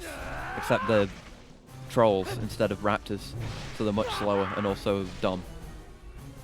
Okay, time to stop time. Thank you, Serpico. Just wail on this guy for a bit. Yeah, it's good for dealing with single targets, definitely. If you're overwhelmed in general, you can just wail on someone and stop time. Yeah, also the increase in time duration for the time stop was also really good. So I assume the POC healing... Yeah, the POC healing goes from 30% to 50% heal, so yeah. All the support characters are worth investing in, XP-wise. It was a cool scene. That's like one of the only things I consistently remember from Jurassic Park 2. That and the... you know, the T-Rexes and the the whatever it's called, you know, the big vehicle that's split into two, the big camper van thing, dangling off the edge. Oh, and the T-Rex going wild in the city as well. Those are the three memorable things about Jurassic Park 2. And then the one memorable thing about Jurassic Park 3 is the Velociraptor whistle. Actually, no, that's not true. There's the Velociraptor whistle and that one actually really good scene that I think has probably some of the most cool and unique and good cinematography in all the Jurassic Park movies. When they're in the flying dinosaur enclosure and they're about to go on that bridge, and just completely silently, out of nowhere, there's just a pterodactyl that just walks towards them, and it just comes out of the fog with no fanfare. It solely dominates the shot, and it just comes towards them, and that's it. And genuinely, I think that's really creepy. I love the way that's handled, and I completely forgot about it until like the last time I rewatched all the Jurassic Park movies, which wasn't too long ago. But I really loved that. It was just creepy in a very unique way that I really appreciate. 3 had some nice spook scenes, like the spy. Yeah, they had that scene where it was like the phone, like they have like a satellite phone that's ringing, and the guy that had it got eaten by the Spino, didn't it? And then they just hear it ringing, and everyone turns around, and it's just standing there. Yeah, that's similar. It's a similar kind of creepy, just it's understated in its own way, but very effective, creepy scene that none of the other movies really do. Yeah, I did really like that. And there's a trailer for the new Jurassic Park movie, isn't there? I haven't seen that yet. The trailer that I've seen the Jurassic World movies, but I haven't seen the new trailer. I should look at that, because those movies are okay. Yeah, where it's starting. Yeah, I forgot about that too. With where the surface on fire. Yeah, maybe Jurassic Park 3 is good actually. I just keep forgetting about it. Yeah, that's a really good scene too. Spinosauruses in general are very sick. I remember I definitely did watch Jurassic Park 3 way back in the day, but my strongest memory of the Spinosaurus specifically is from Jurassic Park Operation Genesis, the PC game, which was a banger, and I used to have a physical copy of it. It was really good, and I used to always like going into Site B and just planting dinosaurs around and watching how they behaved. That game was sick. I know Charlotte played it a while ago. Yeah, it's a sick game. Saw a new trailer for about a month ago. Human scenes might be hit or miss, but the dino scenes are swell in that trailer. Good. Yeah. That's basically how I feel about the Jurassic World movies. Like the humans, yeah, take them or leave them. Dinosaurs, pretty good. JP3 is more a collection of cool scenes. Yeah, not quite as good as a movie overall. Definitely, you're right. It was an old PC game, Operation Genesis, and it's like, I mean, it's kind of been superseded now by the, what are they called? The Evolution games that are on Steam now, where it's like a park management, like tycoon type sim, I guess. But it was really good, and I'm nostalgic about it. And like I said, I didn't really play much of the actual park sim part of the game, because I think it was kind of like the new ones that are, I think, probably strongly based on it, where you have to get DNA samples from digs around the world, and that costs money, and that's how you get your new dinosaurs as exhibits. But Site B, it was literally Site B. It was the second island from 2, where it's just, they give you the island, and they give you free reign to just place dinosaurs in it and watch how they behave. And I enjoyed that more. Again, talking about like AI behavior in games, it was just something that was fun to observe. Oh, let's save. Yeah, I always thought that was interesting. I used to just like watching games a lot and watching how things played out like that, so that always appealed. Oh god.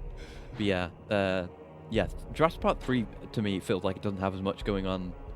Like, it's not that strong story-wise, like you say. There's kind of the underlying subplot of the Velociraptor whistle, which has a fairly cool conclusion. And then it's just about like saving people that got stuck there who aren't really that memorable.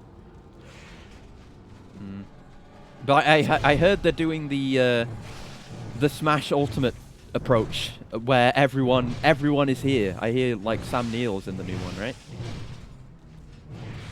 He's I like him as an actor, I guess. I actually haven't seen him in that many movies, just Jurassic Park 1 and 3. I need to watch what's that movie called? That one movie. Yeah, In the Mouth of Madness. That's got him in it, and it's all Lovecrafty as well. I need to watch that. I've never seen that. It seems right up my alley. Yeah, I need to go watch that trailer. I forgot to open OBS again because I was looking up movies. Yeah, I love me some Lovecraft shit. There we go. Oh, speaking of Lovecraft shit, there's some things I can recommend. I was gonna go with manga recommendations, but there's another thing as well. The Color Out of Space movie adaptation with Nick Cage in it is really good, and I think more people should see it. I won't say too much about it. It's good. It's good though. It's got some standard Cage stuff, but it's got the good Lovecraft stuff too, which is a solid combination, as far as I'm concerned. And what else? Oh yeah, there's a bunch of manga adaptations of Lovecraft's works. In particular, the Color Out of Space one, again, is really good. I don't remember the name of the author off the top of my head, but if you search like Color Out of Space, you'll find that adaptation. And they've done a bunch of stuff, and I guess are doing a bunch of stuff, I don't know. A lot of it was being translated last time I paid attention. But it's all really good stuff, and I recommend it. It's a good way to experience those Lovecraft tales, because the art's pretty good, and they're very, like, close, direct adaptations of the original works. Whereas, like, the Color Out of Space movie is a modern-day thing. They seem to stick very closely to the source text for the manga, which is neat. Get staggered, you piece of shit. You sword-having shit. Why are you allowed to have 2 swords, huh? Billy, how come Slan lets you have 2 swords?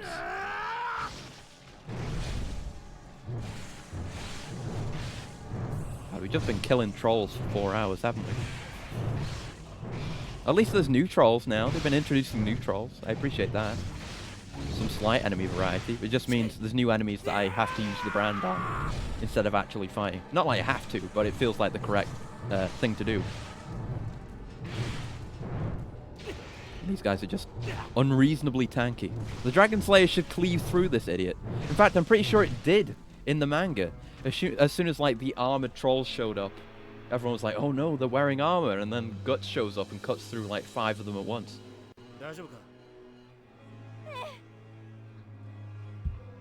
What a weird looking face. You got like 5 polygons for a face there, lady. She kind of looks like Mozgus in a weird way. The Inquisitor guy. Man, I think I mentioned it before, but having Mozgus have a voice in the Musou and seeing him in motion was always was such a cool thing. Because Mozgus is so weird. He's such a square man. He doesn't look like a person. Like, he looked like an apostle even before he got weird bullshit, the pseudo-apostle powers. But he has a really great, he's like really well voice acted in the Musou. And his boss fight is pretty cool. He punches you with his wings, which is very sick. It's a good fight. Right, down into the village now. Finally make it to the actual part that happened in the manga instead of this weird sidetracking stuff. Oh my god, I hit him with a backswing, you see that? Good god. That's a nice hitbox though. Thanks. Can I do it again? Can I do it again? Kind of like I have to be moving, and I need to have him behind me. Well, behind me when I... It's hard to pull off. Maybe with a group. Damn it, now we're in a combo. Never mind. We did it once, that was enough. Oh, that was a nice little combo. Right, over here. More civvies. Hey. Yeah, I'm happy to do more arenas. It's just non-canon arenas. But you know, the Musou did this too.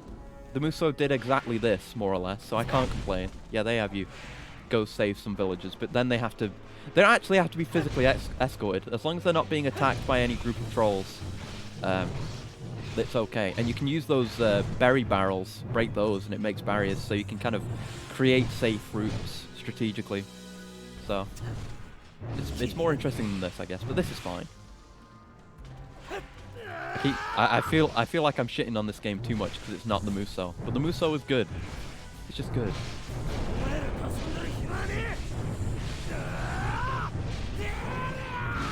And the DT in the Muso does work differently than this. I talked about the mechanics of it earlier, but what it actually does when you trigger it, I think it works, like, it has different effects for each character. But for Guts, it increases your damage and range. And range is pretty insane. Because it makes the Dragon Slayer have even longer reach. It's insane. I think I'd prefer a Muso with zombies. Surely some game has done that already. Berserk! There's zombies in Berserk. When you get to the Black Swordsman arc, you get to fight like reanimated corpses, or kind of more possessed corpses. But yeah. I don't know what you fight in Arslan Senki, because I don't know anything about that, like I said. And the Attack on Titan one has Titans. Other than that, I don't know. Yeah, I think Berserk might be the closest you can get. I remember there was a mission I did, and yeah, it was a mission I had to do like 3 times in a row because the game kept crashing, which is not a point in its favor, to be fair. But I had to do it 3 times, where it was just an entire battlefield full of just a shitload of zombies. So yeah, you could definitely get that with the Berserk one. But you have to play through all of Golden Age to get there.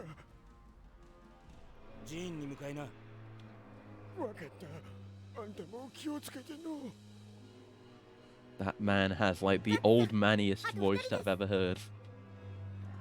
He's gonna die of old age on the spot. Just 2 more villagers, Jesus! You really have to pad things out, don't you, game? Yeah, I'm realizing this game doesn't actually have much of the story in it.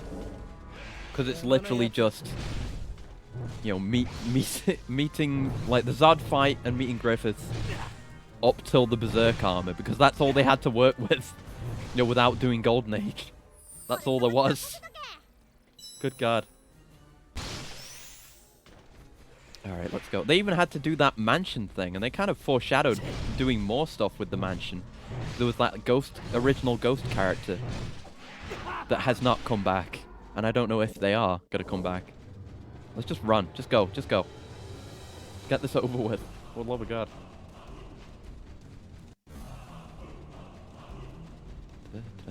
But yeah, as far as Muso games go, I'm not super... I'm not an expert. I want to learn more, but I've only played, really, the Berserk one so far. I hope to learn more about the genre. Hey, thanks for the gauges. Big ups for the gauge refill.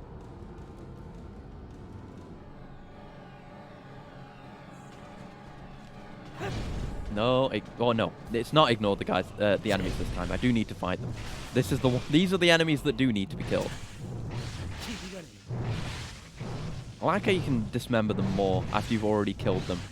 Like you can see with some of these, you just cut the head off, or like half the head, and they're dead. They will die if you leave them, but you can hit them again to dismember them further. That just feels right to me. Oh, it just feels so good going through. The big groups. Man, I should have a great sword. I don't have one. Maybe someday.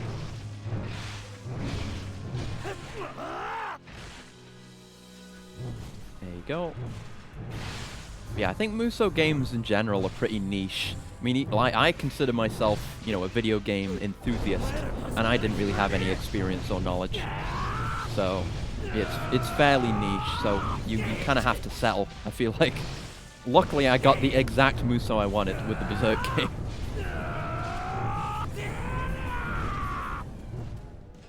And EDF is also very niche, but it shouldn't be, because it's fantastic.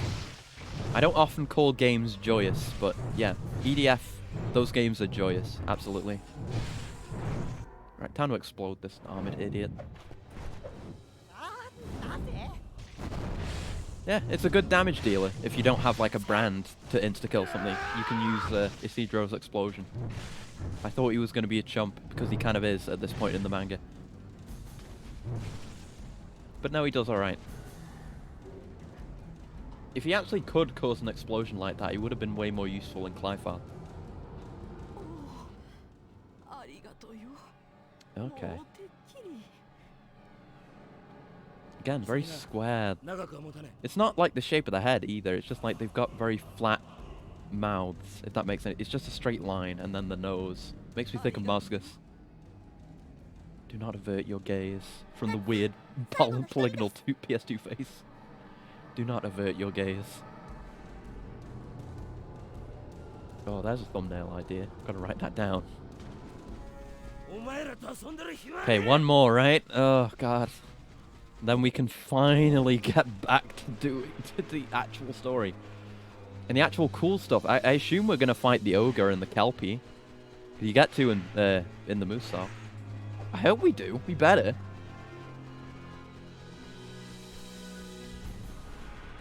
I think if they were gonna cut anything, then they would not let us fight the kelpie.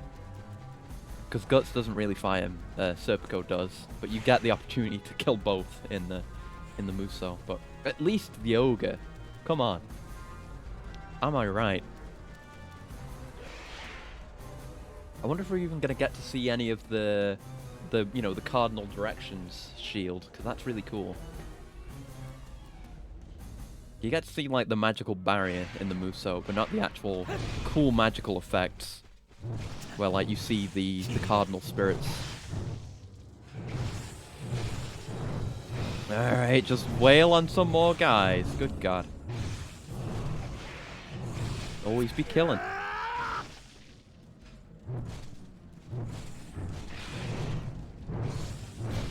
Oh dear. Another brand. At least they give you brand attacks pretty quickly. There's not even an XP upgrade for improving it, so I'm glad it's just good to begin with. At least I assume. I don't know how it works mechanically. Like what actually causes you to get the brand so you can use it. I always find it weird when you've got like the brand as a mechanic or like shown as something good in these games, because in this game you have it to indicate you can do an execution attack, and it's weirder in the Musou actually, because whenever you win a mission, like you complete the mission and it says like you win or something like that, mission complete, with the brand in the background, and I feel like the brand shouldn't be used like that. The brand isn't for celebrating with, you know. I shouldn't be happy to see the brand. But, you know, that's how these games... you know, it's an important symbol, so I understand. It's a video game. But I always get a little bit... I always felt a little bit, when it was like, you win, mission complete, and it's just the brand of sacrifice. Alright, can I get a sweet little time stop, please? Thank you. Go for it, Serpico. You do it. Oh, he's moving in the stop time. Look at him. This troll is able to perceive the stop time. Jotaro, is that you? Oh, he's dead now. He's no longer a threat to me. Oh, that was frightening. Okay, if you hit an enemy and don't kill them, they become active in the stop time. That was funny though. Time for a heal, and then I mean, we've only got less than half of our DT. I guess we'll use it. Now the screen can be red instead of blue, because I'm using DT instead of stop time now. Oh no, the brand, you say. I whiffed and hit a weak enemy, you say. Alright. And I whiffed again.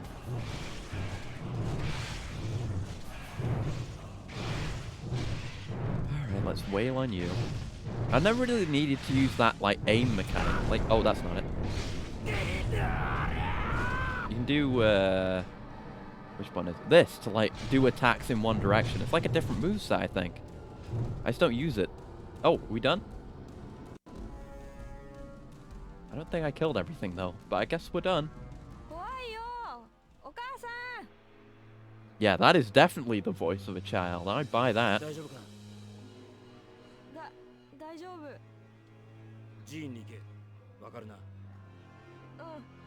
Okay, that should be the last of them. Yeah, you have to tell them twice. Shit, kids. Stop calling me Gatsu. I don't like that. Oh, now we're gonna do the cardinal magic defense shield. Yeah, let's go. Finally. Oh, there's a gremlin here. A gremlin among the graves. XP gremlin. Right, I'm ignoring you idiots. I'm going back to the church. I want to see something cool. I want to see the ogre and the magic. This was a scene where you really got like an understanding of the scope of magic in this world. Because before you'd just seen... Hey, there's the ogre! I forgot we'd seen him in the loading screens. Of course we're going to fight the ogre. But, yeah, you'd only seen small stuff like the golems and little other bits of magic. But this is an actual grand thing. Proper magic. Like, I mean, this is an obvious comparison because the game I'm about to mention is based on Berserk. Or it's heavily inspired by Berserk. But it's like some Dragon's Dogma magic. That's how magic should feel. They got it from this. That reminds me, I need to play that game, but probably not anytime soon. Okay. Take time until the bulwark is extended. I want to at least see that, then we can call the stream. I guess we'll probably end up fighting the ogre. I don't know if they'll give us another save before then. I don't know what we'll do. I'll see how I feel. Explosion, please.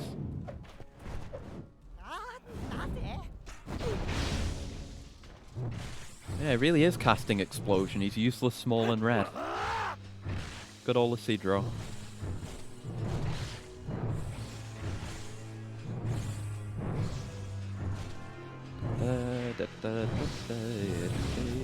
And brand for you.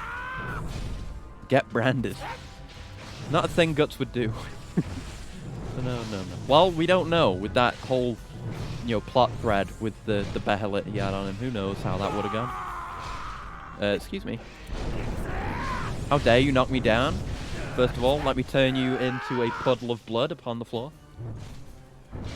Fitting punishment for anyone who inconveniences me in the slightest way.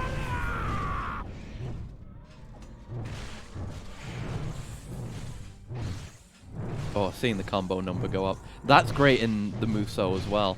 Like, not only do you have a combo, like your combo number like this, but you also get the number of enemies you've killed in the mission. When you pop off like an incredibly powerful attack and see the number go up by like 100, it's quite satisfying. Yeah, time stop for this idiot. Big man. Now we can move in the stop time, but I've got a brand, so get owned. Clown. My combo reset. Look at him moving around when he's cut in half. Jesus. Oh. Cutscene time, maybe?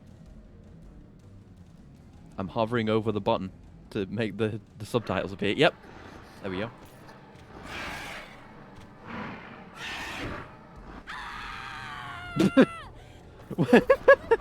Alright. Okay, Farnese. In all media, Farnese is a fucking weirdo. Why'd she did like a battle cry. What was that? Jesus, why are you like this, Farnese?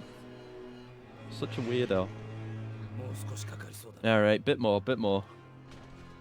God, her face looks kind of weird in this as well. Like, the faces are okay in most of the cutscenes, but Farnese just looks a bit uncanny. I don't know what it is. She's weird.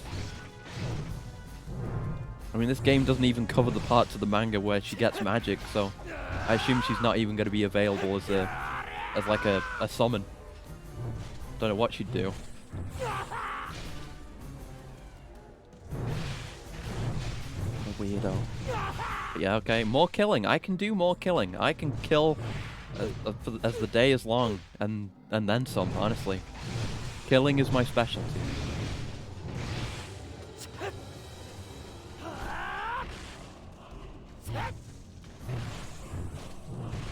They're giving me a nice amount of enemies now, though. None of that piddly shit when I was trying to figure out the way to go. Or going between the villages I needed to rescue. Nah, just a horde of them. Infinity Trolls.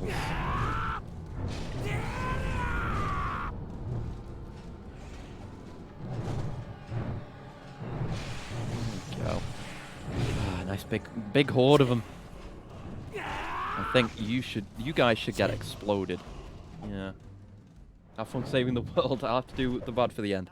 I won't be too much longer. I don't know. It'll either be another boss fight and then a save, or they will give me a save after this and then I'll call it, because we've gone on for a while now. So you won't have to catch up too much. So don't worry too much. But yes, I hope you have a good evening or night or morning or whatever time it is there. Have a good one. It's probably a better way of saying it. And thank you for hanging around as usual. It's always good to have you. Don't think I don't notice that those messages before the stream even starts, because I do. I'm there setting up and I see them. I notice.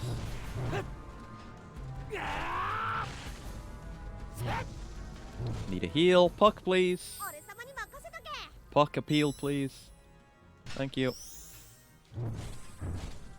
Right, how many more of these? Look at that guy. You see his tongue hanging out. That's a really cool death animation. When you just cut like the top half of the skull off. Please die, you very strong thing. Oh, there we go. He's halved now. He's half the man he used to be. Loading screen. More tutorials I can't read. Are we gonna get the cool magic? I want to see it. Yeah, here we go.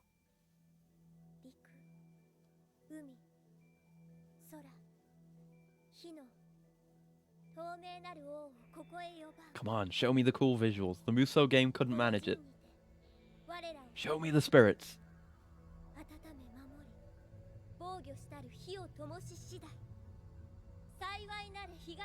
Let's go. Oh. Oh. Yeah, that's not bad. Yep. That's what I wanted to see. They did it. Good FMV. These guys are all neat. And we see them a few times, because this spell gets cast like a fair few times from here on. Not in this game, but in the story in general. This guy. This guy always seemed cool, this one. Because she says it's sovereign over all living things on Earth. It's this massive, just monolith of a thing with a giant halo. That was always my favorite one of the Cardinal Spirits. Good old North.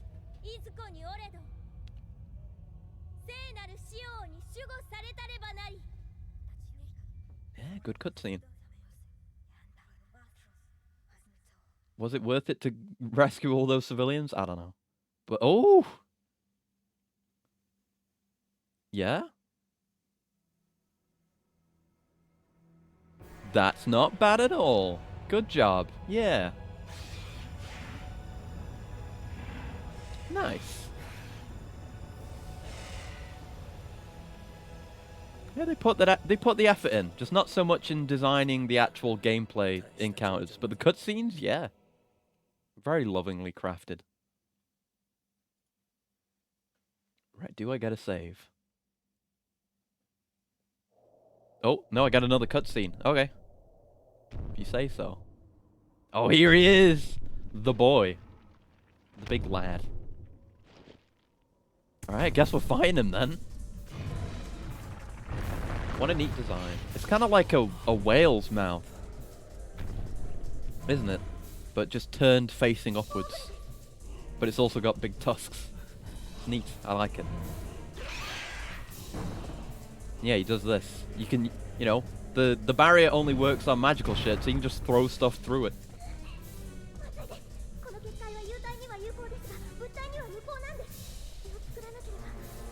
Oh, and another call from Bloating. Thank you very much. 1 second. It's perfect time for it, actually, because cutscene.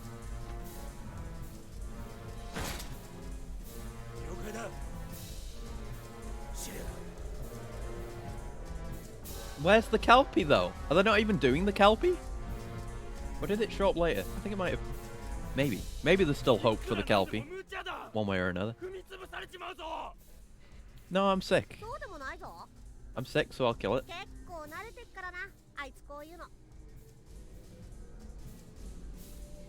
Alright, let's see how this goes. Because this guy's fucking annoying in Musou. The regular boss fight was fine, but if he gets you stuck in a corner, he wouldn't fucking let you go. Maybe this one's better designed. Oh, my HUD's fucked up again. Oh, my HUD is fucked up. Fuck! Oh, shit. We've got to make do with this. Because we don't have a save for a while. We do have a time stop, though. I think we can make do. I just need to be careful. I wish I had Shirka for the defense boost. Oh, fuck. Okay. We at least stop the other enemies from doing stuff to us. Isidro, please. Is he not ready? There he is. I think that we might be out of range. He was late. He was out of range. Isidro. We've got the sub-weapons as well. I accidentally used my DT. I don't want to use that yet. Got the cannon. We should use that. That's not much. We got the bomb. Oh god, we knocked his guts out. His guts. Up in them guts. Oh my god. Up in them guts. We put him back in. What the fuck? I don't remember him doing that. Good god. I think I might be able to fix the HUD. Maybe. Let me try something. We'll switch into this. Then I think if we just do a save and a load right here, it might work. Let me try. Save. Load. No, that didn't do it. Okay. It was worth a try. Alright. Right, we just got to deal with this guy with no HUD. Ah! Or mostly no HUD. Serpico, if you would. Thank you. Okay, we just got to make do. We just got to make do. Oh, his guts. Up in them guts. Big damage, big damage. Oh, is it Kelpie time? Maybe the HUD won't be fucked up. It probably will. No, his bow. Yeah, there it is. Okay, I was worried they weren't going to have him. My boy. The weird water horse. Good old Kelpie.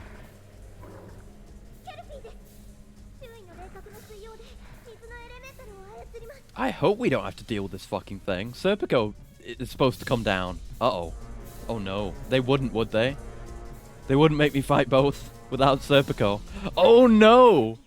Are we fighting it alone, or is the... I guess the ogre's neutralized for now, but... I guess I can handle it. I've got a water shield. You fucker. Oh, don't do that. I don't like that.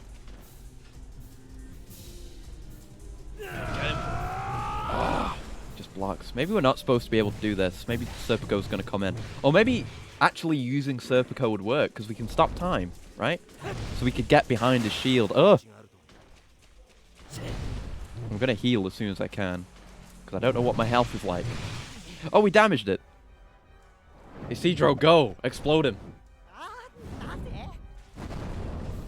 Yeah, that's pretty good. That's solid damage. Shan't complain about that. Show yourself. Let me do a brand attack. Yeah! Dumb horse. How are you not dead? Oh, heal. And a Serpico. We've got that.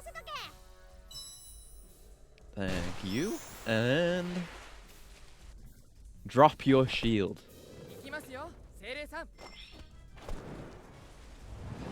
Right, now you're gonna get it. Now you're gonna get it. Hey, that was solid. Okay, that works. I'm glad. I was honestly worried, like, the shield bullshit might still happen. But no. Maybe the cannon would be good as well. This is not what I wanted. No, don't DT. Un-DT. Oh, shit. Mash square. Oh, it's been a while since we had one of these. I'm mashing it. There we go. I don't know if I succeeded there, but cannon. Yeah, that's some damage. And bomb. Ah, that whiffed. Serpico's almost ready. I'm glad he's got a quick cooldown. Guess we'll just wail on the boys until he drops his shield.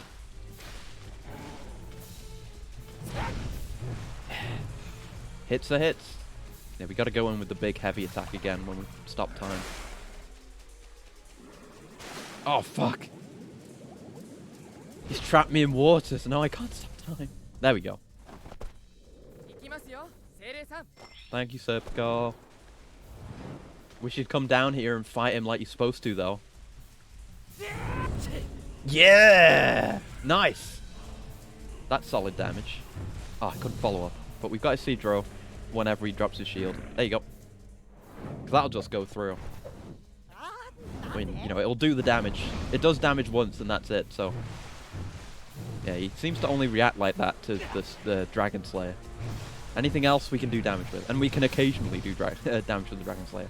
Whenever he lets the guard down. Ooh! I kind of timed it there. Hold on. New tech. New tech. You kind of tell when he's going to do it. When he's going to drop his shield, that is. Hold on. We've got to think more strategically here.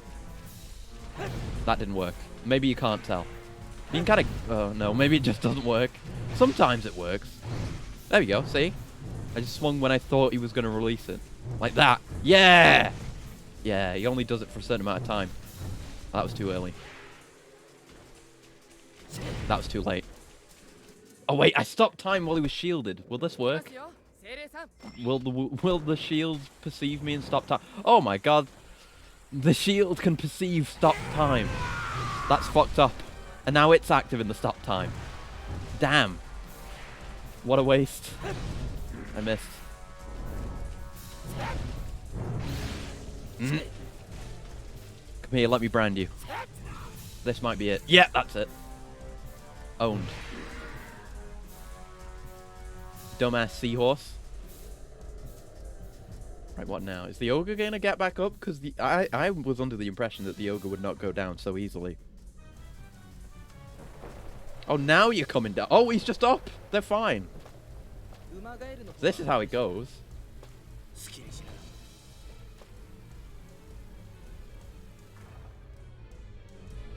Okay, now we do ogre again, I guess.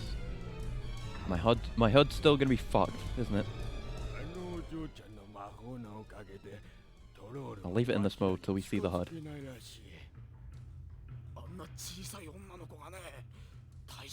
Yeah.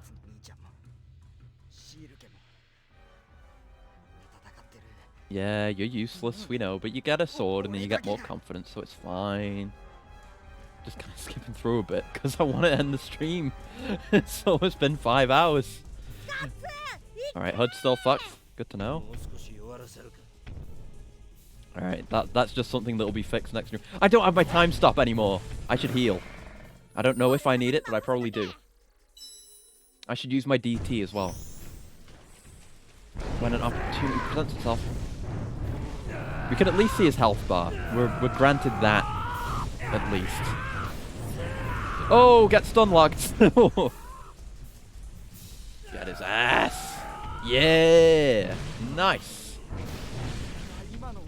And then we get up in them guts. We get up in them guts. Oh my God. It's simply inhumane. It's not done. And now you got exploded by a Sidro. You say you're being useless, but you're doing good explosions. You're doing... it's not much damage, actually. But yeah, I don't know. Damage is damage, and it's clearing out the other enemies as well. And then we get up in them guts.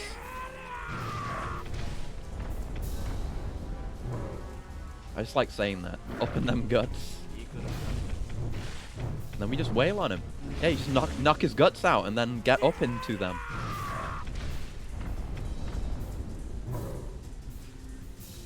Knock him on his ass. Goes down ridiculously easy, actually.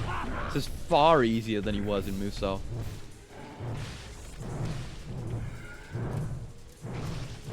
Come on, let's see those guts. Hey! There it is. But what if it was disemboweled? Yeah!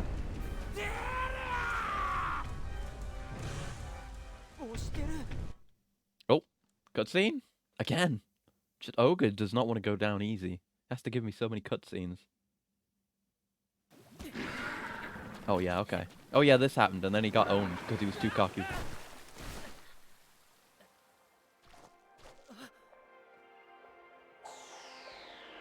Oh, this. Oh. Oh, yeah, this is when she's going insane with the spirit that's here. And she loses it for a bit, but causes a really cool flood.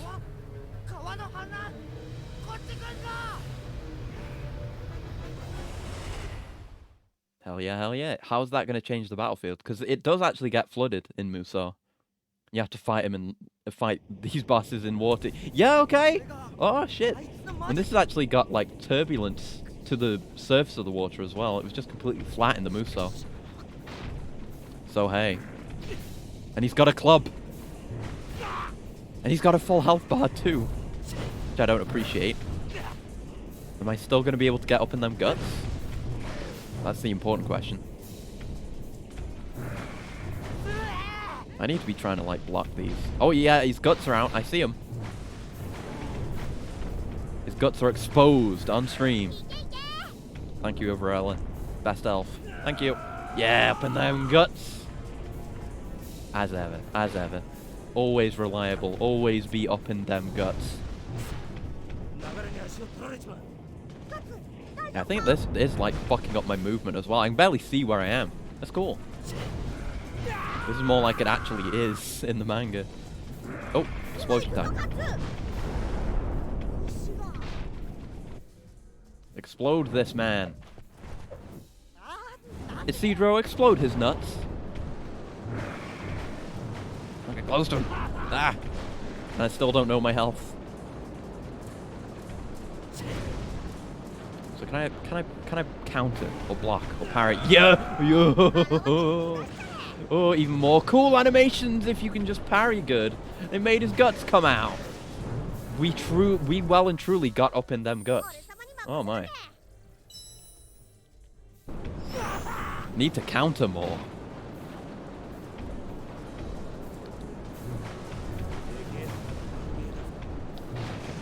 Trying to bait out counters, but no, we're in them guts again. Yeah, counters seem to be specifically for shitting on bosses. That's what happened with Zod as well. Instantly, his guts are out again. Jesus, man, you gotta get like a stronger stomach or something, man. There's something up with you. Also, I've got this. I forgot about the cannon. That's not much damage. Bomb. That's nothing. Okay. Just gotta remember to use my tools. Gotta have my tools. It looks very nice. It is really impressive. I was gonna say impressive for the PS2, but no, the PS2 was a really good console with really good looking games on it. It's just weird to see a Berserk game that looks this good, you know, aside from the Musou. Because, you know, this didn't get a Western release or anything. This was 2004. But, you know, the PS2 was fucking strong and had good games on it. So, this game is very visually impressive in general. And this is with an unofficial English translation patch as well, which is why we have English subtitles and stuff. So you'll want to get that if you do want to play it at all. Isidro, stop self-doubting. Explode him.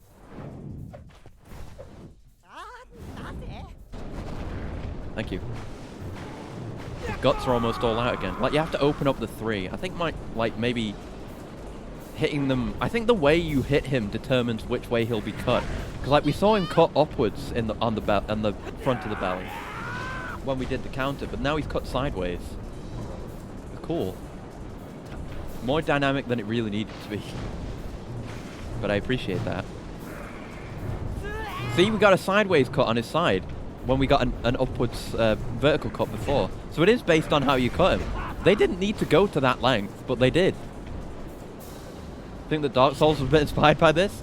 I mean, by this game in particular, not necessarily. By Berserk, yes.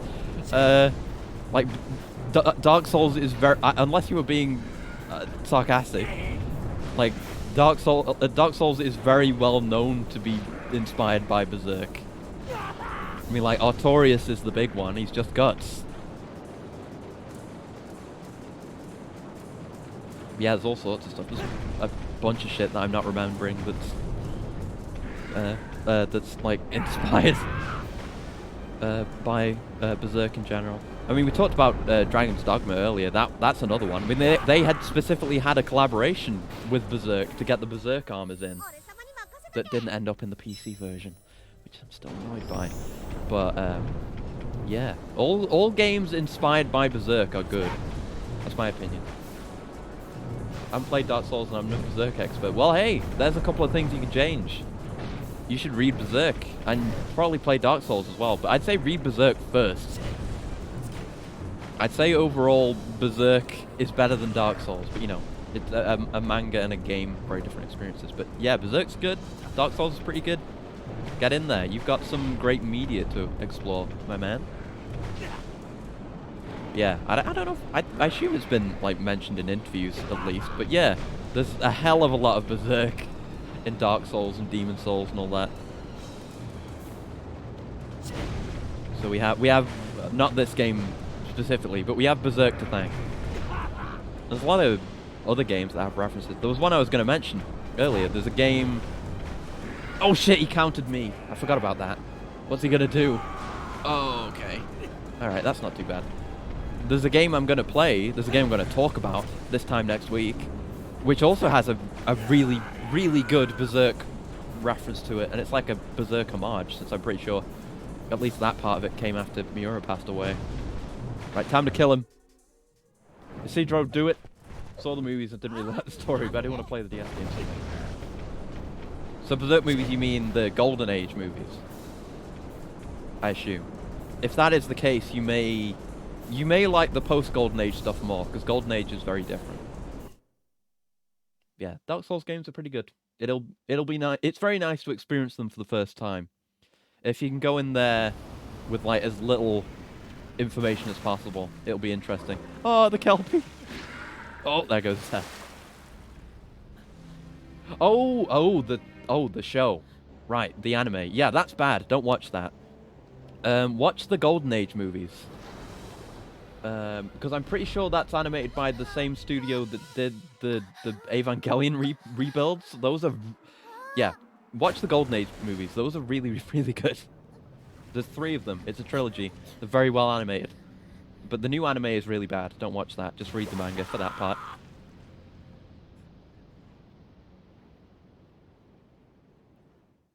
Yeah. It's a shame that Berserk has to have a bad anime. It deserves so much better. Right, yes. Then to Clyfarth. I guess that's what we'll do next time. Isn't Isidro not able to come because he was injured, or did they just not do that so that I could have the time stop?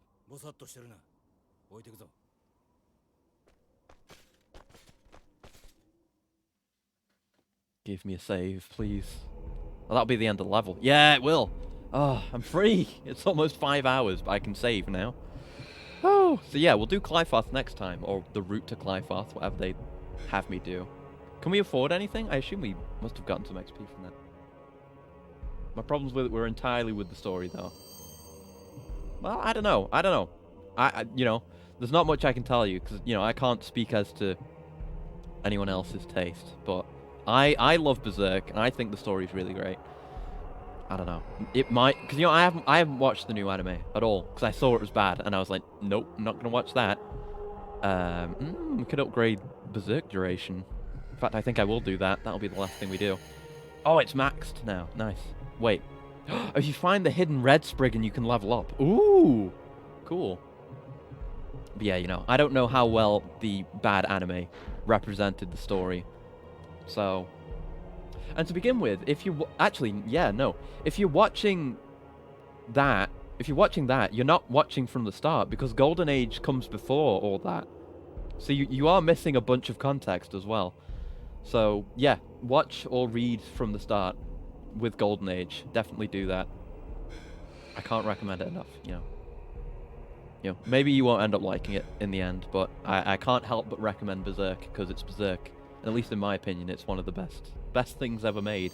Best pieces of fiction. Well, at least one of my favorite pieces of fiction ever. But right, that's where we're going to call it, finally, at almost 5 hours, because this game kept delaying me. Yes, we're gonna... oh, I know who we're gonna raid. We're gonna go raid Duck Pestis because he's speedrunning Neopets. Whatever the hell that means. Neopets Pet Adventures, the Wand of Wishing. I'm sure that will be interesting, because because Pestis is always interesting. Let me set up the raid now. But yeah, thank you for joining me. It went on a bit longer than I planned, but I had a good time talking about various things. So thank you for coming by. I will see you again, hopefully, on Saturday for more Aria of Sorrow, and then I hopefully will also see you on Wednesday, next Thursday, for the anniversary stream, and the trailer for that is on my Twitter if you haven't seen it, because I'm doing stuff. I'm doing announcements next week. If you catch one stream of mine, catch that one, because it's going to be the most important, and I've been working on stuff for it for months. But anyway, I will see you whenever I see you. I hope you have a lovely afternoon, evening, morning, noon. I still haven't written this down. I hope you have a good day. That's a better thing to say, isn't it? Anyway, yeah, I'll see you. Goodbye. Goodbye. Goodbye.